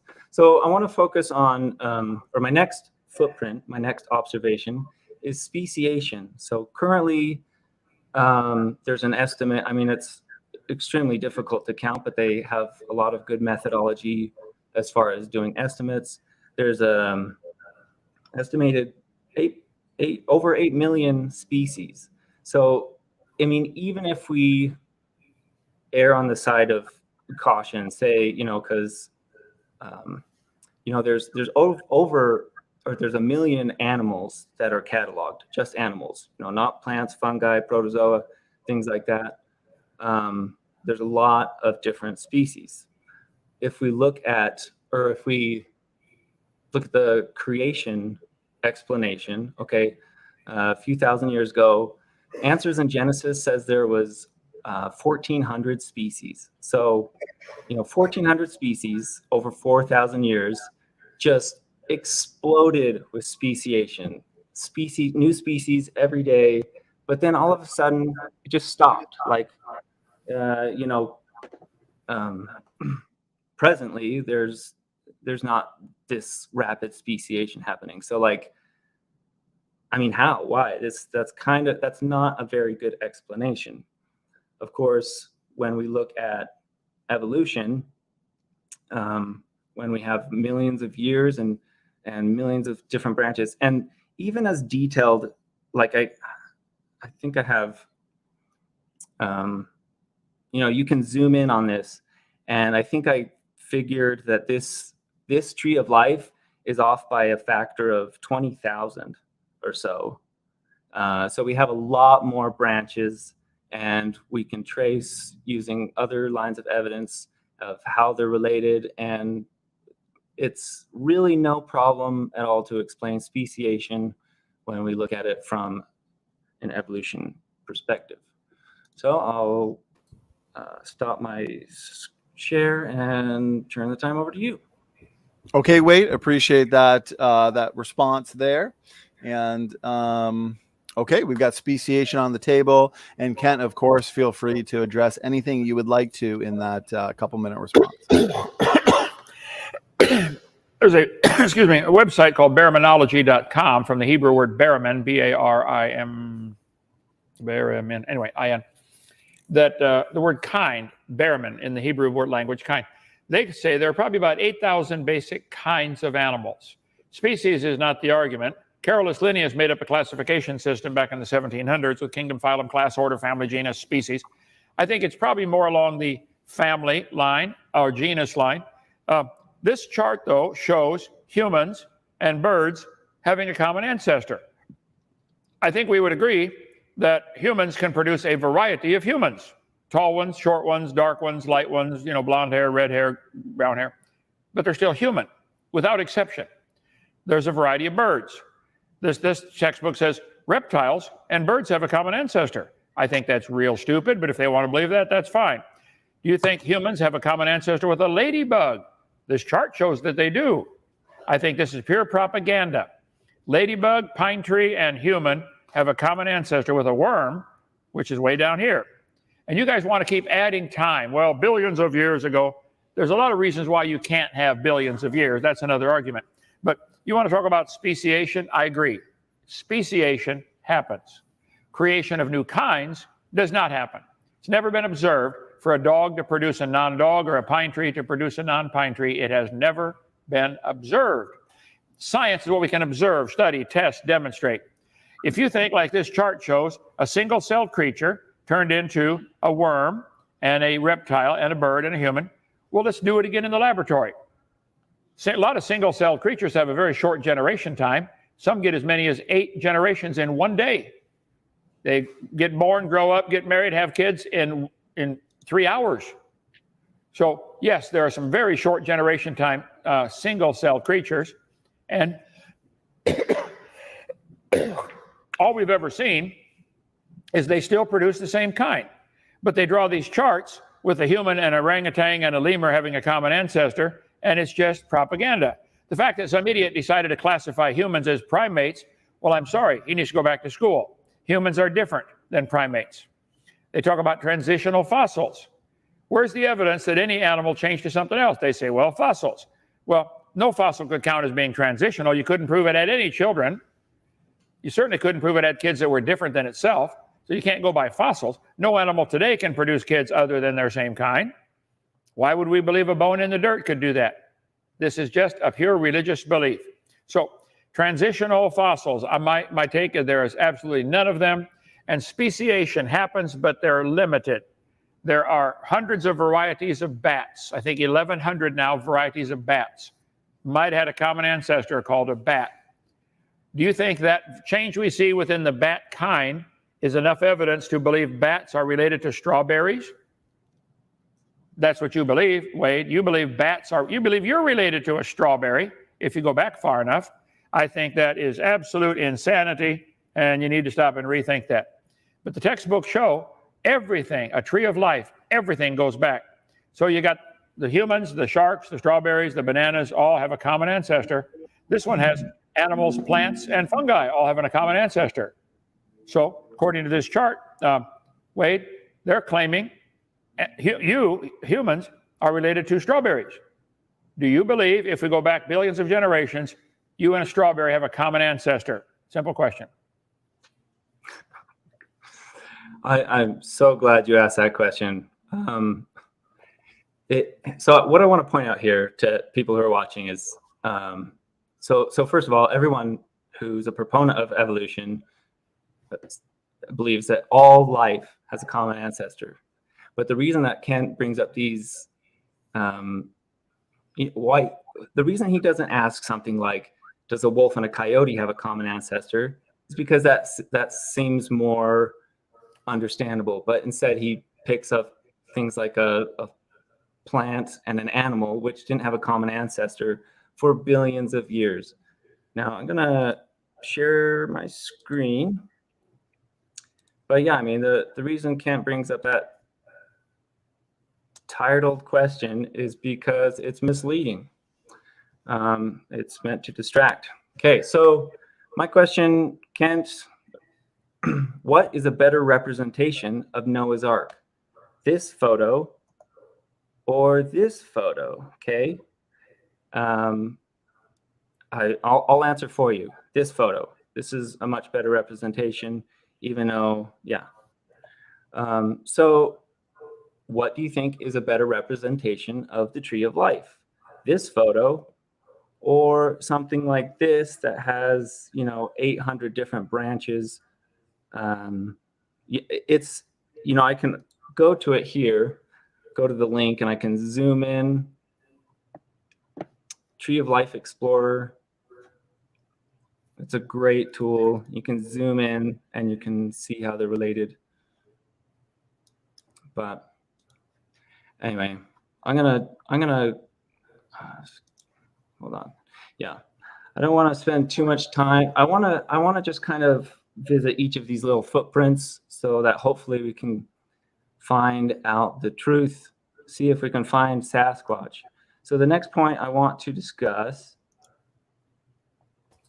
there's a little bit of lag. Well, Wade, did you want Kent to address your questions there on the two trees? Yeah, we're getting 4 or 5 topics on the table now, one at a time. Well, I mean, I can tell you. So the reason why Kent uses a very simplified, cartoonish tree of life is to appeal to incredulity, to make it seem like it's impossible and it's stupid and it's silly. But even that tree of life that I showed is, again, off by a factor of 20,000. There's millions and millions of branches. So that's why. Yeah, let me try to understand now. So if you have a tree of life that only has 100 branches, and you have another tree of life that has 8,000 lines they've drawn on paper, because it has more lines on paper, therefore it's more accurate? I don't think any of those lines they drew on that paper have any science to back them up. We never see a cow produce a non-cow or a dog produce a non-dog. You can draw a line on paper and you can draw 8,000 lines on paper, 10 billion lines on paper. It's nothing but drawing lines on paper. It's not science. Science is what we can observe, study, test, and demonstrate. So far, nobody's ever seen a cow produce a non-cow or a dog produce a non-dog. It just isn't. And that doesn't violate the definition of evolution. Your definition you gave, maybe you can put it back up on screen, change in the heritable characteristics. Well, if it's got a characteristic. Population, yeah. Okay, well, if it has any characteristic, like a nose on the front, tail on the back, 4 feet, that is indication somebody designed it that way in my book. But you say, wow, these have similar characteristics, therefore they have a common ancestor. That's not science. That's a religious belief. Right. And you might state it forcefully, but it's still nothing but a religious belief. Nobody's ever seen a dog produce a non-dog. Where's the best example you know of for any animal that we can prove turned from one to another. You believe an amoeba turned to a human over millions of generations. Where's the evidence for this? Nobody's ever seen a human produce a non-human baby. Nobody's ever seen an amoeba produce a non-amoeba. So where's the science behind what you're saying? You're drawing a bunch of lines on paper and claiming that's a relation. That doesn't mean anything. So I can draw a line my on main paper point, between an elephant and a coffee cup.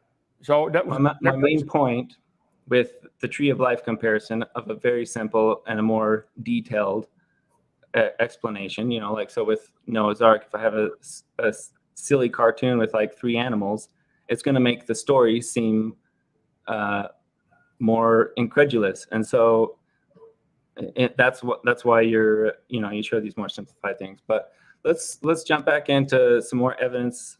We'll go on to the next topic. There's plenty. Well, let me finish on Noah's Ark then. I think the idea of having 8,000 basic kinds of animals on Noah's Ark that have now diversified into 1 million different species is reasonable. You believe all the different million species we see on the planet came from a rock, don't you? Mm-hmm. Okay, so that's abiogenesis, and that's not evolution. So we're going to just go ahead and move on to the next topic.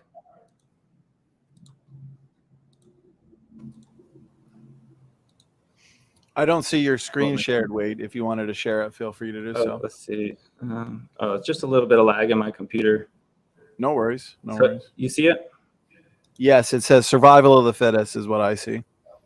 Or so yeah, I want to talk about something that we observe, scientifically observe in nature, and that is a lot of suffering. It is a cruel and terrible world out there. Whether you're getting eaten alive or you're starving to death or getting burned alive, or maybe you just reproduced with your mate and then they bit your head off. So if we look at creation, apparently, so the explanation is that the first human male and female, which already we have problems because, anyway, that's besides the point. So they stole a cookie out of the cookie jar and disobeyed God, and because of that, God punished every generation from there on afterwards, and all the animals. And like, God designed these animals to suffer. A loving God, mind you. If we look at evolution, it's a simple and wonderful explanation. We see that it's the survival of the fittest.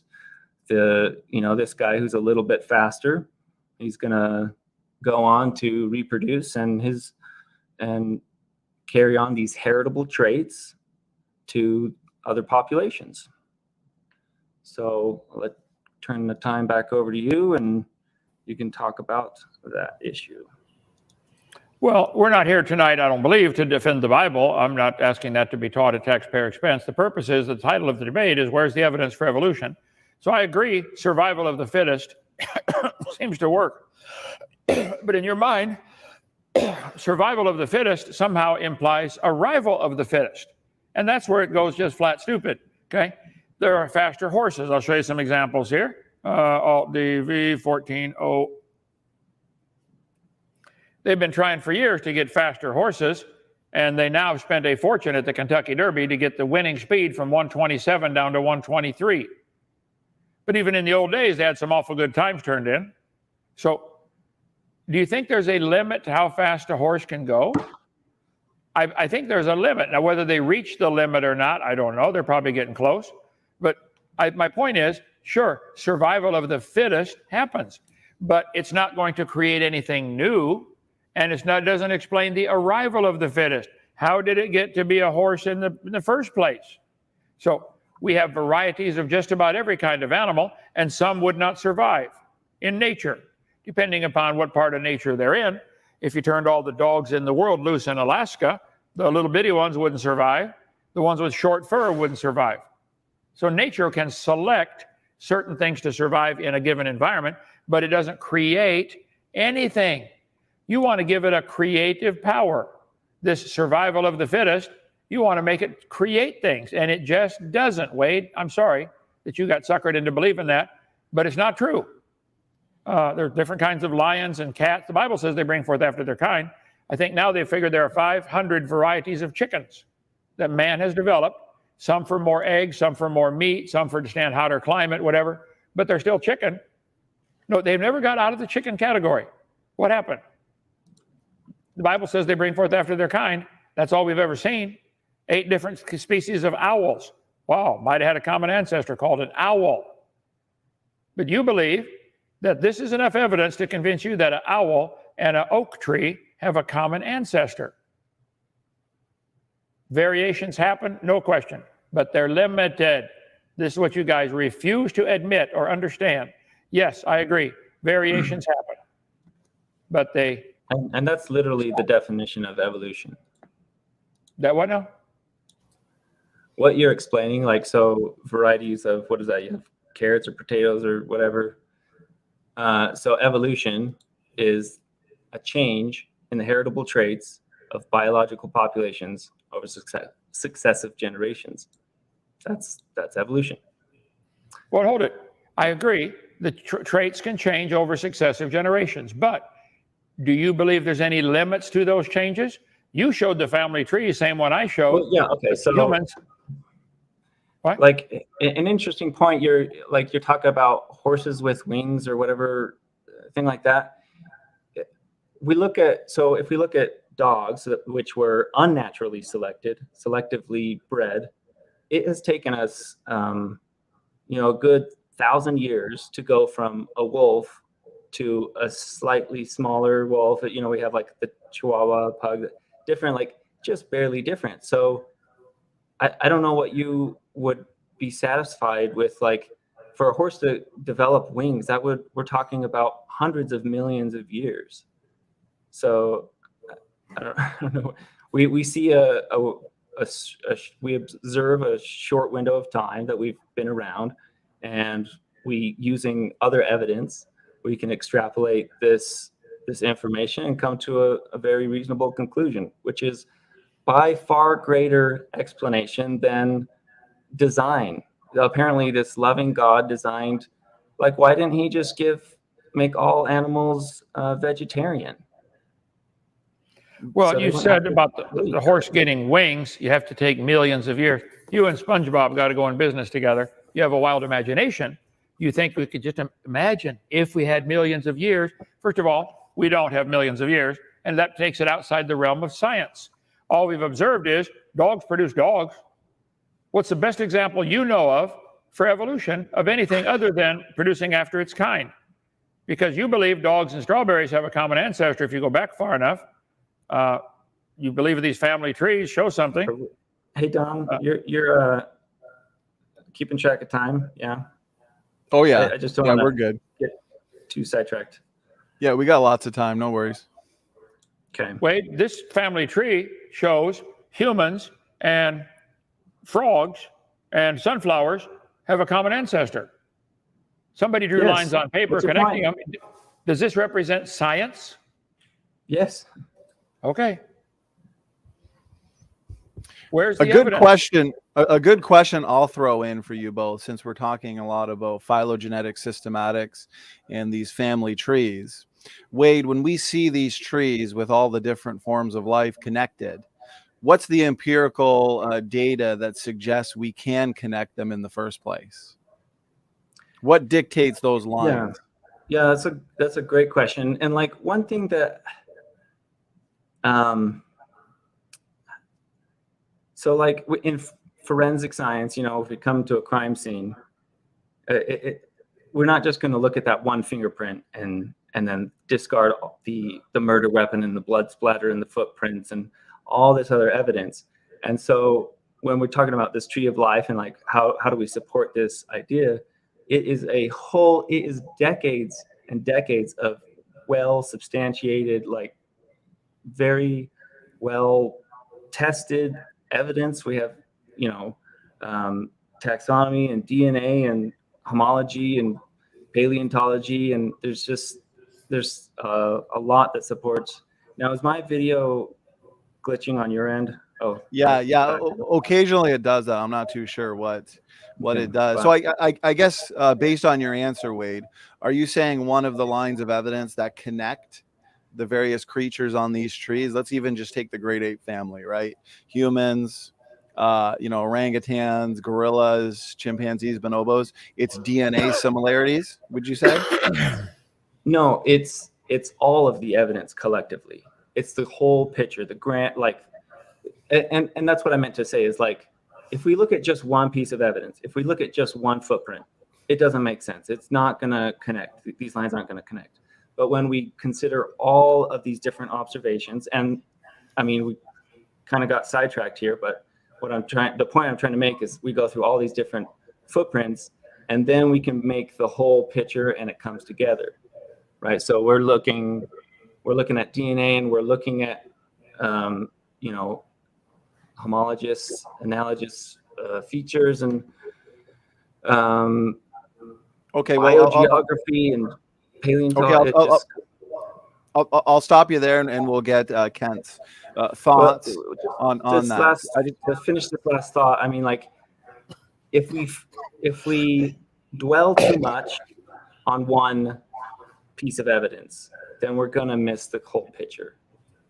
Okay, let's do this. Let's allow Dr. Hovind to respond to that response from you, Wade, and then we'll move to another piece of the picture, as you put it. Go ahead, Kent. Each single piece that he considers evidence is baloney. You get baloney plus baloney plus baloney plus baloney. Now you got a lot of baloney, but that doesn't produce anything. None of them are evidence that any animal has ever changed. They drew lines on paper here connecting humans and frogs.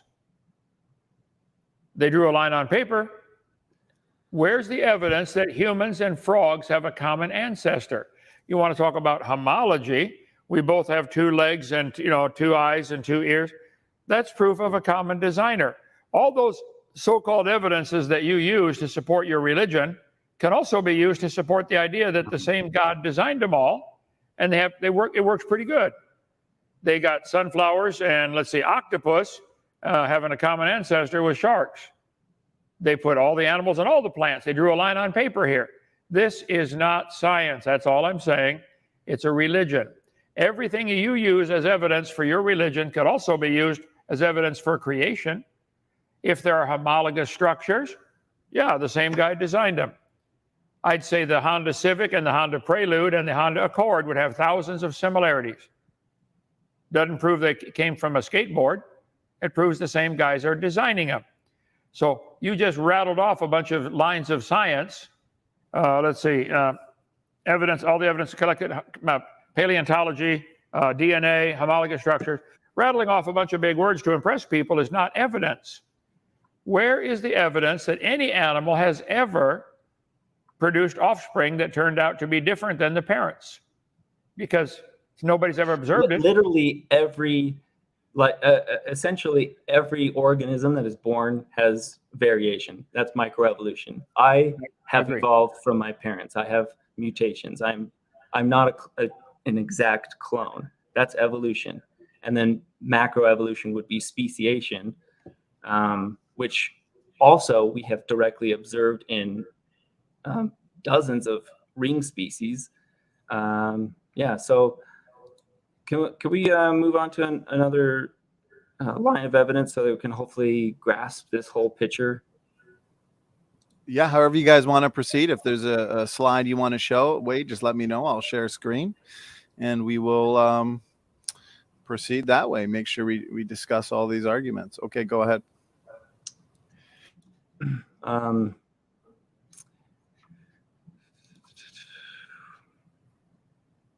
I really didn't mean to spend too much time on each of these topics, and I just want to point out that the observation of homosexuality occurring naturally is better explained by evolution than creation. But my next point that I would like to discuss is... Hold it, Donnie. I get to respond to that one. Yeah, I just want to jump in. Wait, I don't want any just quick points. Well, and then move on. We want to discuss every point. Hold it. Leave his slide up. Leave his slide up right there. You're saying if you're going to respond, then let me then let me clarify my point, okay? Well, let me one slice at a time. You're saying homosexual behavior in animals is evidence for evolution. How Yes, they're not produced? yes. Wade, I don't know if you know this or not, but homosexuals don't produce Hey, babies. Donnie, can I get my point out? Yeah. Well, I'd almost Okay. rather just avoid this topic, but I mean, Yeah, it's totally see, up to that's you. what I mean. It's gonna be just. Well, very you're the one who brought it ridiculous, up, so- Wade. Yeah, You're the one who kind of snuck it in there. Well, I mean, I think, because I think it's very. My whole point with this debate is to compare the explanation for creation, which like there's a supernatural deity or entity that is tricking people into and animals into homosexual behavior. But there's a lot of explanations with evolution, whether it's indirect fitness, like how African dogs will care for their cousins, even though they're not reproducing, or you have hornet bees that lose their stinger, they're dying, but they're helping the colony. And so whether it's indirect fitness or maybe it's just sexual pleasure, it doesn't really matter. Like evolution explains homosexuality perfectly, but to think that like Satan would tempt people to be gay, that's just extremely offensive, bigoted, and nonsensical. So I'll turn the time over to Dr. Dino. Okay, Kent, go ahead, respond to that, but I don't want to spend an overly significant amount of time on this one. Go ahead, Kent. Yeah, they're claiming there are, more than two genders. Is that true with frogs and with butterflies and with every animal, or just humans? There's more than two genders. Homosexuality, they don't produce babies. It takes a male and a female. So if you wish to believe that's evidence for evolution, then you're on a dead-end street, because they're going to go extinct. If all of them are homosexual, there'd be no babies produced. Your mama could explain it to you how you get babies. It's not complicated. I've seen some real dumb people figure it out. Okay, so that's not. It's just so. Yeah, I think you did. This topic You figured is. it out. We need to have a whole debate on this topic, Donnie, sometime.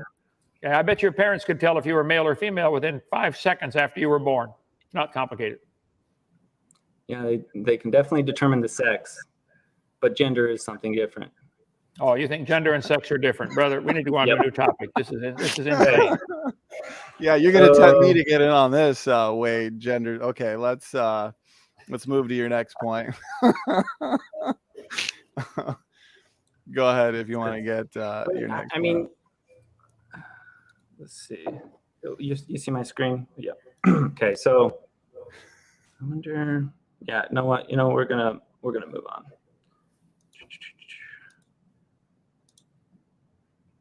Gosh, there's a lot. Okay, there we go. So I want to talk about extinction. This is, again, another scientific observation. We see a lot of evidence of creatures and animals that used to exist but don't anymore, right? And, if we look at the explanation for creation, well, God created these animals and then, I guess, changed his mind, or they either he killed them off or however they died off. Like, it just wasn't a very good design, I guess. Kind of like scrap that idea, move on.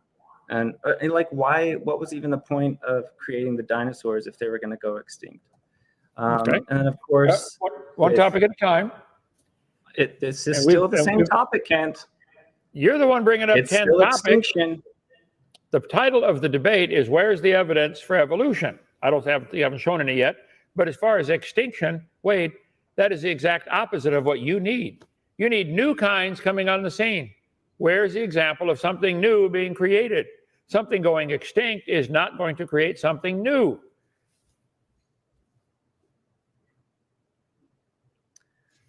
So, like I was saying, evolution has a much better explanation as to why we see all these extinct animals. It's simply the one that did not survive the survival of the fittest. They didn't adapt to their environment quick enough. We also have a lot of evidence for mass extinction events, but apparently God's just not a very good designer and had a few scrap ideas. My main point is, like, if we compare the two explanations, evolution is a better explanation. Okay. Extinction is not evidence for evolution. Where I agree, some animals appear to have gone extinct for whatever reason. And you want to blame God for that, that's fine. You can do what you want till Judgment Day, and then he's going to have his way. But can you define what evidence is, so we can, like, have a clear communication on that?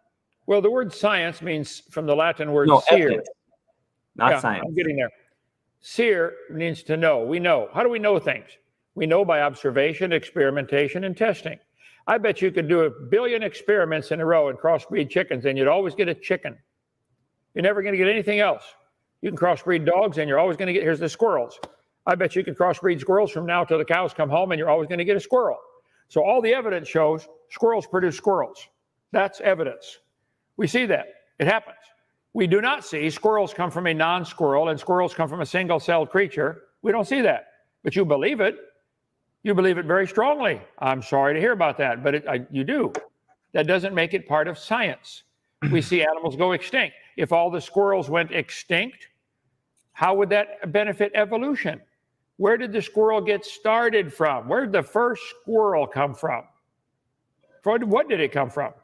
So like a footprint in the forest, that is a piece of evidence. Now we can conclude, was it Sasquatch or was it, a hoax? Now what I'm trying to explain very simply is that if we look at some observation, like some bones in the ground, we can either conclude, well, there was this supernatural deity that poofed everything into existence, but then, you know what? Scraps that idea. That animal goes extinct. Why? Or, we look at evolution and things like death, life and death, and its reproduction, variation, and selection, and they were not selected. And that's a much better conclusion. Okay. And to furthermore, like, if we look at that with the whole picture, it just all comes together so nicely. If you find bones in the dirt, it would be logical. I think all of us would agree.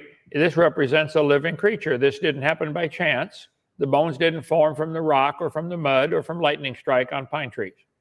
I think we would agree finding fossils in the dirt is an indication of something that was once alive. We could probably both agree on that. Now, could you prove those bones had any children? No. Could you prove they had children that were different? No.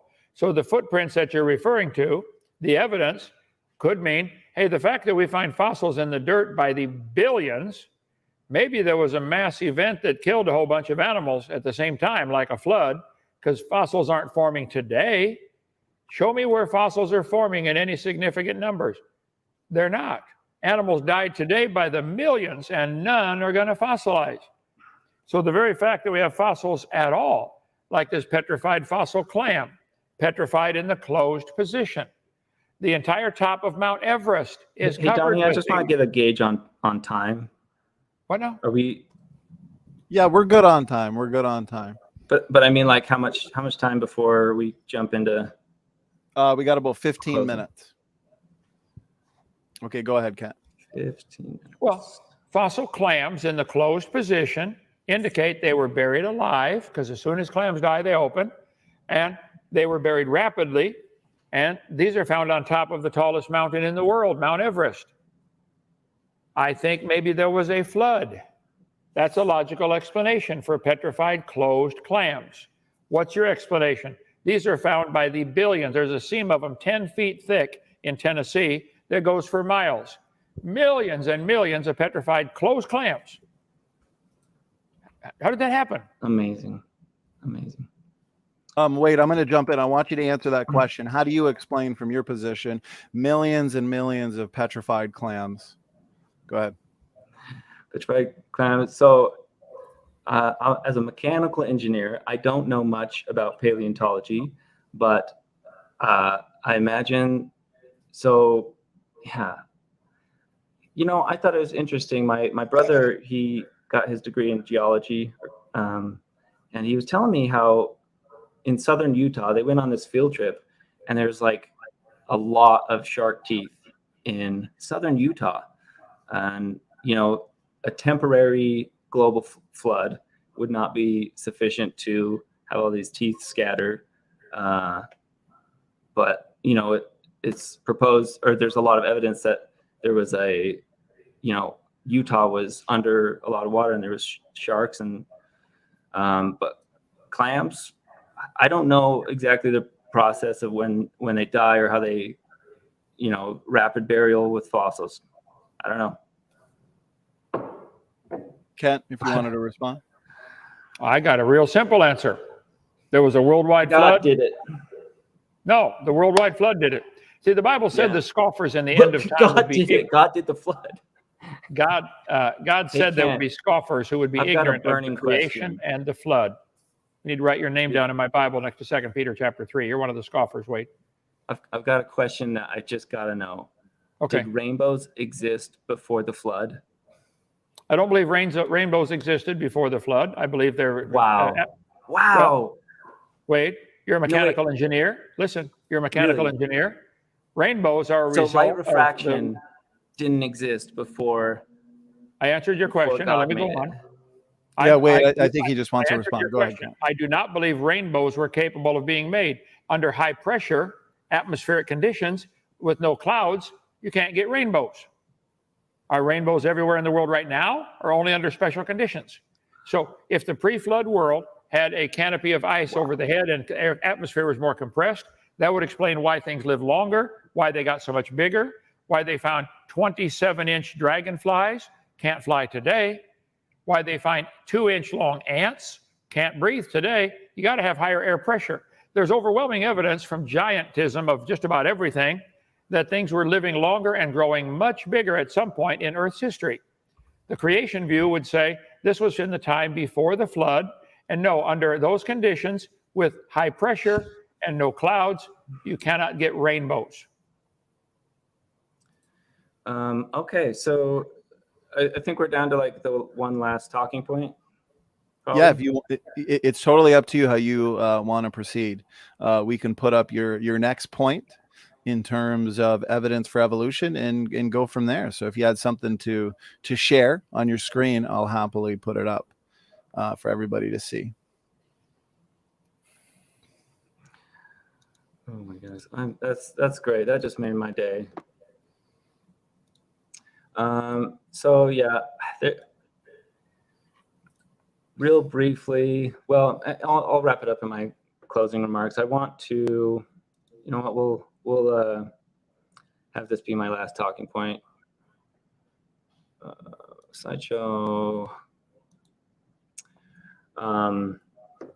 Yeah, so surveys among Americans, there's 33% that believe in evolution, 18% that believe in creation and God. And then there's 48% that believe in God and evolution. And it's interesting that the only time that there's a contradiction, a supposed contradiction with God and evolution, is interpreting the Bible literally, which I'm unaware of any like scripture verses that say we're supposed to interpret it literally, or that, you know, we still have our whole work to prove the Bible. But, you know, so we have 98% of scientists that believe or accept evolution. And let's see, what is this? Yeah, this is kind of that same pie chart. Most people, even among religions, believe in evolution. And this is, so we can see, so since 2009, 2014, more and more people are accepting the science of evolution while more people are rejecting creation. So if we look at creationist explanation, like why exactly are so many people convinced, right, that evolution is true? Is it either, you know, Satan tempting us, or is it an overwhelming preponderance of scientific evidence that people are simply convinced? You know, it's like, what's more likely, that that there's sufficient evidence and these scientists are all in agreement, or like it's just so conspiratorial thinking that, you know, maybe there's some secret, someone's in on some secret.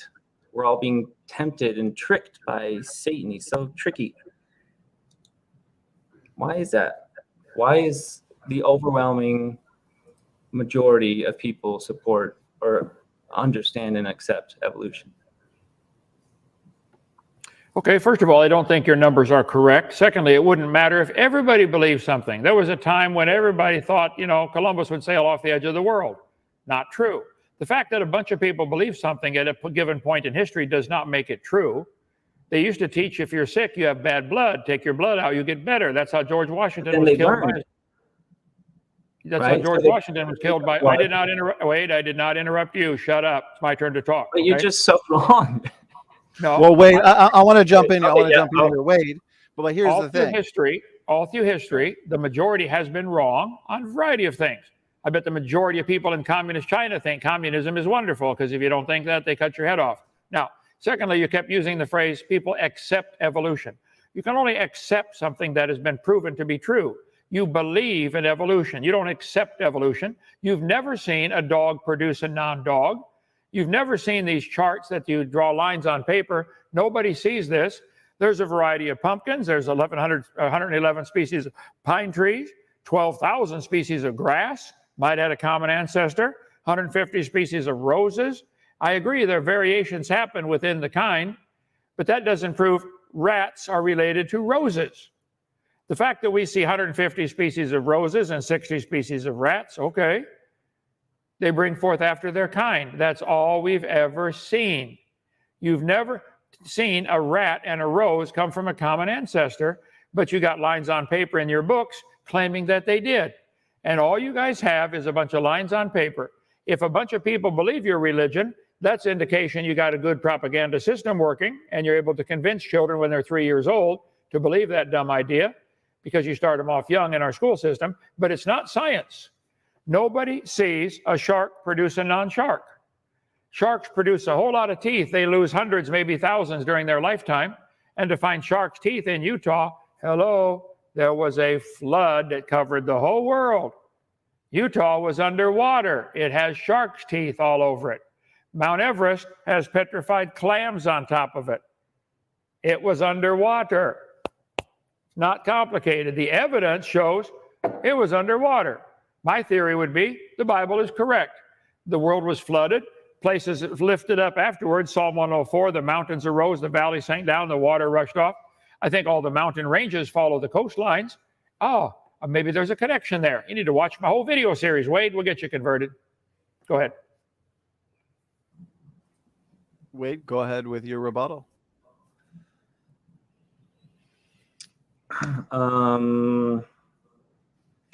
Yeah, I don't know. It's like it's something that I brought up last time when you kind of talked about. Well, there's two kind of ideas, and that is, we used to think that the Earth was flat, and we discovered we were wrong. You know, we used to think that bloodletting was a good practice, and now we learned. And we used to think that God poofed all the little animals into existence, and now we learned and we know better. So there's that line of thought, but then also like the majority is right kind of idea, well, like communist China or whatever. And this was something I mentioned in our last debate. If I were to do a survey and say like, well, what's the best ice cream? Well, it depends. It's your opinion, but there's no opinions in science. You look at the data and the evidence and you come to the conclusion. It's not like if we did a survey on what's 2 + 2, that's just an objective logical fact. So looking at all of the evidence of evolution, it's not a matter of someone's opinion. And so that's why, whether like people accept the truth or not, that's why I was using that wording. But We're over an hour now, so we're going to jump into conclusion stuff. Well, I want to make sure Kent has a chance to respond. Go ahead, Kent, for your Well, response. He keeps wanting to use the word accept evolution. You have to believe in evolution. Nobody's ever seen anything change to a different kind. These charts they draw, these with the lines on paper, are exactly that, nothing but lines on paper. They draw lines and say, wow, look at this. The human and the frog have a common ancestor. We've got a line connecting them. That's not science, Wade. That's a religious belief. These are simply charts where somebody with a hyperactive ink pen drew a bunch of lines. I think it would be logical to say this ink pen was designed. I think it would be totally illogical to say this happened by chance, even though probably its natural components slightly modified with the plastics and polymers. It had a designer. I don't know who did it, I don't know where, and I don't care. Somebody designed it. I bet they even designed the cap to fit on the pen. Wow, look at that. It's designed. If you can't see design in the human arm or in a single cell, I can't help you. One cell in your body, and you probably have 100 trillion. It is more complicated than the space station. Is more complicated than the space shuttle. That's correct. Yeah. Oh, space shuttle. Well, then why aren't you seeing it? It's going in one ear and right out the other. There's nothing to stop it in between. You have it gone insane, Wayne. The evidence is overwhelming. There's a designer. You don't want to see that.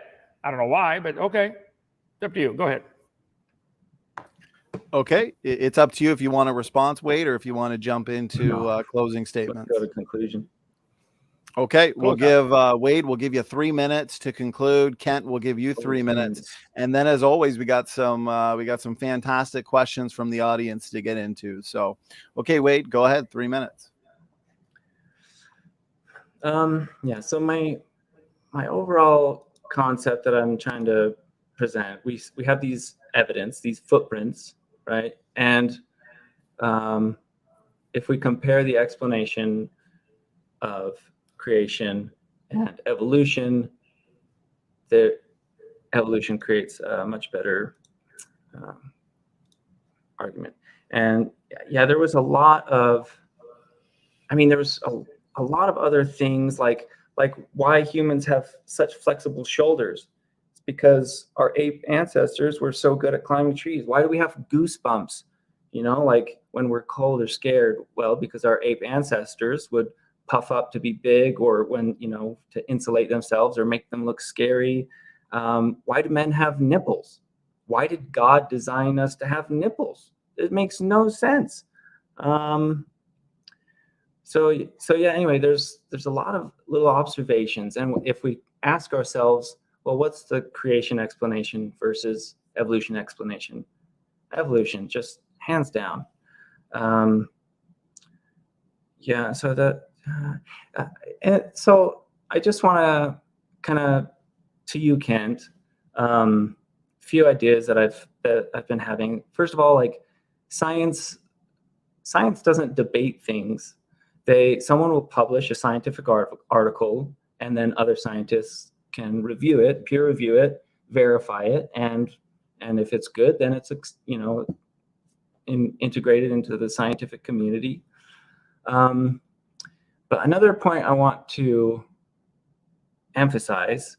So, Kent, you've had 200, a lot of debates, and yet not a single evolutionist has been converted or been convinced, right? So, what's even the point? You're doing all these debates, and like no one's coming to Jesus. And like honestly, I think, so like I used to be Mormon, and the Mormon missionaries, even though we agree that the Mormon church is false, right? The Mormon missionaries are pretty successful. Like there's a lot of converts, and it's not because, they don't like knock on your door and they're like, hey, you're wrong, you're stupid, and we're right. Their message is, hi, we have a message of hope and faith and how you can be with your family forever. And it's the happy bit. So I think, Ken, if your overall objective is to bring people unto Christ or whatever, accept Jesus, then you should change your strategy. In fact, when you tell people, hey, you're wrong and here's why, then it creates a backfire effect. It's this personal protective cognitive, I can't remember what they call it, but it's a backfire effect, right? In fact, people double down and they'll say, no, I know I'm right. So I think you should give up debating, and the people who are watching who want to debate Kent, they should leave him be, and you should just share the good message of Jesus, and that's all. That is all for my concluding statement.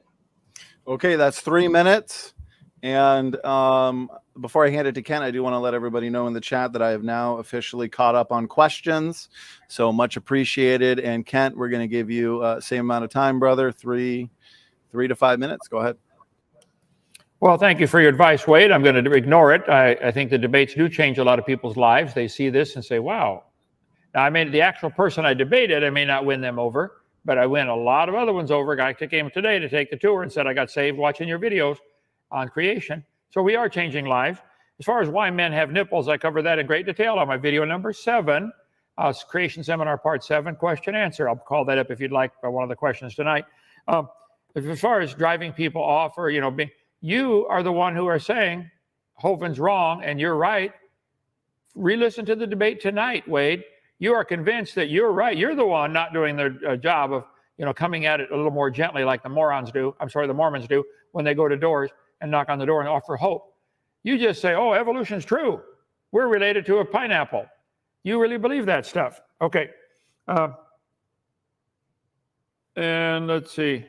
The Bible says very clearly in 6 days, God made everything. This is the 10 Commandments. Exodus 20, God wrote this on a rock with his own finger.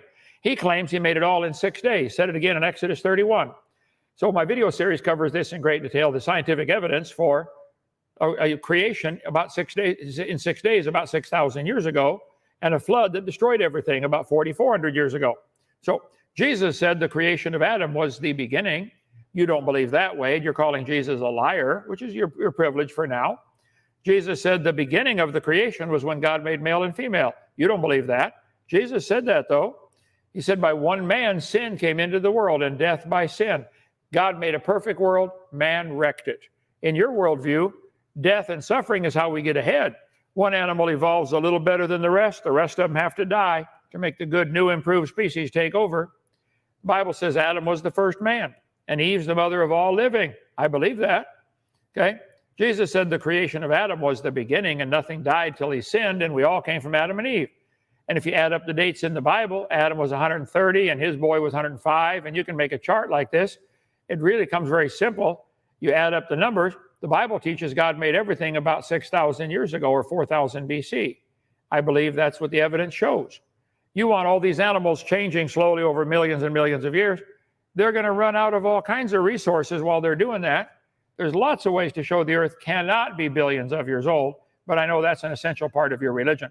So my point is, evolution is nothing but a religious worldview. It is dumb. Didn't happen. There's no evidence for it at all. You ought to get a real common sense religion. Dogs produce dogs every time. Cows produce cows without exception. If you believe a dog and a strawberry got a common ancestor, okay. You believe you're related to a possum, apparently. Okay. Believe whatever you want. Okay, thank you for the concluding statement. And as moderator and host, I think I'm allowed to say, Dr. Hovind, because of your debates, myself and many family members have come to the Lord. So there you go. There's just a few. I'd like to point that out. Okay, well, let's get into some of these questions now and have some fun. So here we go. First question that comes in is from Lisa Foss. And the question is for Wade the Wizard. So Lisa asks, hi, Donnie, question for Wade. If apes are our ancestors, why did we end up with self-awareness and morals when they never had these traits? Go ahead. Thank you. That's a great question. Yeah, so it's observed in nature among a lot of different social species, not just apes or whatever, but they come up with their own kind of moral code. So like lions will have within their pride, they'll attack the zebra and not each other, or they'll even have a pecking order or something. But yeah, so these kind of like social structures can be very beneficial to survival. You know, penguins will huddle and keep each other warm, and if as you know, our ape ancestors, if they would share food or care for someone that doesn't have a child or something like that, like it's going to be helpful for survival. And so so now we fast forward to today, and how these morals have evolved and developed and to better strengthen our society. Yeah, but I think it's weird, you know, and then again, like if we look at any observation and we compare creation with evolution, so God is this like arbiter of all morality, but then he wrote this book that contradicts, you know, is very contradictive to some of these morals, intrinsic morals that we have, like treating women as inferior, which I absolutely detest and despise, and you know, slavery and all sorts of good stuff like that, like incest. And the Bible is pretty messed up. So if you're thinking we got our morals from that book of fairy tales, then that's going to be a different issue. Okay, thank you very much there, Wade. And Kent, over to you for your response, brother. Well, excellent question. I apologize for the cough. Where do morals come from at all? Is anything right or wrong? If evolution is true, how do you tell right from wrong on any topic? Would it be wrong to shoot your neighbor and steal his stuff? After all, if you need it, go get it. You know, does the lion eat the baby zebra? The baby zebra probably don't like it. The mama zebra probably don't like it, but the lion likes it. He thinks, where do morals come from? I don't think evolutionists have an answer to that.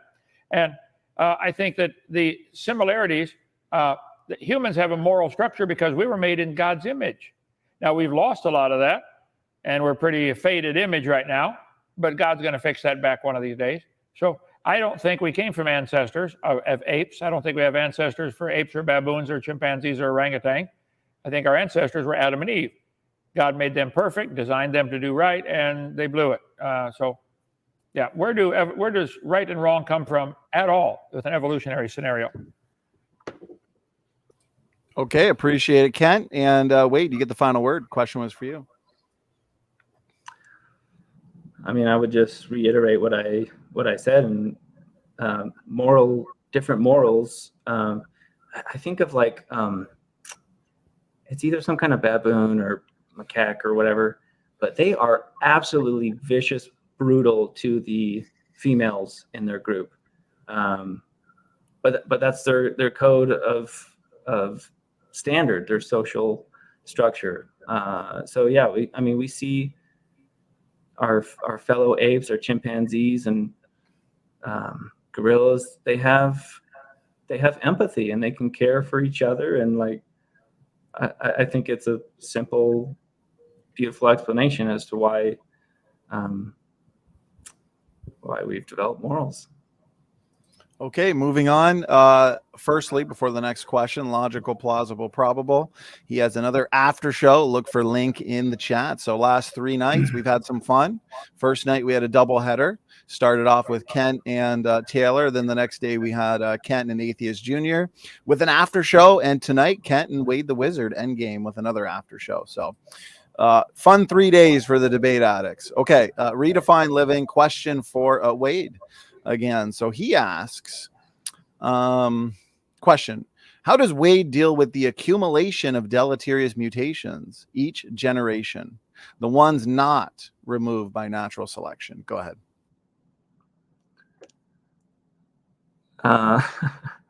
Redefine reality. I just I feel like if I didn't answer this question, it would irk him even more. So I'm just going to pass on this one. Well, Wade, I find it funny that you point to DNA as a so-called line of evidence for evolution, but when we actually analyze the DNA and the mutations that accumulate every generation in our DNA, which is a problem for your position, you don't want to answer it. Like, are you sure? Or are you? Well, I'm saying you're the affirmative tonight. I think this is a question you should probably attempt to answer. I'm not a geneticist. Okay, but you brought up DNA earlier as one of your best lines of evidence for evolution. It's up to you. I'm just trying to, give you the opportunity to defend your position. Talk about why, even despite having such common DNA, but with chimpanzees, why it's impossible that we could be related. That was something that Kent continued to avoid. And okay. Kent, over to you for your response. Well, the question is a legitimate one, and there is an accumulation of genetic problems, deleterious material, and that would limit the amount of time we've been here, because after X number of generations, it's going to build up to the point where you can't survive. So I think that's an indication of degradation, not improvement or evolution. I think that the DNA is incredibly complicated, and there's no way any of it happened by chance. If Wade wishes to believe that, that's fine. But he should admit that that is his religious belief. It's not scientific. DNA is too complicated. So I think natural selection works just great, but it only selects. It doesn't create anything. It selects. That's all. Go ahead. Okay, appreciate it. Hang on. One more thing. Next time we have a debate, instead of a possum hat, Wade, I got the perfect hat for you to wear. Right here. Oh, hold on. With your SpongeBob imagination. Just imagine you're related to a possum. I don't have any tinfoil, but I'm sure you've got some tinfoil. You can make a hat. Oh, that's good. That's good. Everyone's stuff. in on it, right? Hey, listen, this was the best end game of all end games I've ever hosted. So, Wade, you get the last word. The question was for you. Accumulation, mutations. I mean,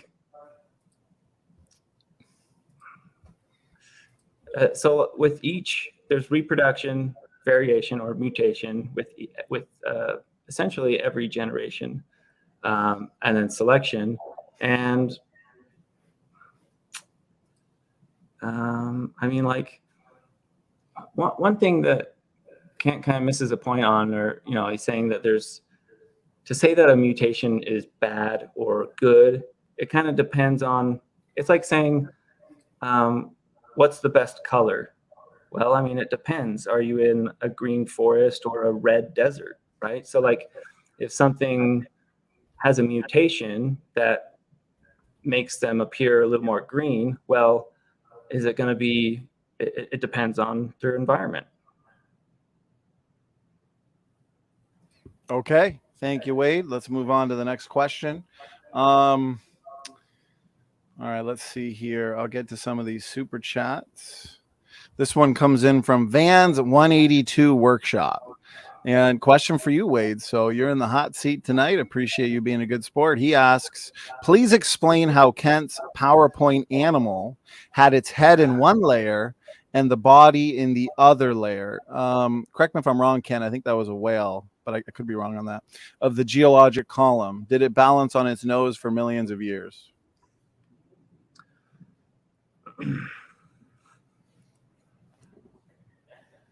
So, I mean, that's,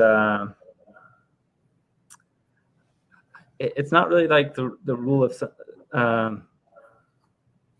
it's just kind of an odd exception. I don't really know the explanation behind that. But I mean, it's not really talking about evolution. It's kind of off topic. So. Well, would it be an issue if that showed that the geological column, the layers are not different ages, which is where the fossils would fall into that you'd be using for, if that makes sense? I mean, I can just speculate and say, without doing research, just off the top of my head, maybe there was a local flood, but certainly not a global flood. yeah, I don't know much about the process of this one, or maybe there's a couple examples of this, but Okay. All right. I have to do research on that. All right. Appreciate the answer. Kent, over to you. The geologic column does not exist anywhere in the world. It is pure fiction. It's made up. All the layers are the same age.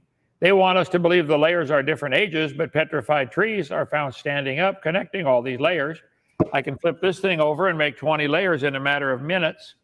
There's no such thing as a geologic column. This is the whole problem. The whole evolution religion is based on that dumb geologic column. It doesn't exist. They say the top layer is younger. Where's it coming from? Outer space? All the layers are the same age, whether it's 6,000 or 6 billion. Where you want to claim the layers are different ages, it's a legitimate question about the fish fossil with the whale with his nose in rock 1 million years older than the rest of his head. I think we got a problem here, and I don't think you have an answer because you believe the layers are different ages, and there's the problem. All the layers were deposited at one time in one big flood, so the top layer and the bottom layer are about 1 year different in time, not millions of years. There's the whole problem. Your stupid geologic column does not exist anywhere. You need to get a new theory. Go ahead. Okay. Go ahead, Wade. And so I currently work for this company called Geotech Coring, and they travel to different sites around the world, and they take these core samples of Earth to determine if it's a viable source for drilling. And this, like, these companies pay Geotech millions of dollars for these geologic columns. And they're right. And they all agree that there are layers, like we're studying these layers that we can see. I've seen them, and it's just curious that, like, every geologist who has ever gotten a degree from an accredited university is pretty confident that Earth is, somewhere between 3 to 5 billion years old. So why is that? It's this big conspiracy, every single geologist who has ever studied geology is tempted by Satan. They're wrong. Or is it just like the fact? Okay. I can answer that. Sure, I can answer that. They're wrong. The Bible's right. Thanks for clearing that up. No problem. No problem. Tell them to give me a call. Exist before the flood, and every geologist in the world is just wrong. Not every geologist. The ones that agree with me are right. Oh, that's right. That's right. Good old confirmation bias. Wow. Where does the new sediment come from? I was curious your answer to Kent's question, Wade. Where does the material come from? How does material deposit? An answer to Kent's question that he asked earlier. There's a lot of other. I mean, geology is not really part of evolution, which is so. But I mean, like you've got volcanic activity, you got local flooding, you've got river deposition. There's a lot of different methods that create new layers. Is that a really old layers? Oh, I really want to clear up one thing. In our second debate, we were talking about these layers, and I asked, so the global flood of Noah cleared out the Grand Canyon, and then I asked at what point did the sand turn to rock, and Kent went on about some mud that dried on his car tire. I checked with a geologist, and dirt clods are not rocks. You can have the tide come in on a sandy beach, and when it recedes, it doesn't turn to rock. There's a very specific process, like the sand dunes are still sand. It's a very long process to turn sand into rock, much more than 6,000 years. Okay. Kent, go ahead if you wanted to respond, brother. Well, there is a phenomena all over the world, a type of rock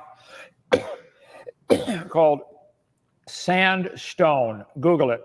There's limestone, sandstone. There's all kinds of different rocks. There's sedimentary rock, igneous rock, metamorphic rock, and they can all form quickly under the right conditions. We take these jars at our cliff down here when we'll give you the tour, Wade, when you come. We shake it up. It always settles out into gravel, sand, clay. Our whole gravel pit here is gravel, sand, clay, 7 layers of it. These gravel layers that they were digging out of this gravel pit go all the way to North Carolina for 500 miles. I don't think that's a local flood. I think that's a worldwide flood. You guys refuse to believe that. 2 Peter 3 describes why. But you don't want to believe in a worldwide flood because that meant that, wow, God has authority to judge his creation, doesn't he? He does, he did, he's going to do it again. Donnie? I've had a long, busy day giving tours. I'm tired, so let's close up here as soon as you can because I'm going to fall asleep. Go ahead. Okay, no worries. We're going to get the last couple super chats, guys. Let's make a power round, okay? So real quick answers so we can, honor the supporters. So real quick, $5 for the Wizard. I believe that's you, Wade the Wizard. So, and again, Kent, Wade, thanks for making this debate fun. So, okay, dogs, coyotes, and foxes descend from dire wolves. But which of the breeds have a body part or a feature that would be missing in the dire wolf? So, like, what exactly is missing? I'm confused. Those foxes and from dire wolves. Feature. One thing that Kent hasn't really understood is, it's like all these dog variations, they're all a dog, like it's all still a dog kind, right? But if you think like if you have a branch and you have a new sprout that comes off of the branch, it still belongs to that branch. So you don't ever, this is something that people have emphasized a lot in your debates, and it's just not really landing home for you. But these branches belong to the same tree, so you're not ever going to outgrow your. We're going to be tetrapods. We all descended from all mammals, lizards, birds. We all descended from tetrapods. That's why we have 2 eyes, nose, mouth, ears, 4 limbs. But one thing that I think is interesting, so like, and I believe Ken agrees that, say, like dogs are related to wolves and wolves are related to coyotes and coyotes, the African wolf, and we can go back and maybe, but at what point, like, it stops for some reason, it's too much to say that like dogs and bears had a common ancestor. Like why exactly, how do you explain this special exception, right? So like we have the normal that animals that look similar are related, it's a power round. Remember, Wade, just want to remind you, like real quick. I'm not sure if you want Kent to answer that. If you do, Kent, real quick answer, then we got to move on to the next one so we can get through this.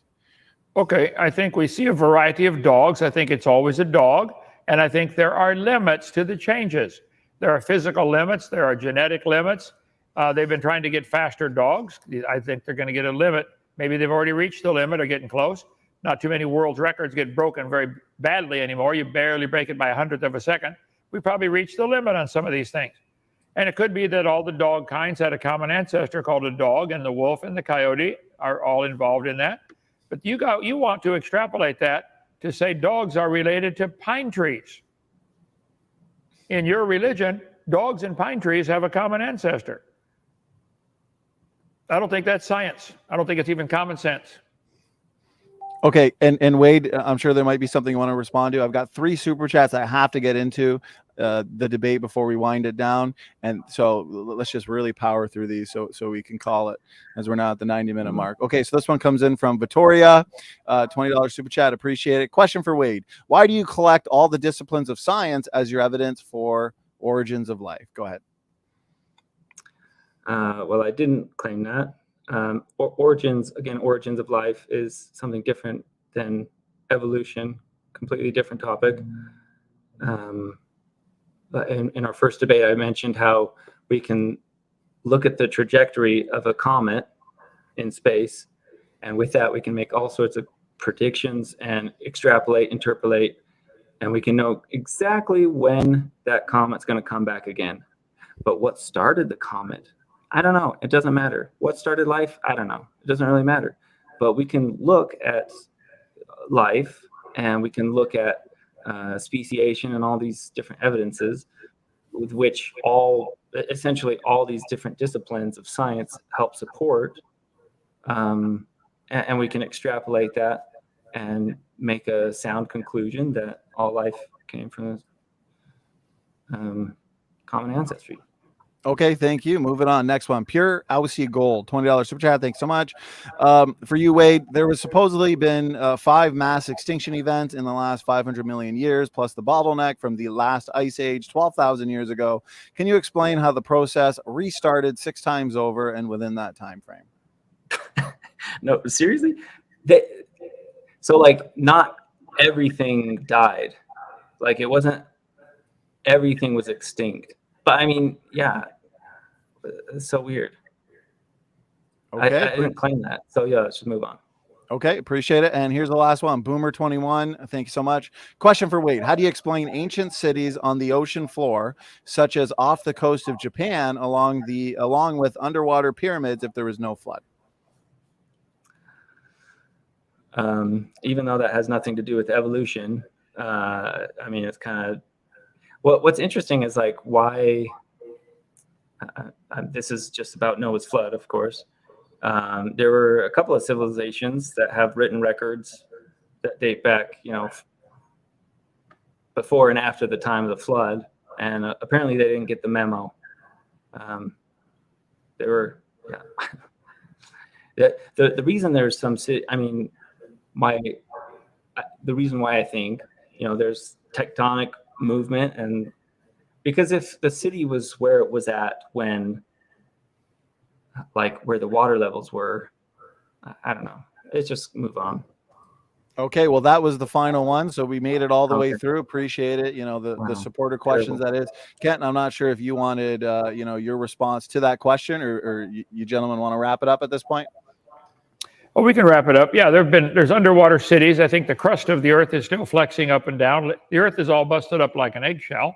There are fault lines all over the place. Some are still moving. That's the re-indication of the flood. Somebody said they've been following me since 2015. So has the KGB, the IRS, the FBI, the Gestapo. They're all following me. Oh, well, let them go.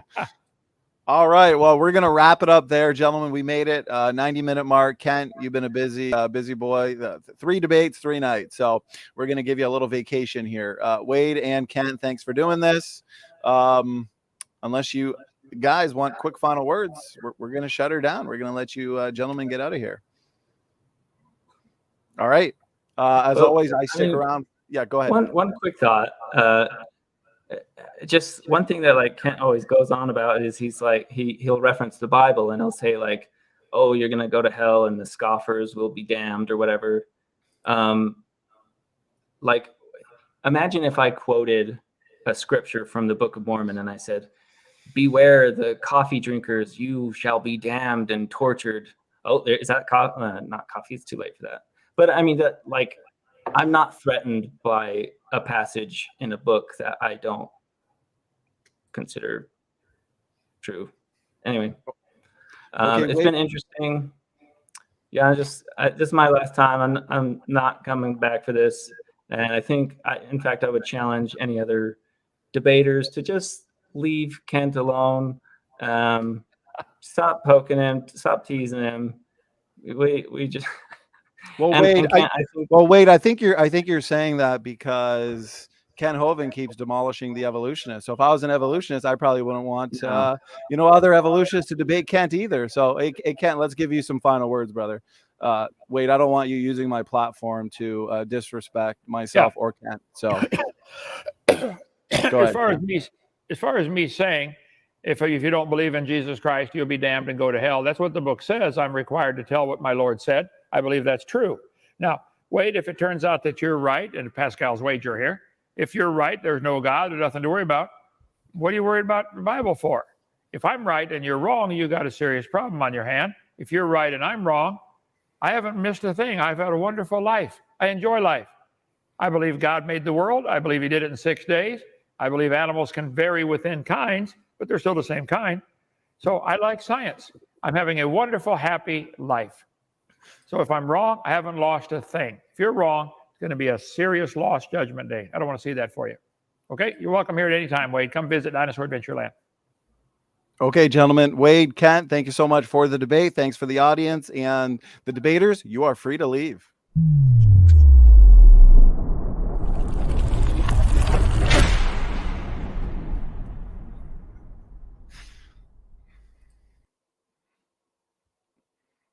All right, there we go. As I like to say, another one in the books. I actually think that might have been debate 200 in terms of that which we've hosted and moderated. So, you know, that was definitely one to remember. You know, I admittedly was not as neutral as I usually am, but this was Wade's third debate with Kent. And judging from what I've seen in comment sections on other channels, I had a feeling Wade was going to come in with some of the tactics that he put forth today. So we'll leave it up to the audience. That was Endgame. That concludes the trilogy between Kent and Wade. So I do challenge anybody in the chat, evolutionists or creationists, to watch the whole trilogy and come to your own conclusion as to whether Wade the Wizard answered or met the evolution debate challenge that we're putting on in terms of this series. So with that being said, I want to point out that, where is it? John Maddox, logical, plausible, probable. He is having an after show. So I'm not sure if the after show is happening right after this or in an hour or so, but I'm sure that should be fun. Moderators, I'm looking at the chat and appreciate all the comments, and thank you so much for all of the comments. Yes, to the mods. Yeah, that's why I cut it short a little bit on Wade's final words there. I felt he was sneaking in you know, a few things that I don't think needed to be snuck in. But anyways, that's okay. It's been fun. So we've had 4 debates in 3 days. So, you know, day 1 of this debate marathon here on Standing for Truth, we had a doubleheader. So we had Kent Hovind and Taylor from the Snake Was Right YouTube channel, and that one was fun. That one was lively. Right after that, we had T-Rock and James W. They debated Noah's Ark and Noah's Flood. That one, I believe, went, if I remember correctly, over 3 hours. That was a very comprehensive debate. Last night, as you know, was the much anticipated debate between Atheist Jr. and Dr. Hovind. We had nearly 400 people the entire time, and that one was worth the wait. So that one was awesome. That one was a ton of fun. I'm really enjoying these, you know, free-flowing discussions that we've been doing in terms of the format. And then today, of course, we had Wade the Wizard and Dr. Dino for their endgame debate. So that concludes their series. And you know, I will say it was a series worth watching. Okay, so Doki Doki Bible Club, again, I'm just looking at all the Honesty Angel says, sorry SFT, I wasn't as neutral as usual either. Yeah, you know what, even the best of us mods, right, we at times break our neutrality. So that's fine. That's fine. You know, when it's a trilogy and it's the third debate, and the you know, the evolutionist side is supposed to provide the best evidence for evolution, I think as a moderator I need to make sure that's being done. You know, the affirmative is being met. So no worries. The mods, you all did a fantastic job. Doki Doki Bible Club, thank you so much for the super stickers, super chats. Enos, appreciate that. Mods are awesome. Yes. So anyways, we've got a ton more debates for you. This is the end of June. So this is just the beginning of the summer of debates. We had a debate nearly every single day, it seemed, in June. Okay, so we added a ton of debates to the books. And that included creation evolution debates, soteriology debates. That included, debates on, I'm not sure if we had any Trinity debates, but we do have one coming up on the Trinity. So a few of them. July is no different. June was wild, and I think July might even be more wild. So, here we go. We want to set records. Matt Slick, John Barton, they're going to be debating is oneness biblical. This one's going to be a ton of fun because both Matt and John, they are very, very, knowledgeable, well-studied on their respective positions. The oneness position for John and the Trinitarian position for Matt Slick. So that's going to be next week. And we're also going to have, I believe a couple days after that, Kelly Powers and Taylor Stewart, they're going to be debating Unitarianism. And either we're going to do a doubleheader night that night, or we're going to move this a couple days ahead. I've left it up to the debaters to decide. Okay, so this is going to be John Crawford, J.D. Martin. They're going to be debating salvation. And we've also got KJV only. So people have expressed that they're really enjoying this topic. So we've got lots of debates on this topic actually lined up. 3 or 4, if I can remember correctly. The King James only controversy debate. This one's going to be Will Kinney and Turretin Fan. Last week we had CJ Cox and Nick Sayers. Nick Sayers is going to be back here next month as well, debating Eddie from Brute Facts Podcast, I believe his podcast is called. So I just booked again CJ Cox and David Preston in terms of a debate on the Bible translations. Okay, here we go. I'm going to do just a real quick power round. Okay, so Mark Reed in Kent next month, James W. in Kent next month, T Jump in Kent next month, and also we've got Brian Emery, I believe is his name. He'll be debating Kent. I've also got some messages over the last few days from more evolutionists who want to take the debate challenge. So I got to catch up on those and book those in. Those I'm going to push into August. I'm pretty much done booking July. It's already packed enough. I'm going to start spreading them out now into August and September. So if you're interested in taking the evolution debate challenge, we've now done 30. So tonight marked debate number 30 in this series. So, that's pretty wild. Olive, good question. That is the very end of July, I believe. July, it should be set on the event schedule. So this is all just a snapshot of the overall content and debates for everybody to have a look at. Okay, so here we go. Open mic after show. Speaking of open mics, tomorrow we're taking off. Going to get some behind the scenes work done since we just had 4 debates in 3 days. Saturday, though, we will be back here for 2 shows. Okay, I'm going to be having a show with Dr. Jerry Bergman, specifically on C.S. Lewis and how he was an anti-Darwinist, an anti-evolutionist. And then that night, I believe at 12 a.m. EST, we are going to have our next soteriology panel discussion. So anybody who wants to get in on the soteriology panel discussion, this week we are going to be doing Romans 8. And specifically, let me see what the exact verse is for everybody. I'll announce it here. We've now done James 2, John 15, and this one's going to be Romans 8:13. So we've been having panels of 10. So whoever wants to get in, feel free to, jump into this panel discussion series because it's been very fruitful. And Honesty Angel says, oh no, I've got to get a babysitter Saturday.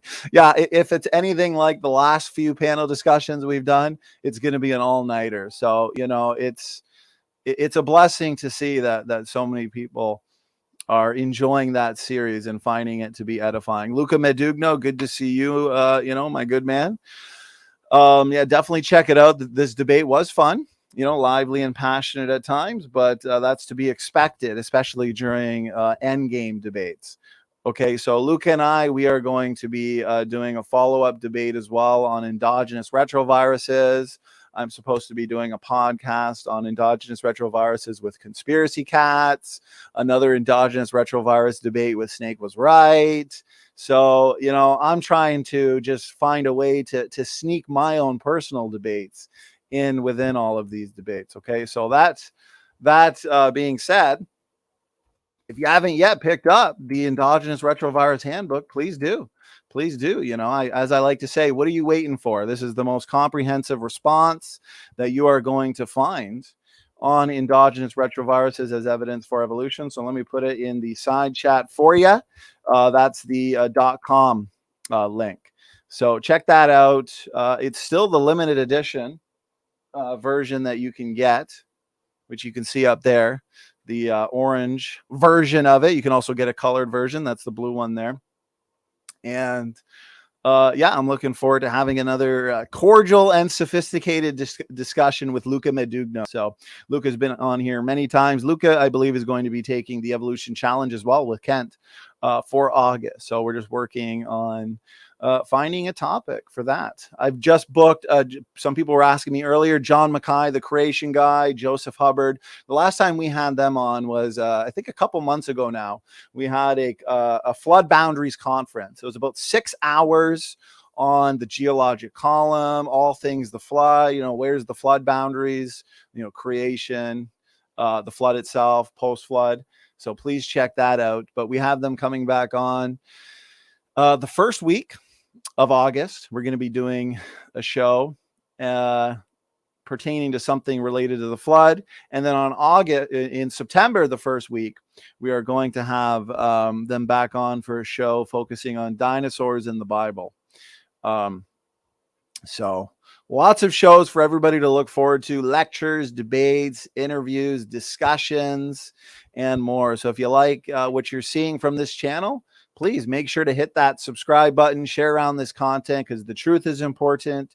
Critical thinking is so incredibly important. Guys, that's why we have so many of these debates. Okay, a lot of people, they'll wonder, why so many debates? That's because we promote critical thinking by hosting so many awesome debates where we get so many different, views into the octagon to discuss and debate in a healthy and a sophisticated way. So if you're interested in a debate on creation, evolution, atheism, soteriology, nature of God, philosophy, morality, you name it, shoot me an email. You can find the email on standingfortruthministries.com under the contact section. And, if you want to support us and keep us going full time, putting out full time content, you can support us through there as well, or become a patron, a Standing for Truth patron for as little as $1 a month. So, all right, guys, that's pretty much all that comes to mind. I took a little longer here tonight in terms of reminders and announcements, but that's just because this debate concluded our 3-day debate marathon, 4 debates, 3 nights. And I would say every single debate within these 3 nights were debates to remember, epic debates, as I like to say.